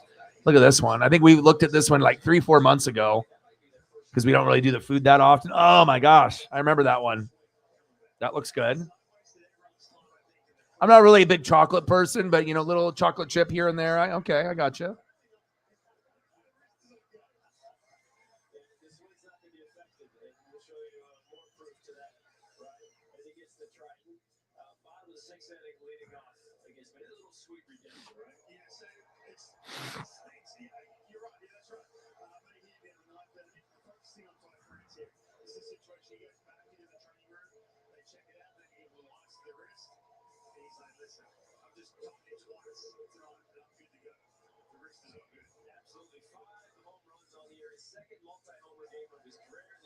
Angle. Hi, Paisley. Dad is almost done, and we're going to hang out, okay?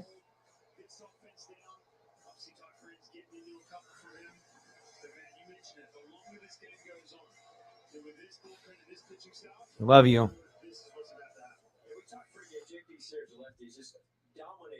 Hi. Dad's almost done, and we're going to hang out. Just giving me the puppy dog eyes. I love you. 59 pitches through 5. Yeah.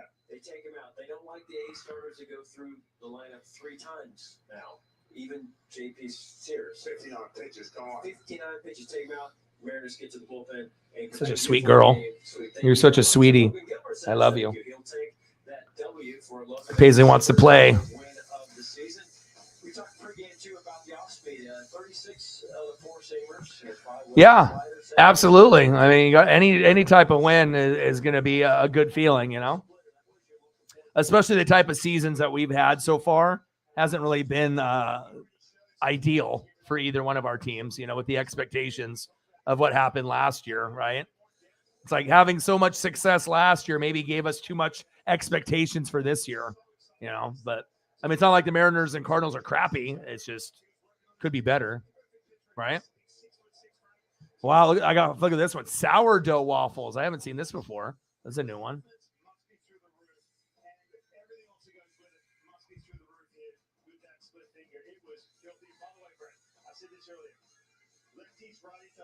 Split finger all day long. It's going to be a huge weapon for him. Tied his career high 8 innings pitched. He did that last year also against the Oakland A's. He improved to 2-0 against them a lifetime. So more from Logan Gilbert. We'll hopefully hear from tonight's starter and winner a little later on in our show. Hey fans, soak up the Seattle summer vibes with a Mariners Flex membership. Choose the games and seats you want all season long. Plus, God, all these waffle photos got me fucking hungry now. and get guaranteed access to the postseason. Come on board at Mariners.com/flex. T-Mobile coverage cam highlights. Logan Gilbert, so good tonight. Allowed just 3 hits through his 8 innings. Again, 6 strikeouts using the splitter, the curve, and then Ty France giving him some offensive support. Not once, but twice. To get his second multi-home game, his first. Yeah, good thing France got those 2 homers or we would have lost. It's facts.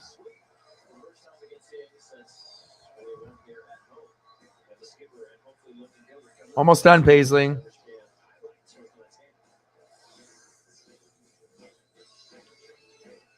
Sports fans, a whole new level of gaming excitement is available now at Emerald Queen Casino.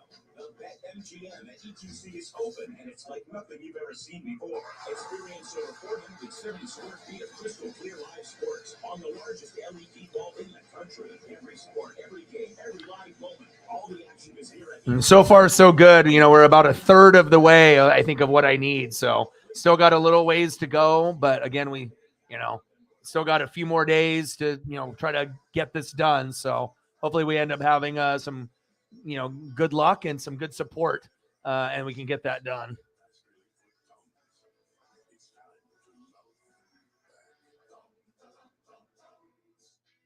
Imagine a place where a cool summer breeze blows and burgers have that smoky char-grilled flavor. And also the breeze is your car's air conditioner because you're eating inside. New Sonic Grill. Sonic.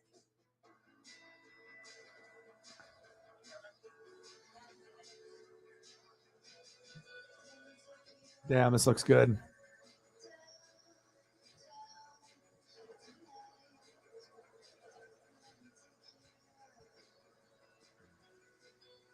I haven't had breakfast for dinner in a minute. I did have sushi today, though, which was the first time in a grip, and it was really good.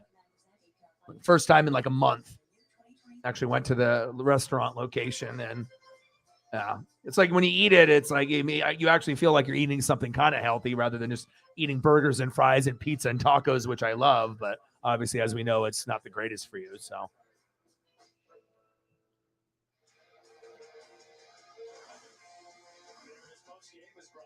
Washington's Lottery. Play $5 hit 5 for a chance at an All-Star Week prize package.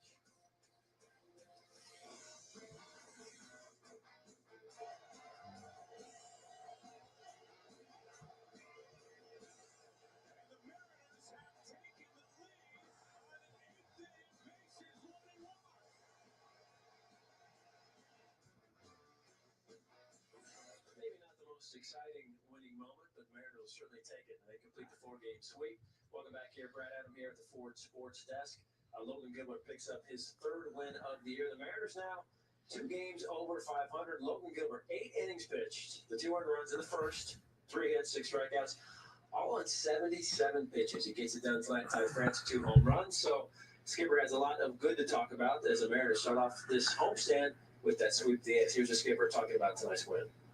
4-game sweep, hard to do. I know Oakland is at a Chief in the building. How are you, bro? I was just about to leave and here in a little bit, but I can hang out for a couple minutes with you, bro. I don't know how much time you have. I'm just grinding. How are you doing, bro? What's good? You literally caught me at like the last 30 seconds or minute before I was going to end the stream. Oh, well, yeah, I'm like I said, right now I'm just trying to battle with some, rent issues and whatnot. So just trying to grind it out every day. And, we had some good hockey today. Dallas ended up winning. Celtics beat the Heat, but I assume Heat will win game 6 at home. And then obviously the Mariners ended up getting a nice win against the A's, down 2-1, ended up tying it 2-2, 1-3-2. Ty France with 2 homers. And yeah, we got a busy schedule. I'll do Mariners Pirates tomorrow at 6:30. Then Saturday morning at 10 a.m., we're going to do WWE pay-per-view. And then at 5 p.m. on Saturday, we're going to do Dallas Stars and the Vegas Golden Knights Game 5 in Vegas. And then on Sunday, we're probably going to do the Coca-Cola 600 for NASCAR. So, oh, good to hear. I see that you've been sending me some photos of food and whatnot. It was good. I ended up looking at some of those. Almost tore my ACL today, getting down to that nice little river spot with Paisley and whatnot, and thought I was seriously injured for a second there, but yeah, I'm glad too. You know what I mean? Like I said, a lot of times I try to even it out and end it, usually at 3 hours and 30 minutes, 4 hours, something like that. So we can hang out here for just a couple more minutes. And that way, you have anything that you want to see photo-wise, let me know. And like I said, anything that you want to go over and discuss, I got you. Been watching a lot of River Monsters, Jeremy Wade, alien programs, History, Discovery, Nat Geo. That's obviously keeping me busy. And I got some, like I said, I started watching River Monsters yesterday I was going to only watch an hour or two, and I ended up watching like 4 hours straight because it's just awesome. Simpsons, King of the Hill, Mayans MC, last season. Haven't watched that yet. Gordon Ramsay, Food Stars. Haven't watched that. MasterChef, season 21. Haven't watched that yet. And I got The Flash on here as well. So, bro, when I went, I already fell down like a week ago, going down this like 10-foot steep embankment with Paisley, landed on my back, fucking got mud on my back, my butt, slammed my hand on a fucking log, blood everywhere, mud all over me. And luckily I stopped my momentum. Otherwise I would have rolled into the fucking river. And then today we went to a different spot, and Paisley's always adventurous. And there was a couple like steep little steps, and then she kind of tugged a little bit. And then I went into the grass, boom, beanie flew off. Phone flew out of my pocket, and then my leg twisted weird, and I thought I fucked up my knee, and it's still a little sore and whatnot because how your legs, it's like you're not supposed to have one like bend awkwardly, and one of them bent as I fell, like in an awkward position. So luckily I did not have an ACL blowout. That would have not been good. So yeah, if you don't win game 6 at Miami, you may lose the series. We already know how tough it is to come back from 3-0. No one really does it. You know what I mean? But if Boston does get game 7 at home, there is a chance that you lose, just based off the crowd maybe waking up. But, it's not it. But also Miami could go to Boston in game 7 and win. I mean, but hopefully they get the job done if you're a Miami fan. And if you're a Celtic fan, you're just hoping it goes 7. So. Yeah. Well, you know what? I'm old now. So after it happened, Paisley looked at me and she had a little look of concern. Dad's on the ground, fucking writhing in pain. And it took me a couple minutes to get up. Like, I was like, fuck. Like, I really thought, I was like, what am I going to do? Like, you know what I mean? Cause I have never felt like that before. You know what I mean? But like I said, I probably need to wear shoes that have a little bit more traction or grip. But again, Paisley is adventurous, and she likes to be able to go to some of these like spots where you have to cut through the grass, go down some embankments to get down to the lower level, and then usually there's a nice patch of grass right in front of the river where we can post up. And sometimes you just don't know when a dog is going to pull, and my dog is powerful. It's not like she's 5 pounds. I mean, she weighs 50 to 65 pounds now, so it's like. If you're like walking with her, she can pull you. She's got a lot of power. So, yeah. Seriously. But other than that, I hope everything is going good for you, brother. You got anything that you want to see food wise, or we were just doing food photos, here. But yeah, dude, she is strong. Like and like I said, just a little bit of a pull. You'll be able to like, and I don't feel like I'm a clumsy person either. Like I said, I've never fallen down like that. You know what I mean? But again, I'm a little bit more adventurous, going outside because obviously being with nature, and, Paisley loves being outside, and I do too. And, sometimes these spots are a little hard to get to, and you got to go through some brush. You got to crawl through some, kind of sticky situation areas. There's mud, and there's steep embankments and whatnot. But yeah, you got any recommendations? I was just going to grind it out here and hang out with you here for a minute. And obviously we'll be grinding it out for every day. Like, we have about a third of what I need. So hopefully in the next few days, we have good quality days, and things will be good. I never like to be put in a position where I have to pay like rent late or bills late, but I'm just happy that, where we're at, because like I said, most of the time you got to pay the rent by the 5th. And then at the very latest, even if you pay a late fee, probably by like the 15th, and then usually you either get evicted or you get some kind of notice. So luckily at this point, things are not as serious as they could be. Otherwise, I would have been in a very bad situation right now. So hopefully we can get that done. And it's not really based off me blowing money. It's just, the donos, honestly, we're not the greatest in January, February, and March and April. And, it's been rough, but obviously in May it's gotten better. And, and hopefully the trend goes upwards, with the support. So.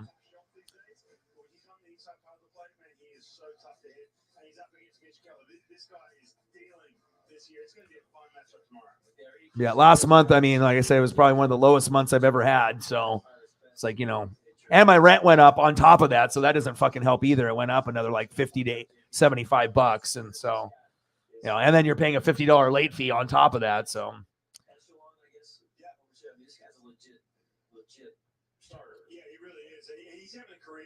Thank you, bro. That'll help. $15 dono. Thank you, Chief. That helps, man. Every dollar counts, man.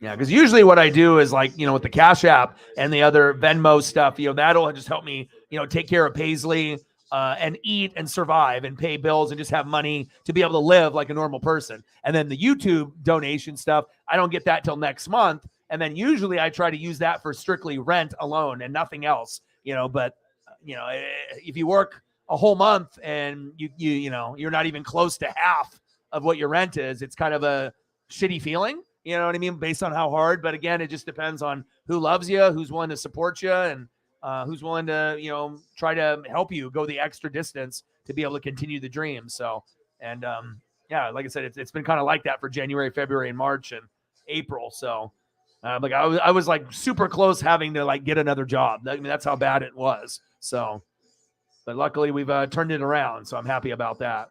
Because I mean, obviously my purpose in life is this. So, I want to continue to spend time with Paisley and keep grinding it out. So, yeah.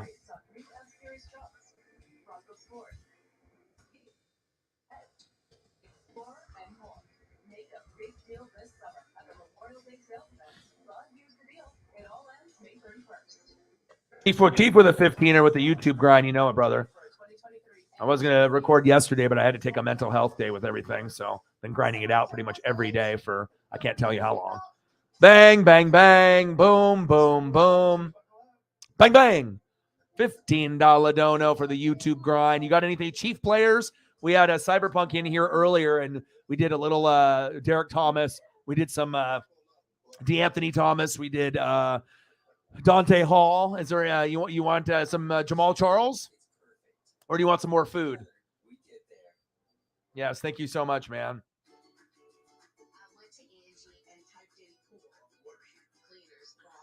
Yeah, and I messaged Shep, and nothing has gone through on that side, but we'll figure that out later tonight. So.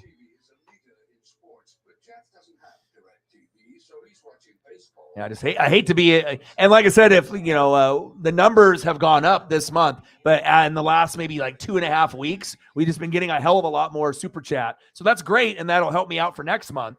But when you have to get things done now, sometimes it's like you need to be able to have money now, and it's like I don't have a quote unquote regular job, so it's not like I get money every week or every 2 weeks like a lot of people do. It's like I get paid once a month. You know what I mean? And then that's later, for, whatever I do this month. So if you don't get anything other than super chat, you're homeless. You know what I mean? Like, unless you're making a lot, just because you have to be able to live, right? So, yeah, food always works. You got a particular food that you want to see? Like I said, we were doing breakfast food. You want Mexican food? You want burgers? You got something lined up where I can do? You let me know, bro. Me too. Food and Chiefs, right? Exactly.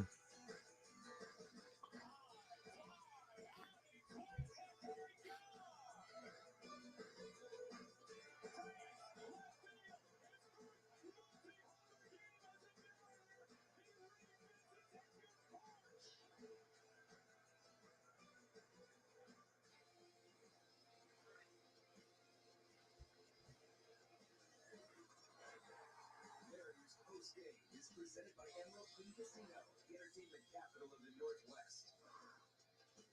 All right, now earlier we talked to Jordan Horston, the first-round draft pick of the Seattle Storm. She said she's going to throw left-handed, like she was working out left-handed to throw. She goes righty. Did you want to get it there? And she did. Tanner Tremont catches that one. Good luck. Did a little bit of breakfast there. I am kind of craving breakfast for dinner, like something like that. It's been a minute. Breakfast for dinner hits different.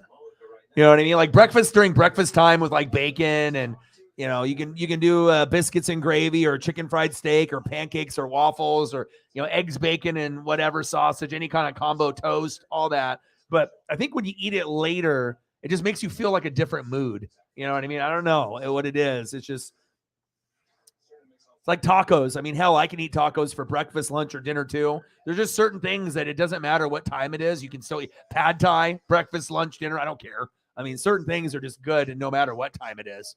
That's facts.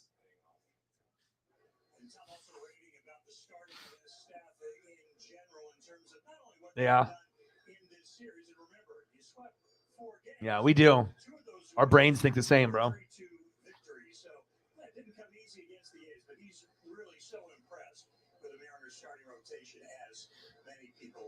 As we send it back to you out in center field, the Dogs are once again on the loose. Park in the park. I guess you could call T-Mobile Park right now the Hounds of the Battersville. I was just waiting for it, Tom. Yeah. Nicely done.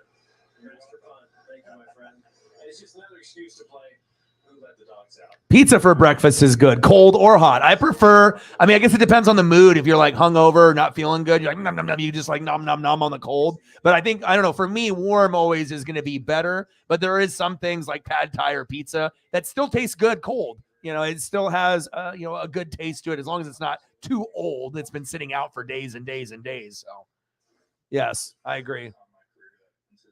Grilled cheese pancakes. Interesting.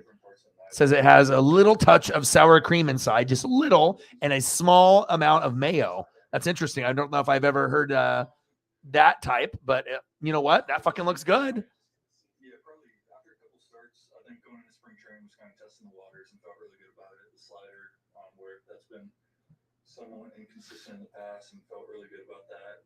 The curve. Cheese bread's fire. Damn, you should go get it, bro, and like send me a picture whenever. This looks good. You know, I mean, I know sometimes certain combinations of food make people like, I don't know about that, but I mean, look at that. You can't tell me that doesn't look like at least a bite worthy. You know what I mean? Like maybe not, you know, if the sour cream thing is like kind of not your thing, but again, sometimes like, you know, you'll have certain ingredients that, you know, doesn't seem like it fits, and sometimes it will, you know. Like I remember I went to go to Seattle and they have like Ichiro dogs and they have like these different hot dogs that you can get with like grilled onions. And on one of them, you know, it's like you have the hot dog, the mustard, you know, ketchup. Some have like chili, grilled onions on it. And then one of them actually had cream cheese. So it's got a little thing of cream cheese on one side and then like the grilled onions. And you wouldn't really think that would be a good combo. Dude, it's delicious. And I was like really shocked because it's, you know, you don't think about, you know, putting maybe that, you know, inside of the dog and whatnot. But I was like, well, okay. Obviously, they do a lot of experimenting up there and whatnot. So, yeah, it looks good. Not that I know of. No. I may have seen a video. Oh yeah, he made the part, but I guess wasn't allowed in. My wife's called there. Yeah. Just overall, though, what you guys planned after a tough road trip? How important? Beat a team you probably should be for that. Keep going. Yeah, that was big. I think that's what the best teams do. Win the games you're supposed to, even win some games that you're not. And even close game here, trying to take the last one and get the sweep, so that's huge, especially for where we're at. I feel like we're playing really good ball lately, and talked about it before, like once everything comes together, when we're clicking on all cylinders, we're really hard to beat, and I feel like we're there right now, or very close to it, so I think we're in a good spot. The breaking ball to the ground is just a hanger that you want back. Yeah, that was probably too high up. Even the strikeout to Rooker before that was a little bit higher, and then after that first, I really started getting the ball down, especially those breaking balls. So definitely want it back, but yeah, it happens. I feel like you're able to just flush those so easily. I mean, I think about the Matt Olson home run at Atlanta last week, and then you just get on it. Yeah, I feel better about that this year. I feel comfortable with who I am as a person, as a pitcher, and I feel like things don't shake me as much. I'm not really questioning who I am or if I ever belong. I don't know if I ever did, but you know what I mean. That I feel really confident out there, and stuff like that happens. Sometimes it locks you in too. You know, you get hit in the mouth and you're ready to go back out there. So helps out a ton. Trying to credit to Murphy, did great back there tonight. Really fun to work with. Damn, look at that. There's some fucking food right there. Swing mode tonight, super aggressive. Is that almost kind of freeing for you, where you can answer aggression with aggression, or you were sitting 97 still at the end there? Yeah, for sure. It's always important to recognize where teams are at, and I've seen both sides of it so far this year. And when they are aggressive, And sometimes, you'll feel like an omelet or ham and cheese brunch break. Look at this, dude. This looks good. I mean, I won't eat omelets all the time, but every once in a while I will get a kind of a craving for one, depending on what kind of breakfast food. I'm usually a chicken fried steak first, then biscuits and gravy next. Then, I'll do waffle or pancake and then have like eggs and toast and bacon and sausage. But sometimes you get something like that, man, that hits good too. It just depends on, where you get it from.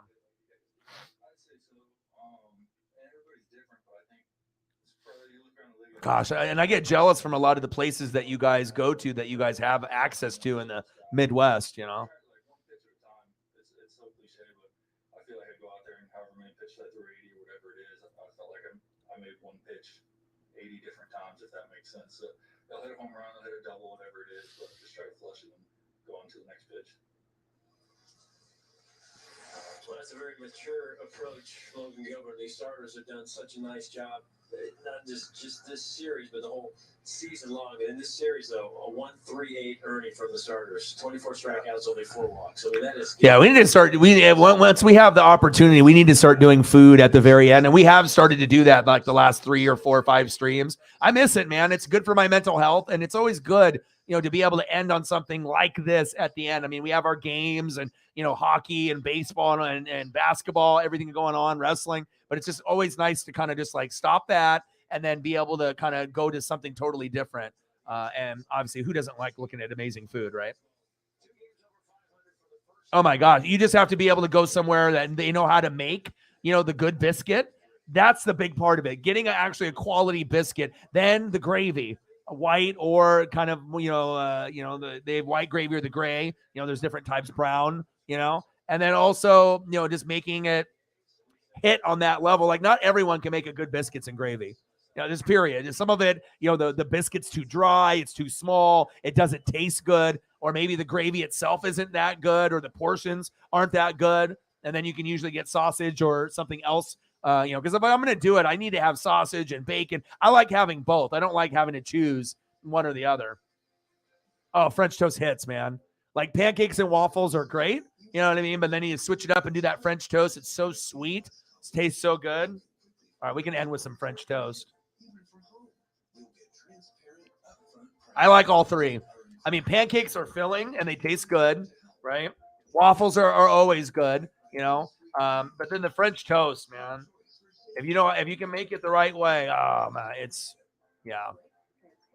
I don't know what my pecking order is between French toast, going that particular route or going waffle. I think they're all up there,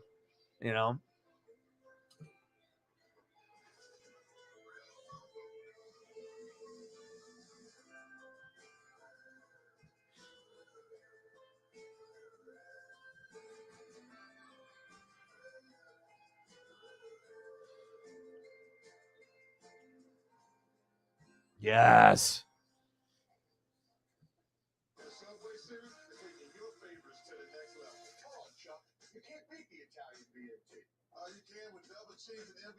And I like people that are creative.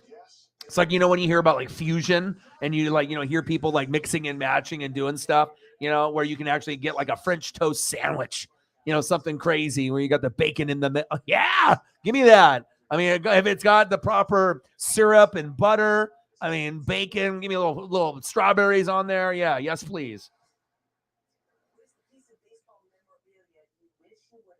Yes.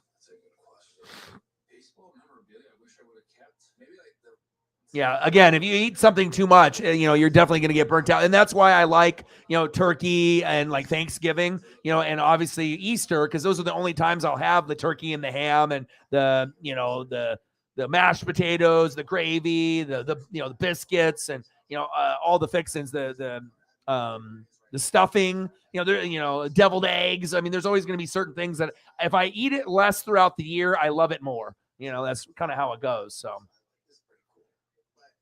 All right, let's go through the food photos here one last time, and then Paisley's missing me, so I need to be able to spend some time with her, and I'm fucking hungry. Very, very much hungry right now, so I need to definitely eat. Strawberry syrup. Man, dude, who are you? You're like Lifestyles and the Rich and Famous. Is there a particular, what do you get, the Hershey's strawberry syrup? Or is there another off-brand or another brand that's local that you use? Oh, man, I haven't had strawberry syrup in a minute. Oh, yeah. And anytime you can make it homemade, it always tastes the best as long as you know what you're doing. Anything that you put love in, I feel tastes better. You can always go to a restaurant and go anywhere else, but if you take the time to make something, if you have the skills to do it, obviously, to me, anything that is made is going to taste better. So.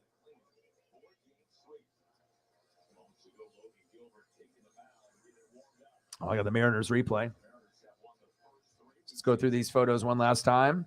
And I'm happy that you were able to come in, and I'm glad you typed something, within the last 30 seconds, or I would have missed you. Appreciate all your support to the channel. You always do what you can whenever you can. It means a lot. And again, I'm going to be grinding very hard in the next 3 or 4 days. And hopefully by the time the grinding is up, rent will be paid, everything will be good, and my worries will be gone. So.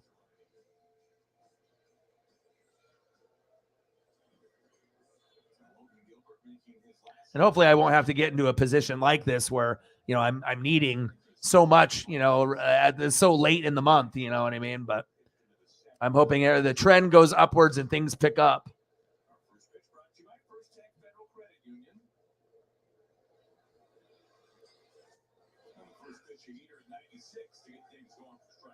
God, you guys got me hungry as a motherfucker now.